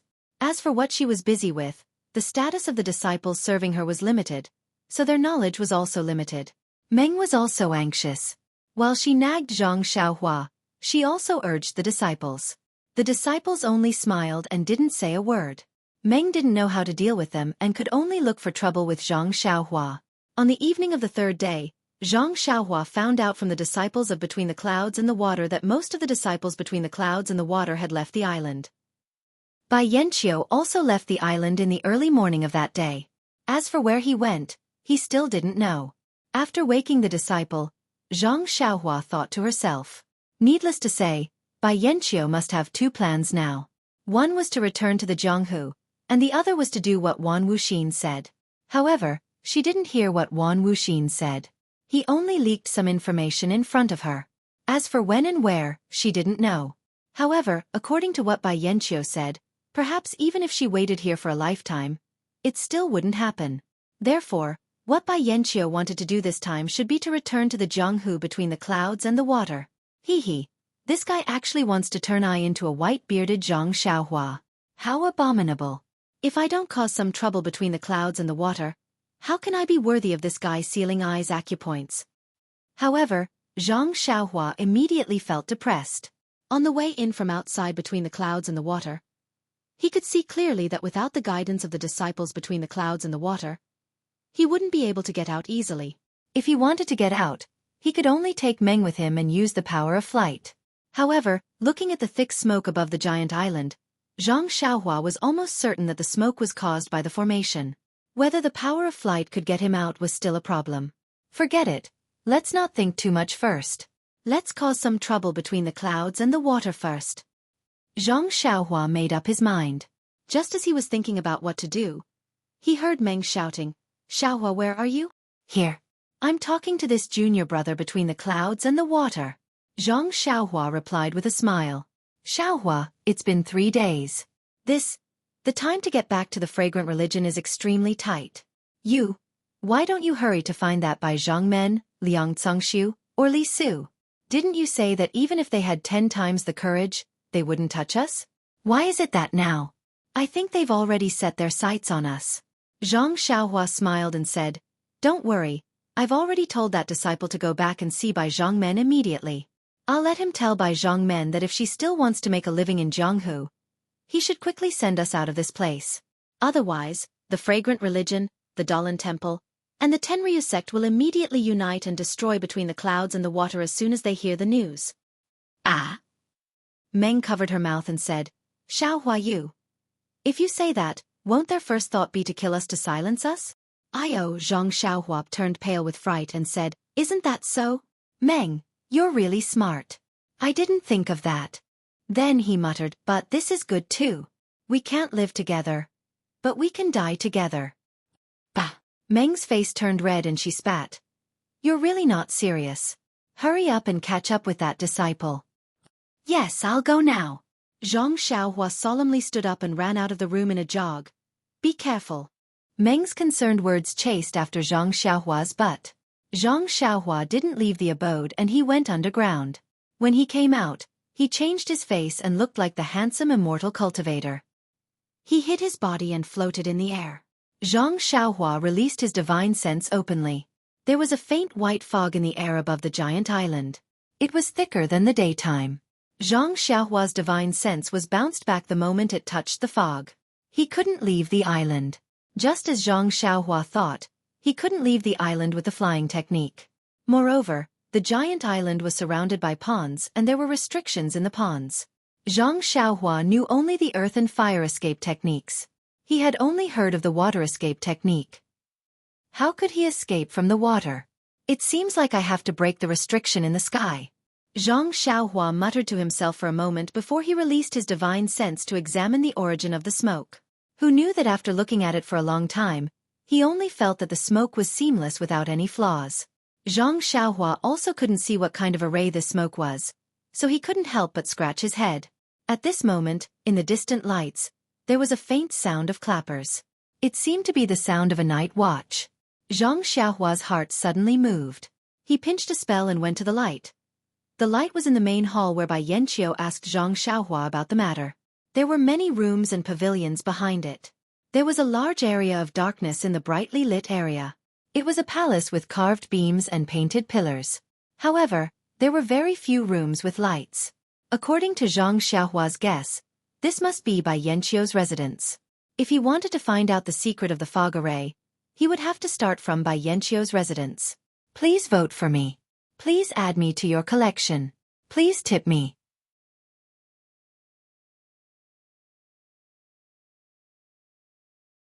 Chapter 1024. Before Zhang Xiaohua's figure landed, his divine sense had roughly scanned this large area. As he expected, his divine sense was bounced off at a towering palace and couldn't penetrate it. The palace was also pitch black. Zhang Xiaohua flew to the outside of the palace and looked at the closed door of the palace for a long time. He was just about to make a gesture to try to break the enchantment outside the palace, but when his gaze casually fell on the ground, his face unconsciously showed a trace of surprise. Then, regardless of the enchantment outside the palace, he just made a gesture and escaped into the ground. When he popped his head out, it was inside the enchantment. It turned out that the restriction only protected the palace above the ground, but the underground was completely unprotected. It was completely naked. Scratching his head, Zhang Xiaohua really didn't understand why this enchantment was so lame. Even the enchantment that he set up at night when he cultivated also considered the underground. It was not like this enchantment which only cared about the head and not the butt. Most of the palace inside the enchantment was no different from an ordinary palace. It was plain and there was no fluctuation of primordial qi. Only in one of the large rooms, Zhang Xiaohua found a very obscure fluctuation. Zhang Xiaohua didn't hesitate and went straight into this room.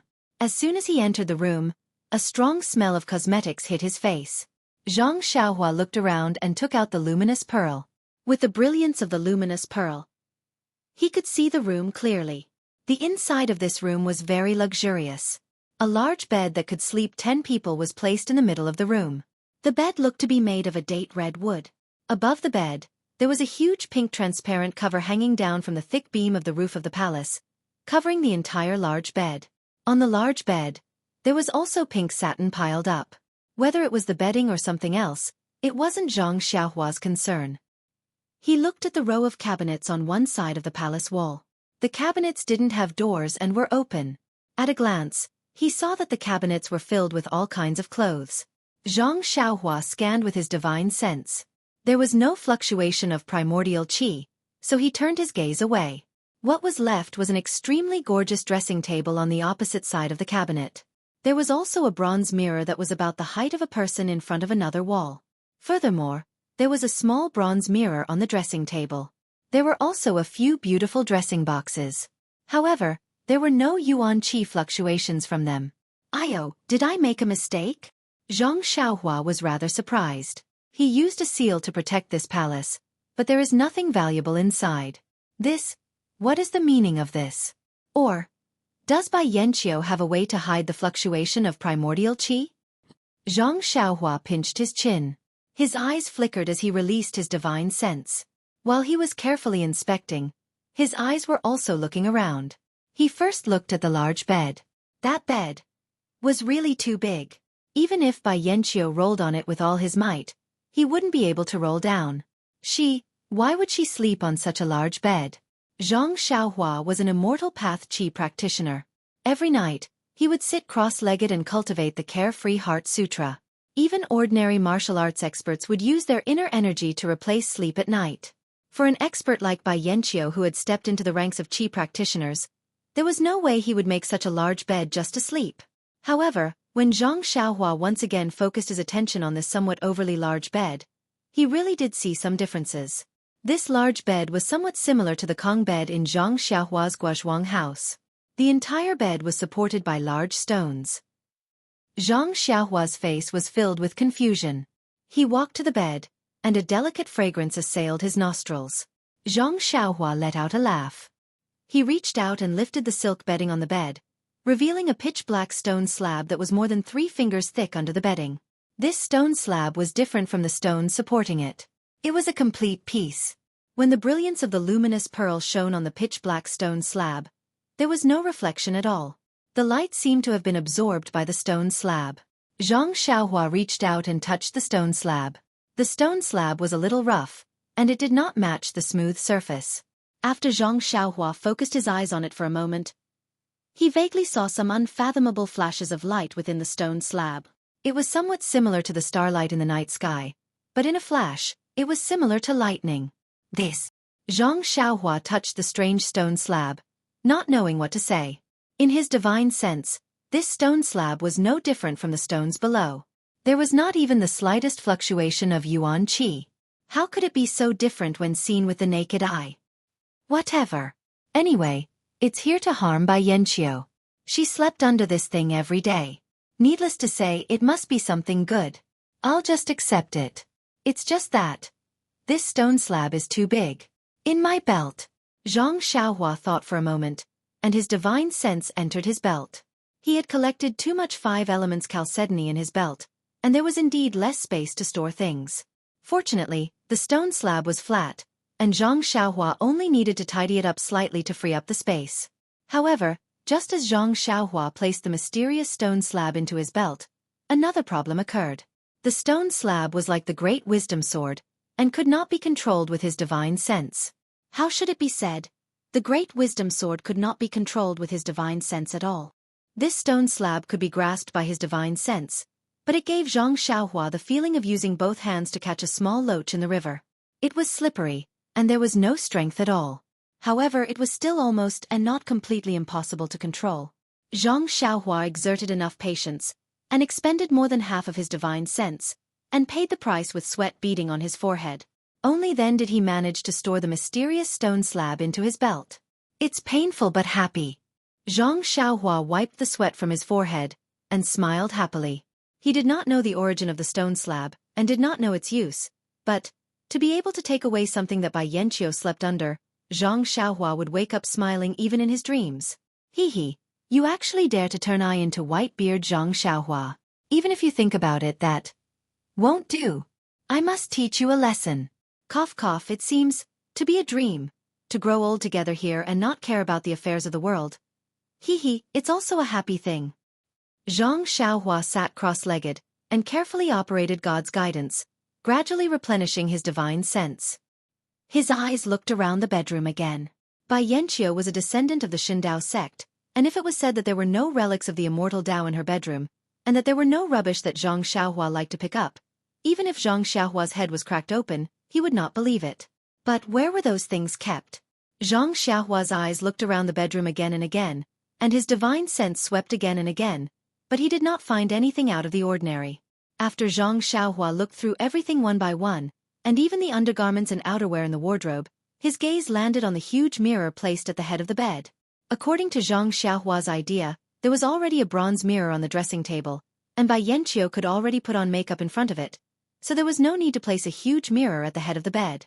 Since this huge mirror was superfluous, and it was even placed at the head of the bed, what was the use of it? Needless to say, if there was something out of the ordinary, there must be something wrong with this huge mirror. However, Zhang Xiaohua stood in front of the mirror, and the light from the luminous pearl shone on the bronze mirror, and even the silk on the huge bed could be seen clearly. It was obviously a bronze mirror, right? How different could it be? Looking closer, he did not find anything. Zhang Xiaohua turned over and landed on the bed, and danced around on the bed for a while. The reflection on the bronze mirror was the same, very normal. "Ayo, what is going on?" Zhang Xiaohua scratched his head. Could it be that Bai Yanqiu likes to see how I look when I sleep at night? This fellow's hobby is extremely wonderful. Unwilling to give up, Zhang Xiaohua covered the bronze mirror with his divine sense from top to bottom, and wanted to do a final check, but it was still to no avail. There seemed to be no movement, and there seemed to be no sign of it. Perhaps Bai Yanqiu kept the things close and put them somewhere else. Zhang Xiaohua muttered in his heart as he prepared to leave the bedroom. However, when he accidentally caught sight of the small bronze mirror on the dressing table from the corner of his eye, he immediately froze on the spot as though he had been struck by lightning. "Everyone, what do you think?" It turned out that the small bronze mirror also faintly reflected Zhang Xiaohua's face, but that face was Zhang Xiaohua disguised as Panan's handsome face. Zhang Xiaohua looked at the huge bronze mirror in disbelief, and the reflection in the bronze mirror was actually a complete Zhang Xiaohua. In an instant, a feeling of horror rose from the bottom of Zhang Xiaohua's heart. This bronze mirror could actually reflect his original appearance. It was no wonder, he just stood in front of this huge bronze mirror for a long time, and the mirror was filled with Zhang Xiaohua. It was originally him, so there was nothing to be suspicious about. If not for the small mirror, he almost forgot that he disguised as Pan En. This is it. Zhang Xiaohua was very happy, and with a sweep of his divine sense, he was about to put the large bronze mirror into his belt. However, the bronze mirror seemed to have grown roots, and no matter how Zhang Xiaohua moved it with his divine sense, it did not move an inch. In an instant, Zhang Xiaohua was angry. He walked to the front of the bronze mirror, bent down, and grabbed the bottom edge of the bronze mirror. Using the strength of his arms, he lifted it up stiffly. The strength of Zhang Xiaohua's arms could be said to be shocking, but the bronze mirror only shook slightly, and he could not lift it up completely. Zhang Xiaohua was once again in a difficult position. Then, Zhang Xiaohua circled the large bronze mirror a few times, his hand holding his chin, and his eyes darting around. After half a cigarette, Zhang Xiaohua seemed to have thought of something. Looking at the huge bronze mirror, he stretched out his hand and took out the small mirror that he inherited from the incense sect, which was called the Hao Tian mirror by Nanjing Gang. Who knew, when the Hao Tian mirror was taken out of the money bag, Zhang Xiaohua immediately lost control of it, and it flew out of his hand in mid-air.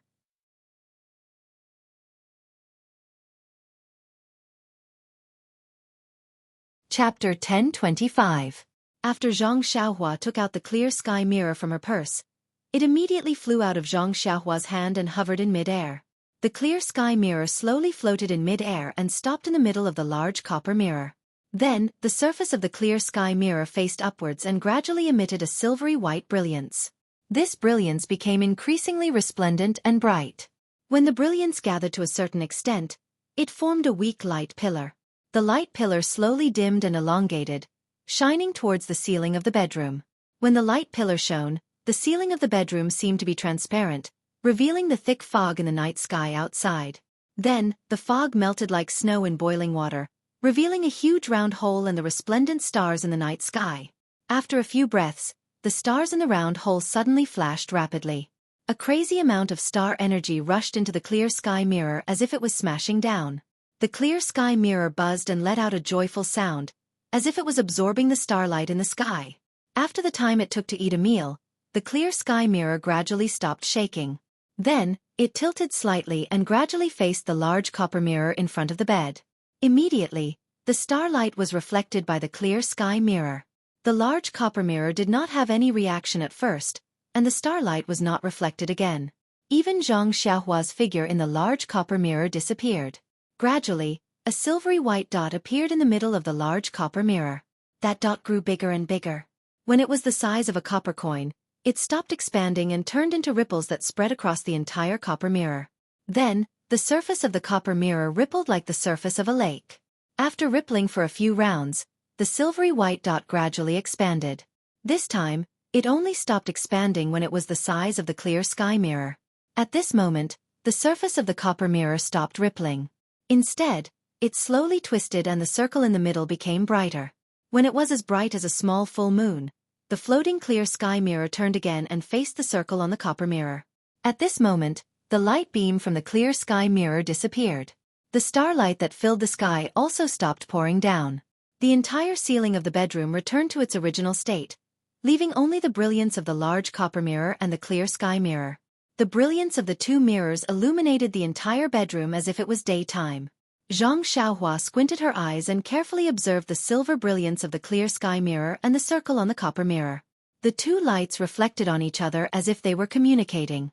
After a few breaths, the brilliance of the two mirrors suddenly became so bright that it dazzled Zhang Xiaohua's eyes. She closed her eyes naturally. The moment Zhang Xiaohua closed her eyes, the clear sky mirror moved forward silently. In an instant, it crossed the distance between the two mirrors and disappeared into the large copper mirror. When Zhang Xiaohua opened her eyes again, the clear sky mirror had already disappeared. The silvery white brilliance of the large copper mirror gradually dimmed. Even the circle in the middle gradually shrank. "Io, where's my small mirror?" Zhang Xiaohua shouted and flew to the front of the copper mirror. "Did it get eaten by the large mirror? Shit. I went for wool but came home shorn. I've suffered a huge loss this time." Just as Zhang Xiaohua was feeling regretful, the circle on the copper mirror disappeared. With a clear, cheep sound, the large copper mirror swayed slightly. Then there was a cheep sound. The entire chamber was shaking. The large copper mirror in front of Zhang Xiaohua slowly shrank. When it shrank to a certain extent, there was a hole that was about the height of a person in the wall that was previously covered by the copper mirror. Zhang Xiaohua didn't have time to look at the hole. Instead, she focused on the shrinking copper mirror. The copper mirror looked different from before. There were some decorations on the round surface of the mirror that were made of an unknown material. It surrounded the entire supreme sky mirror, forming a rectangle. There were mysterious patterns carved on the surrounding materials. The patterns formed extremely profound talismans. Between the patterns, there were countless tiny tadpole-like carvings. On the top of the circular mirror, there were 3 tadpole-like words. However, these 3 words weren't the ancient words that Zhang Xiaohua was familiar with. She couldn't understand the meaning of these words. Supreme Sky Mirror? Zhang Xiaohua pursed her lips and read it out loud. The clear sky mirror continued to shrink until it was 30 centimeters in size. Then, a purple light flashed again, and an extremely desolate aura was emitted from the clear sky mirror. After a flash, the clear sky mirror floated in the air again. Looking at the supreme sky mirror that had returned to its original state, Zhang Xiaohua reached out her hand without hesitation. She grabbed the supreme sky mirror and flipped it around. Then, she immersed her divine sense into it. It had the same reaction as the small mirror in the past.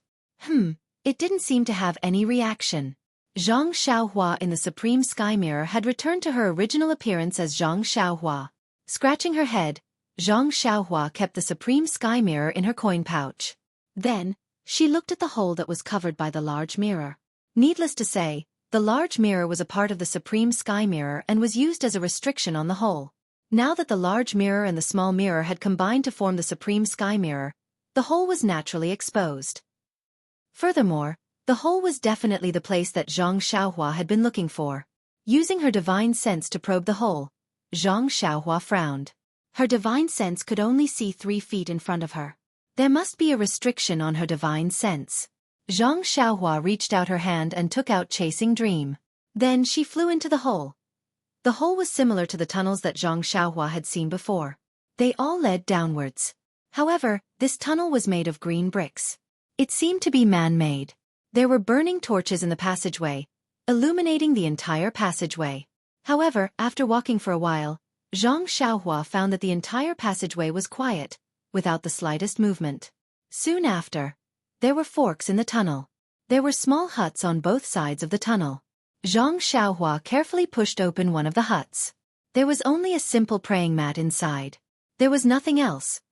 Zhang Xiaohua walked along the passageway and only picked up the things that could go down. After the time it took to eat a meal, he arrived at a place that looked a little run down. It was only run down that the green bricks were gone, and the passageway had turned into stone walls and mud.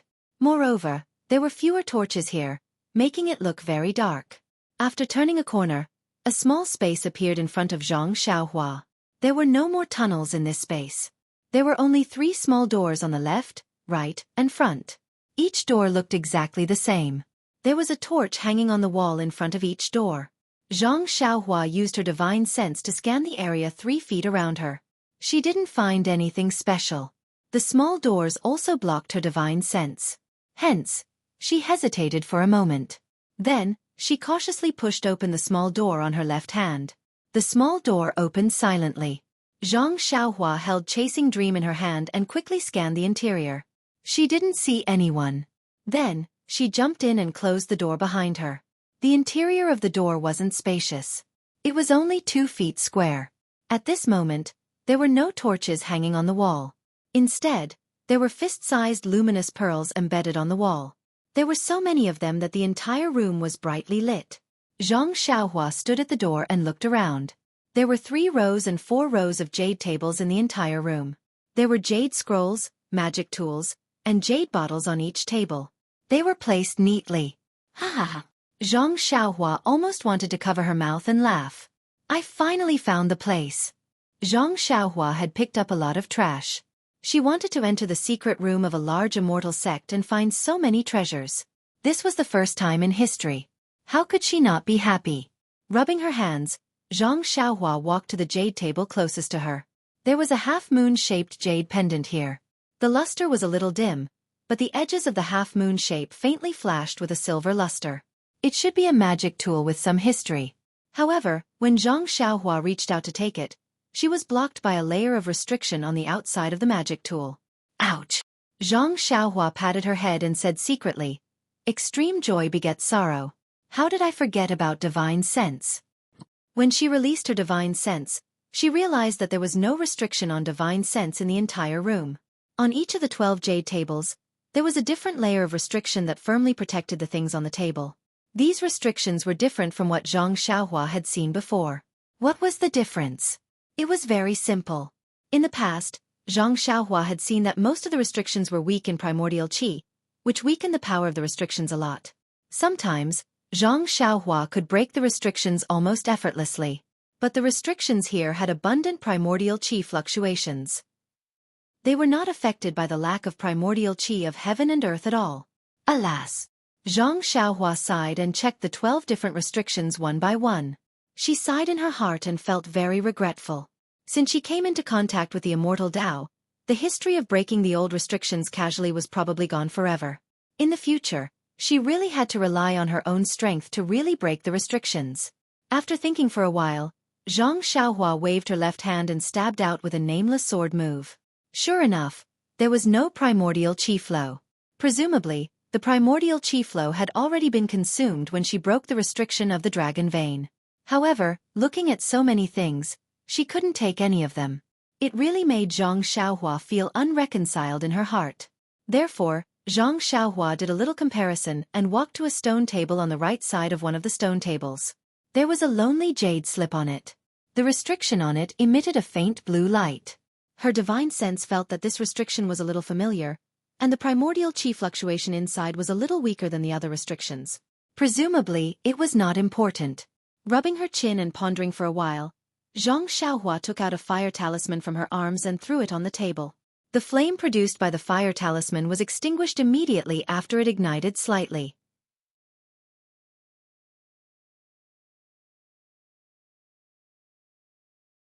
Chapter 10:26. Zhang Xiaohua nodded his head slightly, as if he had understood something. Next, he took out a jade scroll and inserted his divine sense into it.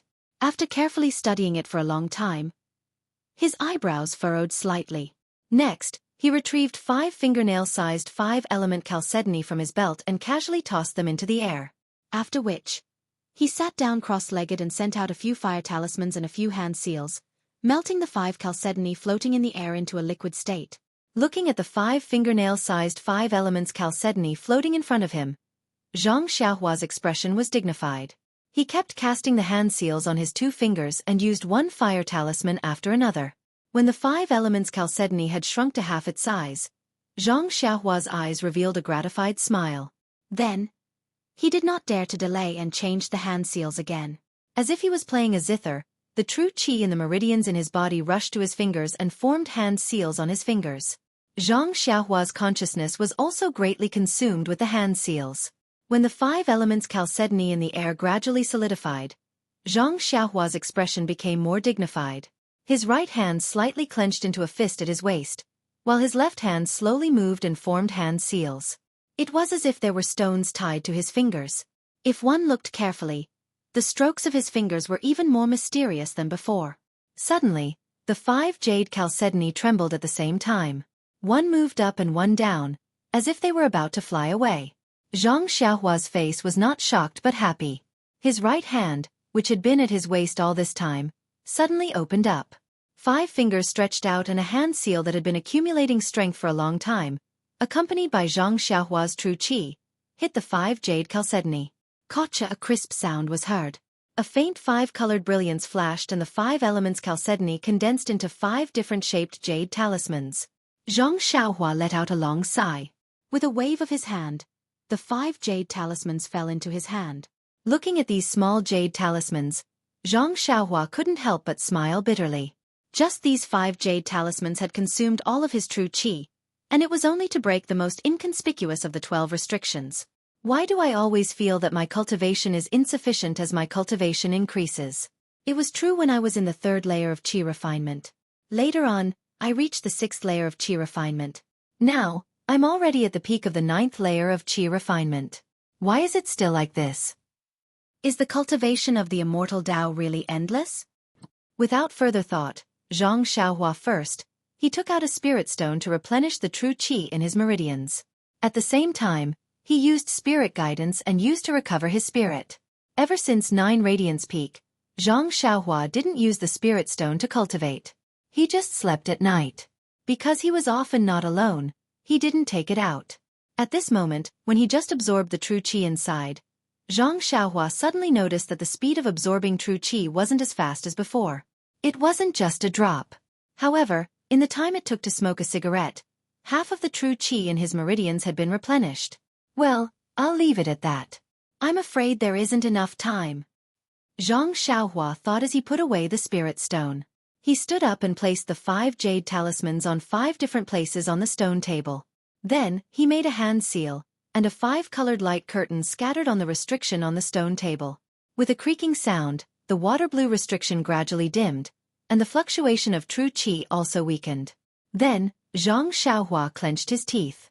The 5-colored jade talismans flashed, and the creaking sound became louder. Then with 5 soft sounds, the 5-colored jade talismans broke and turned into 5 piles of fine powder.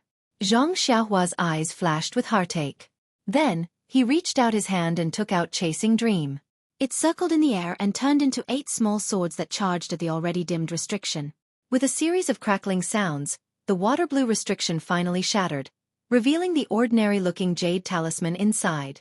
Zhang Xiaohua took back Chasing Dream and reached out to pick up the jade talisman. This time, he didn't encounter any obstacles.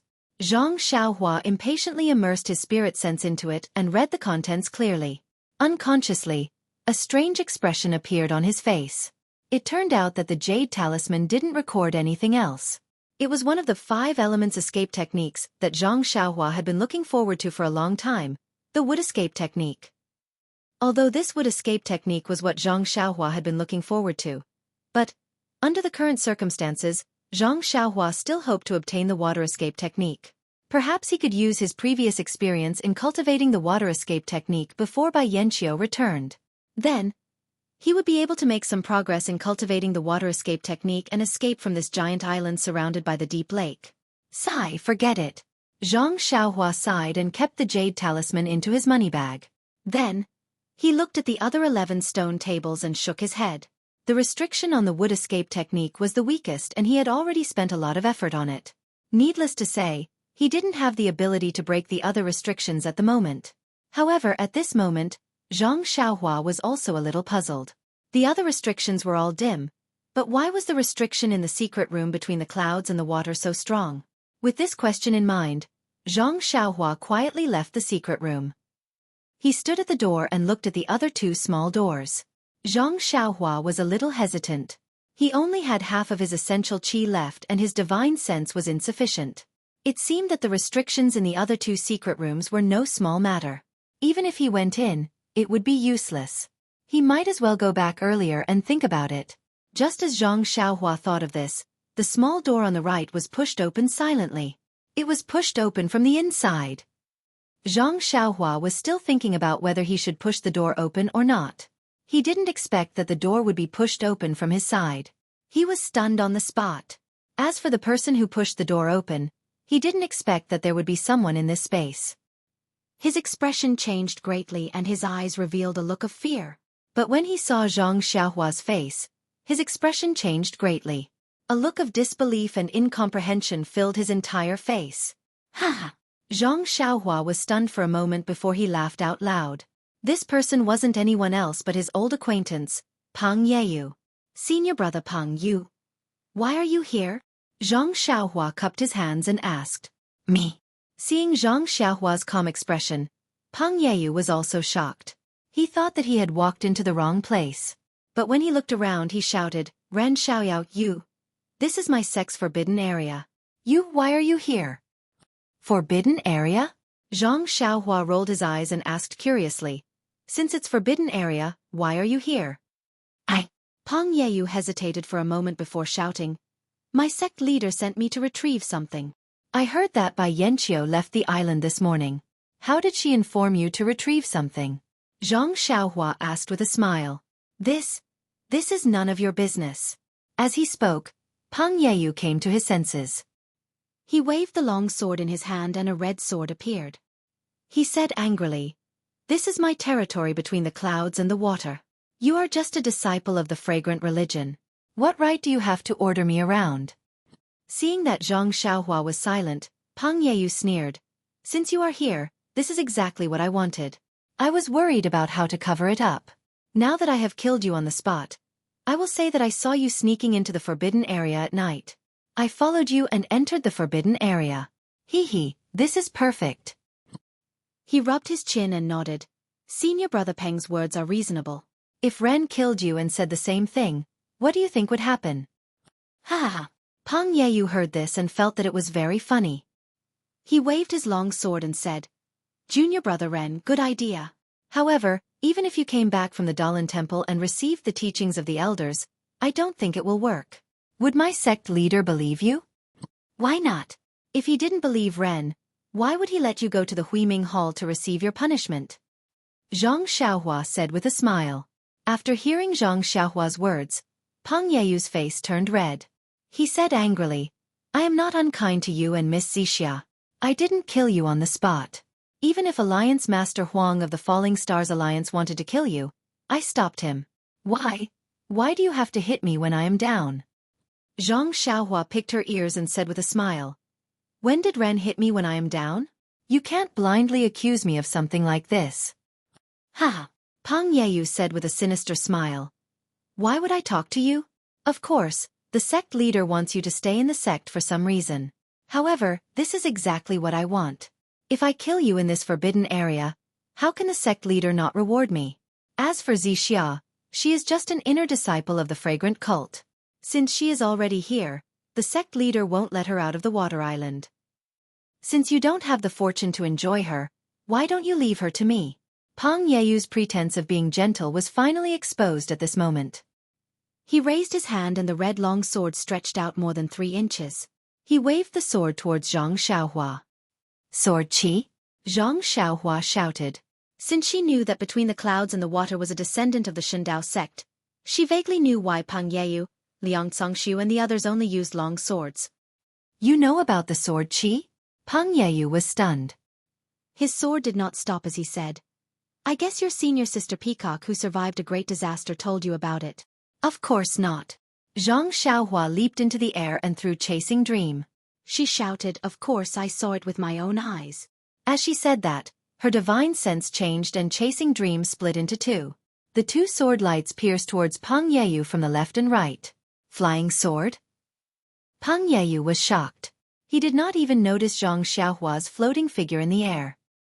He waved his long sword and slashed at the two sword lights. Zhang Xiaohua thought for a moment.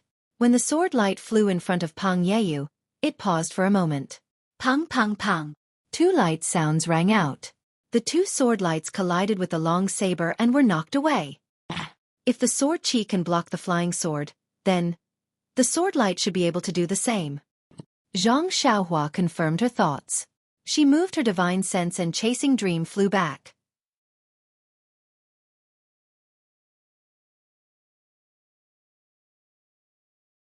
Chapter 10:27. Peng Yeyu's expression returned to calmness when he saw that his blade had repelled Zhang Xiaohua's flying sword. He smiled and said, I thought that only the inner disciples of the incense cult had the chance to obtain the immortal Tao inheritance. I didn't expect junior brother Ren to obtain it at such a young age. You really can't judge a book by its cover. Thank you for letting me win, but didn't senior brother Peng also obtain the immortal Tao inheritance? Of course. My sect between the clouds and the water is blessed by the heavens. How can your incense cult compare? I heard that your incense cult hasn't had a disciple for many years. Oh right, junior brother Ren, since there hasn't been a disciple for many years, how did you obtain the immortal Tao inheritance? Could it be your abbess Jingyi's? Peng Yeyu's face revealed a lewd smile as he spoke. This bastard. Zhang Xiaohua was speechless. His initial impression of Peng Yeyu was not bad. Back in Aqua Cloud Club's main hall, he only saw the way Peng Yeyu stared at Meng Yeyu unhappily. That was why he exposed Peng Yeyu. Now that he heard Peng Yeyu's filthy words, how could he not know that Peng Yeyu was also a hooligan dressed in human clothing? However, all of this is fleeting clouds. Junior brother Ren, when junior brother Liang and the others were fighting the incense cult's disciples on Lingering Fragrance Peak, I've already cut off your head. No one else can compare to this merit. Bah, keep dreaming. Zhang Xiaohua spat at him. Chasing Meng flew straight towards Peng Yeyu's chest. Peng Yeyu wasn't in a hurry. He waved his long blade and hid behind a scarlet blade. His right hand quietly reached into his chest. Zhang Xiaohua's Chasing Meng split into two and arrived in front of him. Peng Yeyu used his blade technique, wanting to repel the two flying swords like before. However, the moment his blade touched Chasing Meng trembled and split into two again. Four sword shadows appeared. Ah! Upon seeing this, Peng Yeyu's expression changed greatly. He quickly took out his right hand from his chest. Before Zhang Xiaohua could see what was in his hand, Peng Yeyu immediately circulated his qi. A crimson red light screen quickly extended from Peng Yeyu's right hand. At the same time, Peng Yeyu also used the momentum to jump to the side. Pang!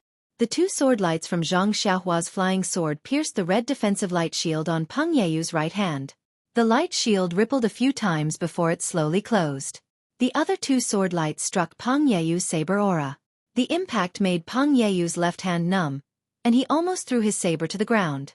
Io, junior brother Ren, I didn't expect your cultivation of the immortal Tao to be so profound. To actually reach this level?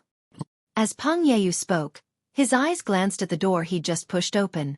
Seeing this, Zhang Xiaohua didn't waste any more words with him. With a push of her divine perception, Chasing Meng once again flew back and transformed into 8 sword lights. One in front and one behind. They pierced Peng Yeyu's crimson defensive light shield. Ah? You're Rejuvenation Valley's senior of the immortal Tao? Upon seeing Zhang Xiaohua's 8 flying swords, Peng Yeyu abruptly thought of the rumors of Rejuvenation Valley's immortal Tao. Didn't the senior who used the flying art use 8 sword lights?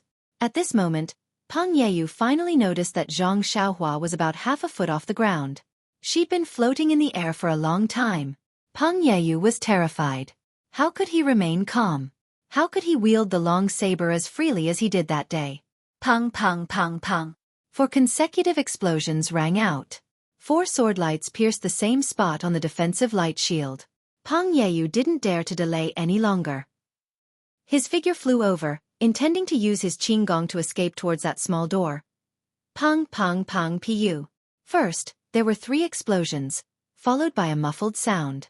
The chasing Meng Yeyu's small sword pierced Pang Yeyu's defensive light shield 7 times. The last sword pierced Pang Yeyu's heart. Ah! Pang Yeyu screamed tragically and fell to the ground. Ayo! Seeing this, Zhang Xiaohua's eyes turned. She shot over like an arrow and didn't wait for Pang Yeyu's figure to land on the ground. She pressed a finger on the major acupoint at the back of his head. However, Zhang Xiaohua was still a little too late. She only managed to ask a few of the most pressing questions before Pang Yeyu breathed his last and died. Sigh, my hand is still too fast. If only I could injure him heavily first. But if... Isn't this a little too merciful? Just kill him. Why torture him? Zhang Xiaohua thought to herself. Actually, when Zhang Xiaohua saw Pang Yeyu, she already had a small plan in her heart. A plan to escape between the clouds and the water. And after Pang Yeyu's questions before he died, it confirmed the feasibility of her plan. She took out a fire talisman and burned Pang Yeyu's body. There wasn't anything special left on the ground. Even the long saber had turned into nothingness. Then, Zhang Xiaohua held Zhu Meng in her hands and walked to the door in the middle without hesitation.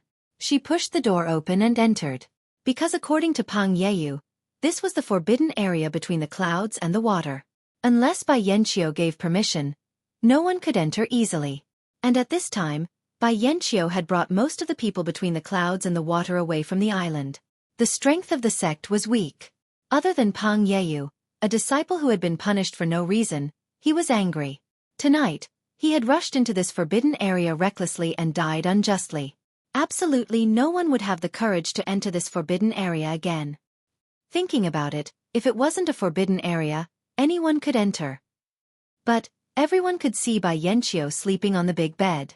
Zhang Xiaohua thought wretchedly. Moreover, according to Pang Yeyu's words, there was a small door in the middle. Bai Yanqiu would definitely not let anyone enter. And Pang Yeyu's plan was to go to the passage that Zhang Xiaohua had just walked through to find some divine weapons or secret martial arts manuals. Opening the small door, a gust of cold air rushed to her face. Zhang Xiaohua's heart skipped a beat as she felt a sense of danger. After waiting for a while, Zhang Xiaohua first used her divine sense to explore. Fortunately, although her divine sense was suppressed here, she could still extend it about 10 feet. This was a pitch-black passage. It was no different from the mountain path that Zhang Xiaohua had explored before. Seeing that there were no changes, Zhang Xiaohua stepped in. The passage was winding downwards. The steps were quite wide. Zhang Xiaohua took almost 2 steps to complete 1 step. With the light of the luminous pearl in her hand, Zhang Xiaohua saw that there were some water droplets on the surrounding stone walls. And those water droplets followed the restriction that was invisible to the naked eye, and gradually gathered and flowed to the bottom of the steps. She didn't know what time it was now, but Zhang Xiaohua knew that she had to hurry. There wasn't much time left for her. Riding the wind, Zhang Xiaohua flew down. After walking for half a mile, Zhang Xiaohua felt that she was almost at the bottom of the water. Suddenly, her eyes lit up. Not far ahead, under Zhang Xiaohua's feet, there was a huge pit of about 10 feet. That light was emitted from the countless luminous pearl inlaid on the stone walls around the big pit. When Zhang Xiaohua saw the things in the deep pit, she couldn't help but be stunned. Everyone, guess what Zhang Xiaohua saw? The first thing that entered Zhang Xiaohua's eyes was in the deep pit. In an irregular shape, there were dozens of familiar-looking pill furnaces. 8 trigrams purple golden furnace? Zhang Xiaohua didn't look at other things and blurted out. However, when he wanted to take a closer look, a layer of transparent restriction blocked him, and he couldn't take another step forward. Without saying anything, Zhang Xiaohua took out Chasing Dream and used her spiritual sense to control the flying sword to stab at the restriction. Unfortunately, after dozens of stabs, Zhang Xiaohua's spiritual sense didn't even shake the restriction. Sigh, that's what I said. This is obviously the most important place between the clouds and the water. Why aren't there any strange restrictions along the way? So, it's waiting for us here. Looking at the restriction, it should be similar to the array that protects the dragon's vein in the incense cult. It's definitely not something that a qi refining stage cultivator can break. No wonder Bai Yanqiu was so relaxed and didn't put up any defenses. Zhang Xiaohua sighed and thought. At the same time, she looked at the deep pit again. After counting carefully, the 8 trigrams purple golden furnace in the deep pit, temporarily called the 8 trigrams purple golden furnace, there were a total of 25 furnaces. These 25 furnaces were arranged in 7 different places, and each place should have 7 pill furnaces. But now, in these 7 places, there wasn't a single spot with 7 pill furnaces. They were more or less missing. In the place with the most missing furnaces, there was only 1 pill furnace placed in the innermost place. And in the middle of these 25 pill furnaces, there was an empty space. There was only a foggy thing floating in the air. From afar, she couldn't see clearly what it was. I'm envious. I'm envious. Zhang Xiaohua looked at the pill furnaces and felt like she wanted to reach out and tear the restriction. But Zhang Xiaohua didn't give up and looked at the restriction again with her divine sense. Then she angrily comforted herself. Needless to say, what kind of array is this? The pill furnaces that are missing are in my hands. If I don't go in, this array will never be complete. That's not right. There should be a total of 49 pill furnaces. There are 24 empty spots. There are only 18 pill furnaces in my belt. Doesn't that mean there are still 6 pill furnaces that are missing? Forget it, forget it. This array has no fate with me. Zhang Xiaohua endured the pain and turned to leave. But she couldn't help but look back again. Looking at the ground, she made a gesture and directly went underground. She still wanted to see if this array was like the restriction in Bai Yanqiu's bedroom, with a strong start but weak finish. At first, the more Zhang Xiaohua looked, the more disappointed she was. The light purple restriction underground was still intact and protected the big pit on the ground. Just when Zhang Xiaohua was about to give up, she suddenly found that there was a well-developed underground passage in one part of the array. But this passage wasn't used by humans, but rats. Zhang Xiaohua knew from the Guozhuang house that rats in the fields were the most abominable. They always dragged unripe and ripe rice and other things into their underground caves. And the caves of rats were extremely complicated. Even if they could find the entrance, it was unlikely that they could find the hiding place of the rice. But at this time, when Zhang Xiaohua saw the rat's cave, she almost wanted to thank the rats. Because on the side of the rat's cave, there was a cave entrance facing the restriction.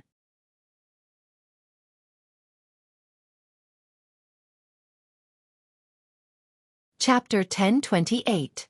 Looking at the seal on the side of the rat's hole, there was a spot that was about a foot wide. It was already dimmed, and the vital energy fluctuations were extremely weak. That rat had actually bitten through the seal. Sigh. Seeing this, Zhang Xiaohua didn't know whether to be happy or sad. Such a powerful seal was something that even a mid-stage qi refining cultivator like him couldn't do anything about. That ordinary rat was actually able to bite through the seal. Legend has it that a foolish old man moved a mountain, and here, a rat broke through a seal. I have to say, this is a legend that will last for eternity. Perhaps, time and perseverance are the most effective ways to break through all seals. Zhang Xiaohua sighed. He moved to the front of the seal that was about to be broken. The rat hole was deep underground, and there were no signs of rats at all.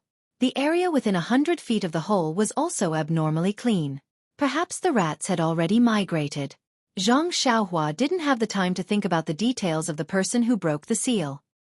He waved Chasing Dream in his hand, and several rays of sword light pierced into the hole. With just 5 rays of sword light, the light of the seal was annihilated. It was much easier and more convenient than breaking through Peng Yeyu's defensive light barrier. A hole that was about a foot wide appeared in Zhang Xiaohua's divine sense. However, Zhang Xiaohua wasn't in a hurry to enter. He released his divine sense and observed carefully. As expected, the moment the hole appeared, it gradually began to repair itself. Zhang Xiaohua's heart gradually turned cold. However, a miracle still happened. The seal that was bitten off by the rat could no longer be repaired. The seal that was broken by Zhang Xiaohua only recovered to the spot that Zhang Xiaohua had seen before. It stopped abruptly. Sigh, a mid-stage qi refining cultivator couldn't even compare to a rat. This seal breaking must be the most unimaginable seal breaking. After that, Zhang Xiaohua broke the seal again. He used the transfiguration technique to shrink his body to about a foot, and smoothly entered the hole. When Zhang Xiaohua entered the pit, He did not wait for his body to stabilize in midair. A powerful force pulled him towards the bottom of the pit. With a bang, Zhang Xiaohua's entire body fell to the bottom of the pit. If it wasn't for the fact that he had honed his bones over the years, wouldn't he have been reduced to a pile of bones by now? Needless to say, at this moment, Zhang Xiaohua understood that the restriction in the pit also prohibited the flight technique. Standing up from the ground, Zhang Xiaohua shook her dizzy head and walked to the nearest pill furnace. Upon closer inspection, it really was another 8 trigrams purple gold furnace. He sent his divine sense into the pill furnace. The pill furnace also had the words, 8 trigrams purple gold furnace, written on it. The inner walls of the pill furnace also had the same sacrificial chant. Zhang Xiaohua was speechless. Who would be so bored as to actually refine 49 identical pill furnaces and arrange them into an array formation? This array formation. Could it be that it possessed inconceivable power? I don't care anymore, Zhang Xiaohua thought. Her divine sense swept out, wanting to put this 8 trigrams purple gold furnace into her belt. Who knew that when the pill furnace was lifted slightly, there was a strange connection from the other pill furnaces that were together with this pill furnace. The entire pit immediately produced a force, holding the pill furnace in place. No matter how much strength Zhang Xiaohua used, she couldn't put the pill furnace away. This is bad. Could it be that this is a fixed array formation? Zhang Xiaohua thought. She walked forward and raised her arms, wanting to use the most barbaric method to move the pill furnace away from its original position. But just like before, just as the pill furnace left the ground, it was pulled by a powerful force. As the strength of Zhang Xiaohua's arms increased, the force also increased. Finally, Zhang Xiaohua's arms couldn't support it and she threw the pill furnace to the ground. Scratching her head, Zhang Xiaohua was at her wit's end. It seemed that this pill furnace wasn't something she could put away. But since she couldn't put it away, if the pill furnaces in her belt were taken out, what would happen? Would this array formation be repaired? It shouldn't be, because counting the numbers, there were still 6 pill furnaces that weren't included. Looking at this small array formation that was still missing 3 pill furnaces, Zhang Xiaohua hesitantly took out one of the pill furnaces from her belt, wanting to put it in an empty spot in front of her. However, just as that pill furnace appeared in Zhang Xiaohua's hands, before she could put it on the ground, a kind of fluctuation appeared from a small array formation in the distance. This fluctuation was similar to the fluctuation between the 18 pill furnaces in Zhang Xiaohua's belt, but it was obviously much stronger. Once this fluctuation appeared, a suction force appeared from the array formation in the distance, instantly sucking that pill furnace horizontally into the array formation in the distance. This is bad. Zhang Xiaohua's divine sense swept over and found that there was only one empty spot in the array formation that sucked the pill furnace over. In other words, as long as this pill furnace fell to the ground, this small array formation would immediately be repaired. However, within this large pit, flying was prohibited. Zhang Xiaohua could only use the ethereal steps to rush over there. How could she catch up with the pill furnace that was flying over? With a pop sound, that pill furnace fell on the empty spot in the small array formation. Zhang Xiaohua immediately stopped in her tracks and quietly looked at the small array formation. If there were any changes, she would immediately escape.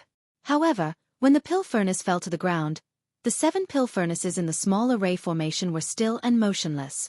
How is this possible? Zhang Xiaohua thought to herself. Sure enough, as her divine sense swept over, Zhang Xiaohua found that the connection between the 7 pill furnaces gradually increased. When it increased to a certain extent, the 7 pill furnaces began to tremble at the same time, emitting a wang-wang sound. The sound became more and more intense, and the ground of the large pit began to tremble slightly. Following that, the 7 pill furnaces floated up from their respective ground and began to rotate one by one.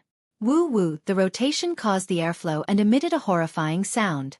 As the 7 pill furnaces spun faster and faster, Zhang Xiaohua's eyes could no longer distinguish the outline of each pill furnace. Even in Zhang Xiaohua's divine sense, those pill furnaces were gradually blurring. Just when Zhang Xiaohua was at a loss of what to do, a wang sound, like a huge cicada's cry, suddenly stopped. The other 6 pill furnaces did not show any signs of stopping.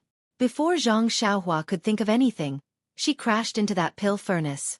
It's broken? Just as Zhang Xiaohua thought of this, the pill furnace emitted a dazzling brilliance and immediately dimmed. Zhang Xiaohua was stunned.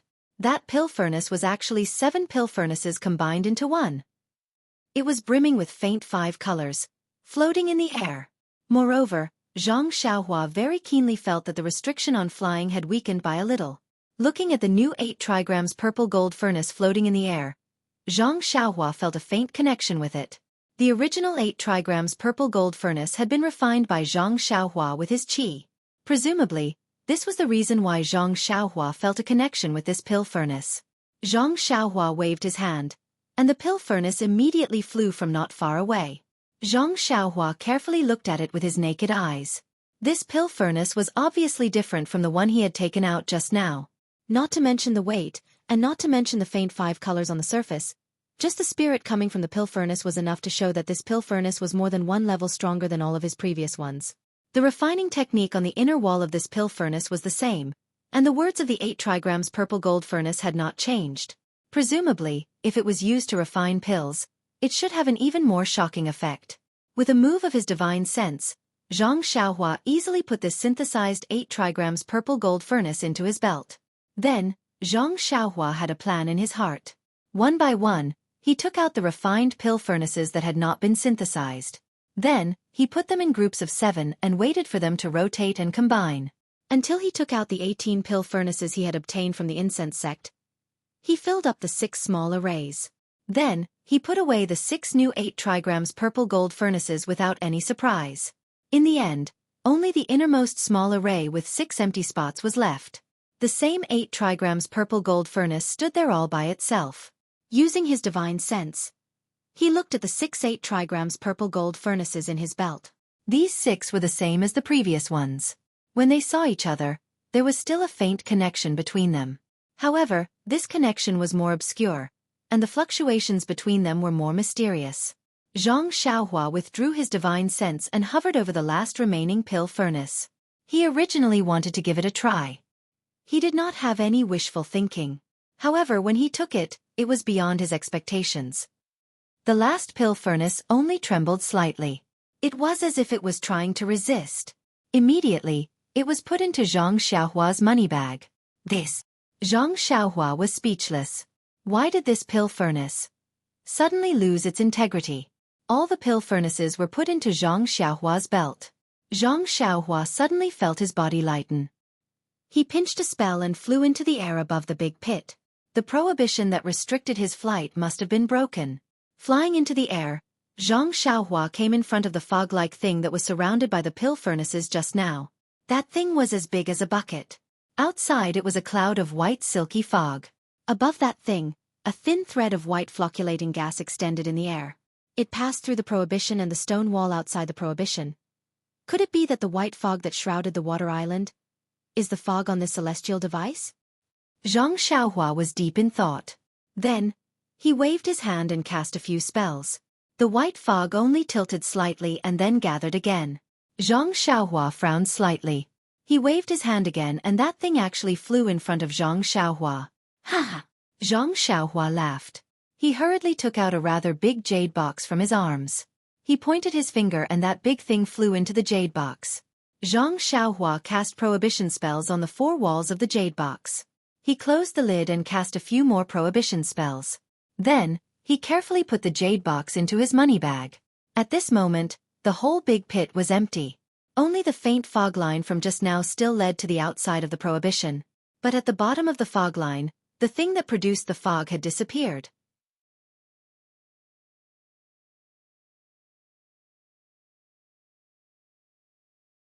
Chapter 1029.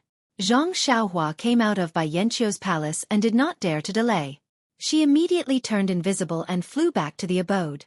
At this time, Meng was pacing back and forth in the abode, showing her anxiety. Seeing Zhang Xiaohua come in, she hurried over and asked, "How is it? You've been gone for more than 2 hours. What did Bai Zhangmen say? Is there a turning point?" Moreover, the more I think about it, the more strange it is. If she sincerely wants to visit the mountain, she should treat us with courtesy. Since she didn't even look at me, a female disciple of Mo Xian Palace, obviously. She doesn't want to treat us with courtesy. Even if she asked you some questions, she has the intention of going to Lingering Fragrance Peak to cause trouble. Moreover, Our value is reflected before the martial arts circle convention. As long as this Bai Zhongmen goes to the convention and her evil plan succeeds, our value will be gone. Who knows? Maybe the first people that Bai Zhongmen wants to kill will be you and me. Yes, and even if Bai Zhongmen comes back with us to the incense sect, we didn't send the message between the clouds and the water to the hierarch in advance. This is not a small crime.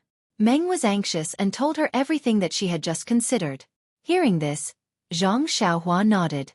So he looked at the sky, walked forward, and took Meng's hand. He smiled and said, "You're right. I also thought a lot. Actually, I didn't see Bai Zhongmen just now. I heard that she left the island early. What should we say? She can't have gone to Lingering Fragrance Peak. I don't know where she went. What we need to do now is to escape from here as soon as possible." Escape? How? It's not like you didn't see it when we came in. With so many immortal methods and so many troubles, how could the two of us fool the eyes of Aqua Cloud Room's disciples? Hee, Meng, you don't have to worry about this. I just went to look for Senior Pang Yeyu. Pang Yeyu? Dream frowned slightly. I don't like the way he looks at me. Why are you looking for him? Hee, I know you don't like it, but there's no other way. Other than him, there's only Liang Zongxiu. These two are disciples we met in between the clouds and the water. Liang Zongxiu seems to have left with Bai Zhongmen, so I can only look for Pang Yeyu. Are you looking for him to negotiate with him? Ask him to let us go? Dream sighed. Yes, under my persuasion, he was finally willing to help us, but he needs me to do something for him. Oh, as for what it is, you don't have to ask. I promised him to keep it a secret. Xiaohua, it's been hard on you. Meng looked at Zhang Xiaohua affectionately and snuggled into Zhang Xiaohua's arms. She couldn't speak to Zhang Xiaohua, so she opened her cherry lips and kissed Zhang Xiaohua's lips for the first time. Buzz! Zhang Xiaohua felt her brain heat up, and all the blood in her body rushed to her head. It was as if Meng's figure was the only thing left in the world, and the only thing left in the world was the moisture and warmth on her lips. After a long while, both of them were panting, and reluctantly parted their lips. Meng's face was flushed red, and she said, "Then, why aren't we leaving? Isn't it convenient to go out in the dark?" "Yes, I wanted to tell you, but you kept pestering me. I forgot," Zhang Xiaohua said with a shy face. Then he explained, "I have already discussed with Pang Yeyu. He will come over in a while. You just need to follow him. He will send you out of the mountain first. Then, you quickly find a big white horse and go out in the middle of the night. I will go and help Pang Yeyu, and when I finish tomorrow, I will go and catch up with you. What do you think?" "I don't think so." Meng shook her head. "If we are going, we will go together.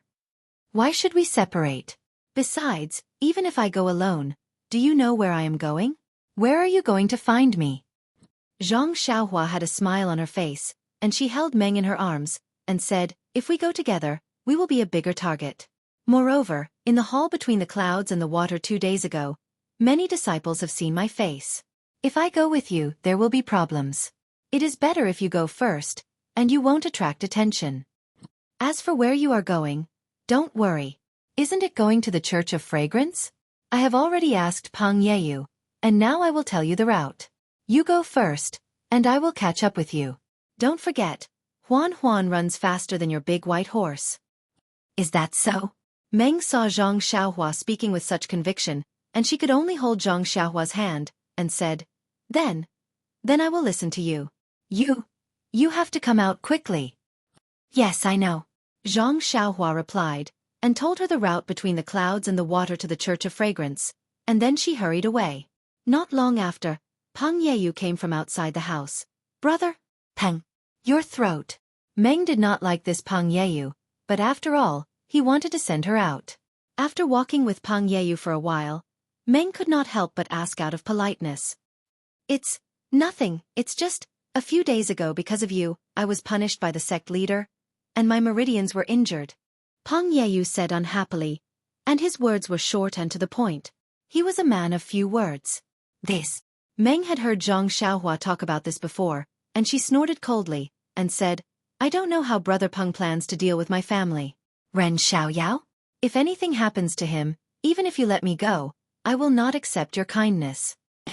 I return to the Church of Fragrance and don't see him.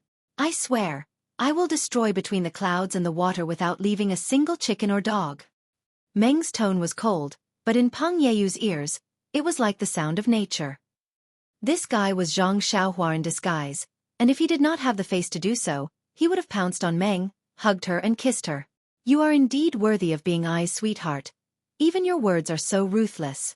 Hee hee, although you don't usually say anything, but behind my back, you call me hers. Really intoxicating. Zhang Xiaohua thought to herself, but her voice was still fake, and she said vaguely, "It's not dangerous, I will catch up with you in a few days." Humph, Meng continued to threaten, "I'm curious, how did Xiaoyao persuade you? Do you have something you want him to do?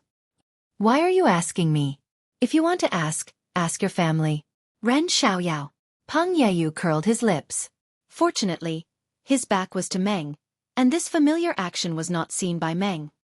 This dead man, he must say that he made an agreement with you to keep it a secret. Otherwise, I will pull his ear and ask. Meng said fiercely. Peng Yeyu naturally touched his ears and said thoughtfully, "That's right. He definitely can't say it." While they were talking, a group of patrolling guards passed by. Under the light of the torches, they saw Peng Yeyu leading a woman. They couldn't help but be startled. Immediately the person in the lead went forward and cupped his hands. "External Envoy Peng, you are..." Peng Yeyu was slightly stunned, and looked at him. "Do I need to tell you what I am doing?" That person was also taken aback. He smiled apologetically and said, "Of course I can't interfere in external emissary Peng's matters." Haha, now that sect leader has left, you must be relieved. TSK. I was too talkative. Please. Peng Yeyu nodded, and was about to leave. "Oh right, external envoy Peng. There are rules, please. Your password tonight is..." "Please don't blame me, this is... Yiyu Xiao Xiao." Peng Yeyu said in a bad mood. That person suddenly thought of something, and a strange expression appeared on his face, as if he wanted to laugh but did not dare to. If he did not laugh, he would not be able to hold it in. Peng Yeyu glared at him and left with Meng. The torches of the people behind them were crooked, and they were laughing extremely sullenly. On the short journey to the pier, Peng Yeyu and Meng encountered several patrols. It could be seen that between the clouds and the water was heavily guarded after Bai Yanqiu left. But who was Peng Yeyu? He was one of the few external envoys, and he always had the right to freely enter and exit between the clouds and the water. Tonight's password, ahem, although it was a little inappropriate, he had said it clearly, so who could stop him? On the pier, several large boats were docked, and one of them was lit. Peng Yeyu walked to the bow and shouted, "Who is on duty tonight? Who is it?" A burly man shouted, and quickly ran out of the cabin with a small bone in his hand. When he saw that it was Peng Yeyu, he immediately threw the bone into the water, and rubbed his greasy hands on his lapel a few times. He cupped his hands and said, "So it is external envoy Peng. This little one did not hear you, so sorry for the delay. Are you allowed to drink when you are on duty?" Peng Yeyu frowned and asked when he smelled the smell of alcohol in the man's mouth. The man scratched his head and murmured, "It is already late, this little one." "This little one thinks that there is nothing wrong. Who told you that there is nothing wrong? Didn't I already have something to do?" Peng Yeyu said impatiently. Yes, this little one will immediately tidy up," the man answered, and quickly went into the cabin. Not long after, several other men came out with food and wine in their hands. They all timidly looked at Peng Yeyu, who was coldly facing the pool, and hurried to the next boat. Meng looked on from the side with interest, but her heart was also a little uneasy. At this moment, a voice came, "External envoy Peng. What are you going to do with this disciple of the fragrant religion?" Meng's heart thumped. She turned around and saw that it was Li Su and Li from Huiming Hall, who had greeted them earlier. Peng Yeyu's expression also changed. He turned around and cupped his hands, saying, "Oh, so it is Li. I just received a message from the sect leader, asking me to bring this female disciple out." "Oh? Is that so?" Li Su frowned and looked at Peng Yeyu, and then looked at Meng, who was standing quietly next to him. He asked curiously, "What? The sect leader sent a message? Why didn't this old man know? When did external envoy Peng receive news more timely than my Huiming Hall?" "Oh right. External envoy Peng. What happened to your throat tonight?"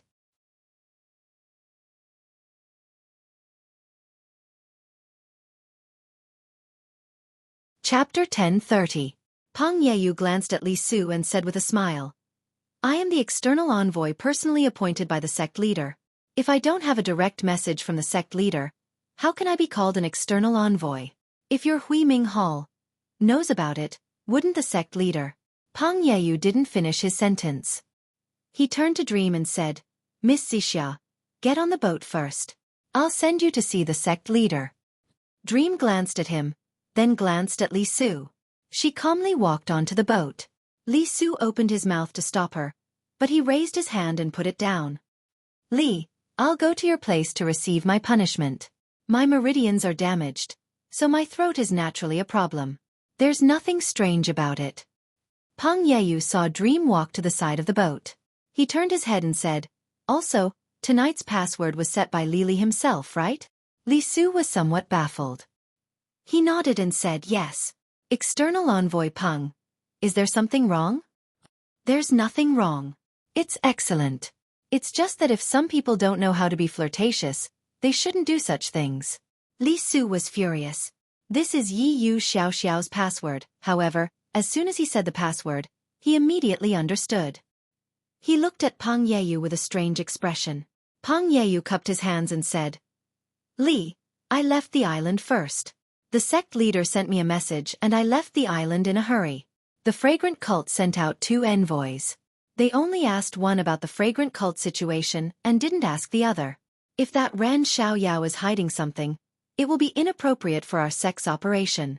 Therefore, she asked me to bring Xixia over. She has detailed information to ask. Li, are you satisfied? It's nothing. It's nothing. External emissary Pang has received the sect leader's verbal instructions, so of course he can do as he pleases. This old man was just asking, so don't take it to heart. Also tonight's password is really this old man's slip of the tongue. Brother, please don't blame me. This old man will have his subordinates change it. No, don't change it tonight. Let's talk about it tomorrow.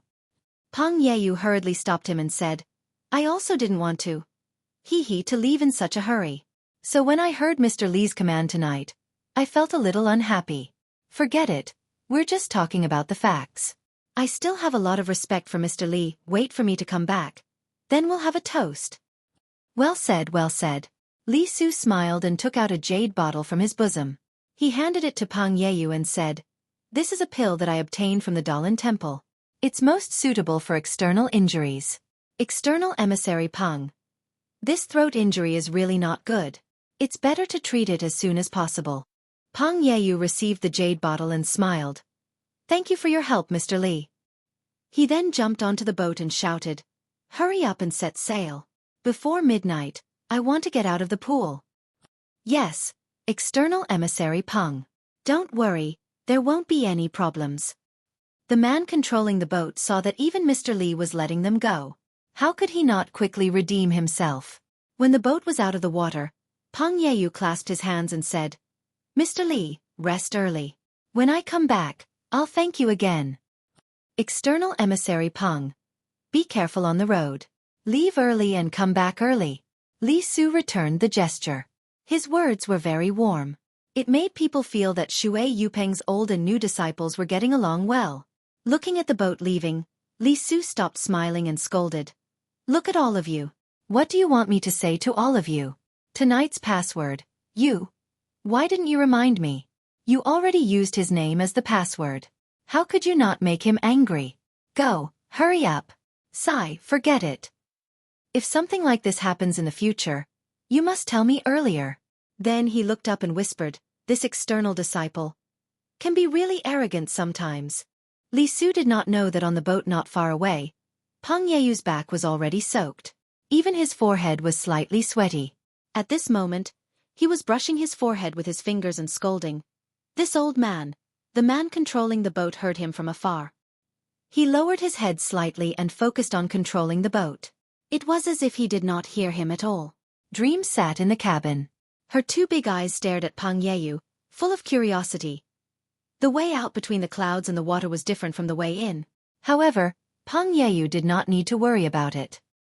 He only needed to stand at the bow of the boat. With the face of the disciples between the clouds and the water familiar with him and the password that made him A little angry, he was unimpeded. When the boat reached the shore, Peng Yeyu brought Dream down the boat. The man controlling the boat cupped his hands and said, "External emissary Peng, I will not see you off. I hope you will make a new contribution soon." As he said that, he docked the boat beside the pool. At this moment, the disciples who were patrolling the shore quickly rushed over. Since they were already on the shore, Peng Yeyu dealt with them even more smoothly. He sent the disciples away with a few words. He even sent Dream's big white horse over. Dream rode on the big white horse. Peng Yeyu also rode on a horse.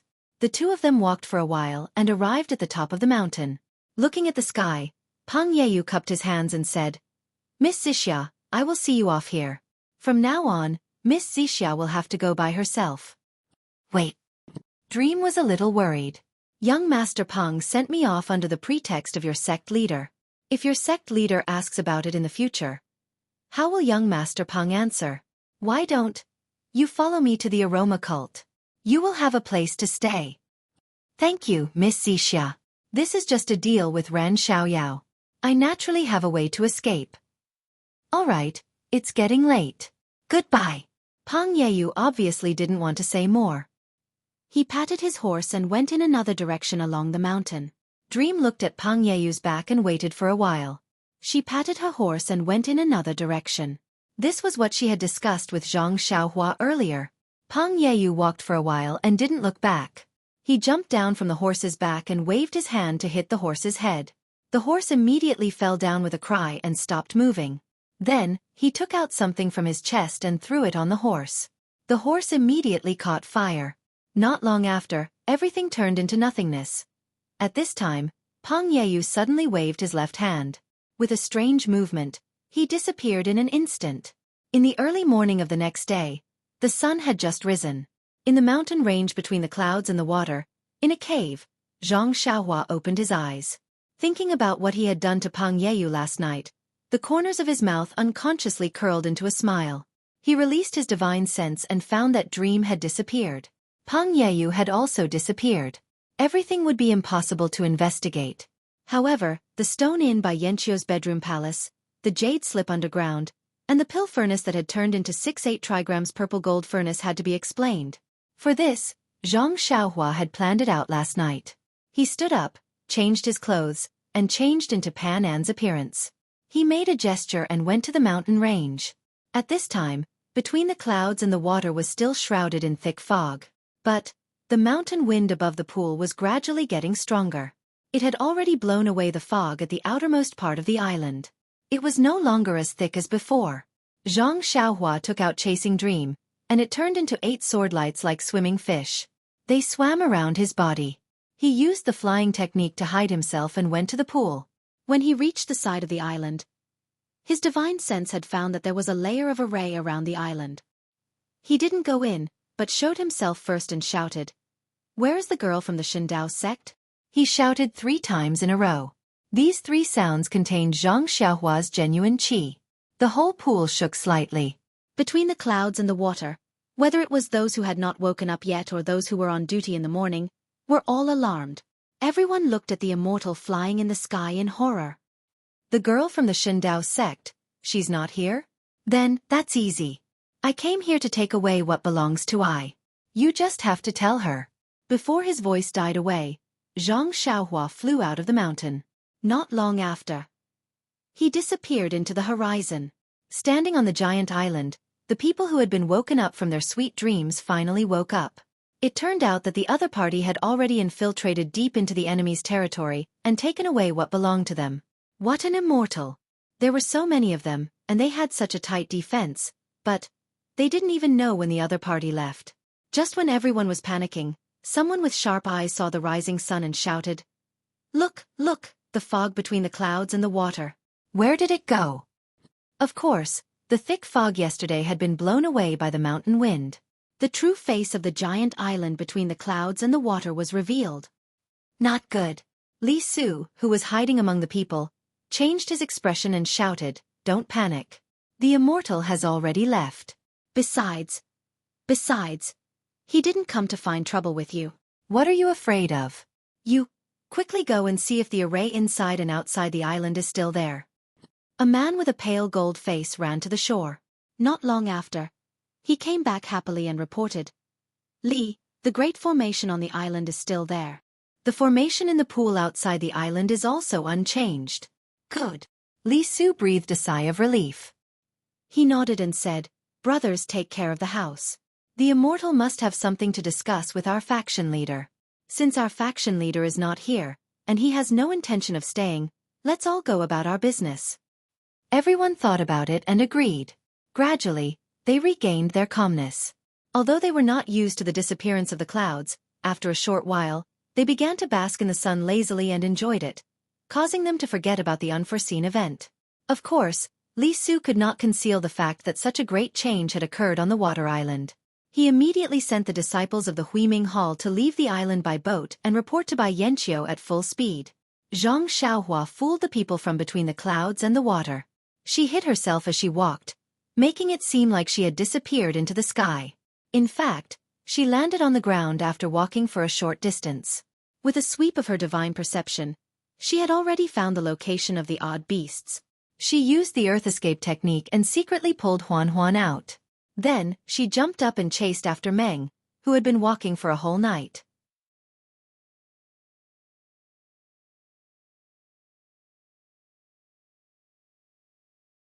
Chapter 1031. Chen Chen pursed his lips and said, I'll encounter it sooner or later. It's better to ask now. All right, I'll let you know that the bottleneck of the immortal Tao is different for everyone. Even our sect's bottleneck has nothing in common with the elders. Perhaps my experience can be used as a reference for the elder, but for you, it's like playing the lute to a cow. So be it. If you want to tell me, I'll listen. If I can't comprehend it, I'll just treat it as a story. Chen Chen said with a smile. Alas, it's not that I don't want to tell you. Immortality is different from martial arts. If you don't reach the bottleneck, you won't understand it at all. Instead, it may lead you astray. Nun Jingyi shook her head and said, however, if you want to hear a story, I'll tell it to you. Hearing this, Chen Chen's eyes brightened and he almost clapped his hands in praise. He said, then, sect master, tell me quickly. Nun Jingyi did not know whether to laugh or cry. She said, actually, it's not a story. It's just that a disciple of Ruijin Palace, Missouri Qingshan, picked a Chao Huandan for my sect, and this Chao Huandan was obtained by the current disciple of the guardian, Ren Xiaoyao. He returned the Chao Huandan to my sect according to Mo Qingshan's last wish. This Chao Huandan is an extremely rare immortal spiritual herb in the world. My sect refined this Chao Huandan into an elixir and took it. Naturally, I broke through the bottleneck in one fell swoop. This matter involved Nun Jingyi's love affair in her early years. Everyone in the hall knew about it.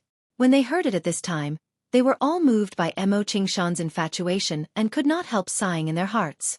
Chen Chen said enviously, this Ren Xiaoyao is really lucky. He went to Huanshu and got the Chao Huandan that no one had expected. This guy. Oh, Sir Hierarch, it seems that tomorrow is the Martial Arts Circle Assembly. I heard that Master Chongshang of the Dalan Temple has already passed Jinghai Lake and is accompanied by the Deputy Master of the Greenwood Palace. As for Ren Xiaoyao and Zixia, why is there no news about them until now? Peacock frowned and looked at Nun Jingyi in confusion. She whispered, I went to the Tenryu sect and junior sister Yuyen went to the Alliance of Righteous Sects. They both rushed back 10 days ago.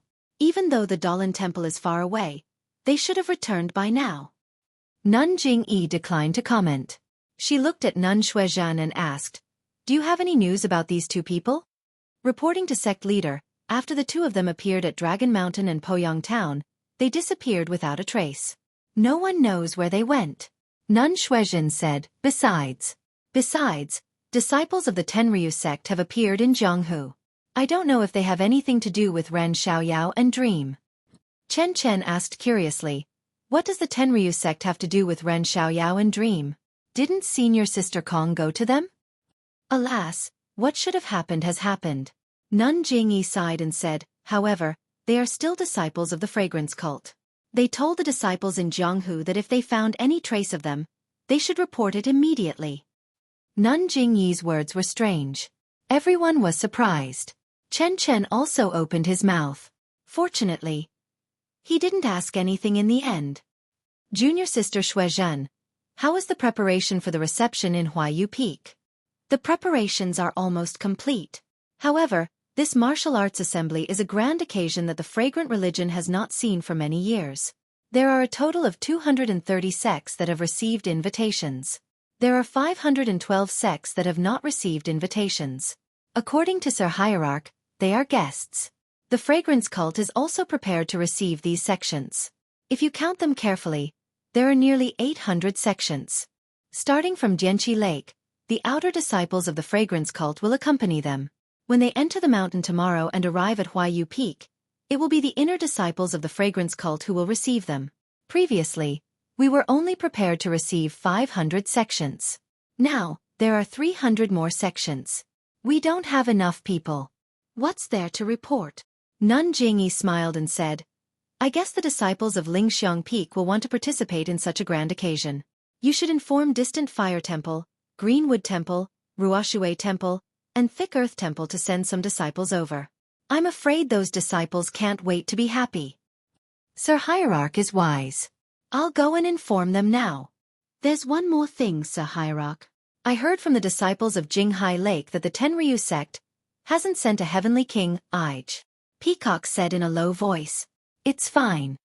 Nun Jingyi waved her hand. The Tenryu sect is the most annoying. It's the inheritance of the demonic cult. There's a difference between life and death between us and the four immortal sects. Although the immortal sects and the demonic cult have been annihilated and there have been fewer battles of life and death in the past few thousand years, they're still incompatible with us. It's normal that they don't come. But, when I went, they didn't say that they wouldn't come. So, they'll be the last. Maybe when all the sects come to Huayu Palace, their heavenly king will be the last to arrive. Sir Hierarch, this Socrates. Why is he so arrogant? Chen Chen asked. Sakra? Nun Jingyi smiled bitterly. The Tenryu sect's Sakra has never shown himself in public. He definitely won't participate in our fragrance cult's martial arts convention. Even if someone from the Tenryu sect comes, it'll only be a heavenly king. Oh, I see. Chen Chen was enlightened, but immediately asked, but? Sir Hierarch, you've broken through the bottleneck. Between the immortal sects and the Sakra, who's more powerful? Everyone's expression changed. Nun Jingfan and Peacock almost glared at Chen Chen. Nun Jingyi seemed to have been asked. She stared at the clear sky outside the window. After a while she said, the Sakra is the best in martial arts in the world. He's also the best in the immortal sects. Ever since, the four immortal sects, Fragrance Cult, Dalan Temple, Misty School, and Xindao sect were founded, he's been the best. Even now he's still the best. Silly girl. Do you think our sect can compare to the Sakra? What? Chen Chen was dumbfounded. How is that possible? Could it be that the Sakra of every generation is the best in martial arts? Sigh, we had our suspicions back then, but this is the truth, an indisputable truth. No one doubts this fact, and no one dares to refute this fact. But the immortal sects have been destroyed. The Shundao sect and Misty School have been destroyed. Why has the Tenryu sect always been so powerful? How did they pass down their knowledge? Chen Chen seemed to want to cram in his knowledge of the immortal sects.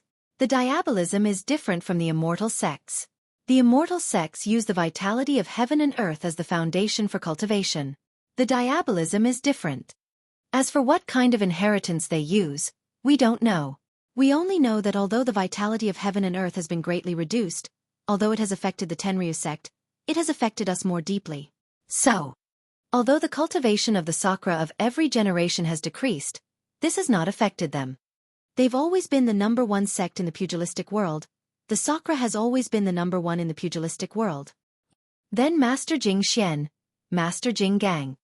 Peacock asked in a low voice, this time should we ask about it? Nun Jingyi stopped and looked at Peacock thoughtfully. She nodded and said, yes. They killed 2 of our elders. Even if the Sakra is the number one person in the world and the Tenryu sect is the number one sect in the world, this matter must be explained clearly. Everyone praised him in their hearts and nodded. Lord Hierarch is right. But, Peacock, think about it again.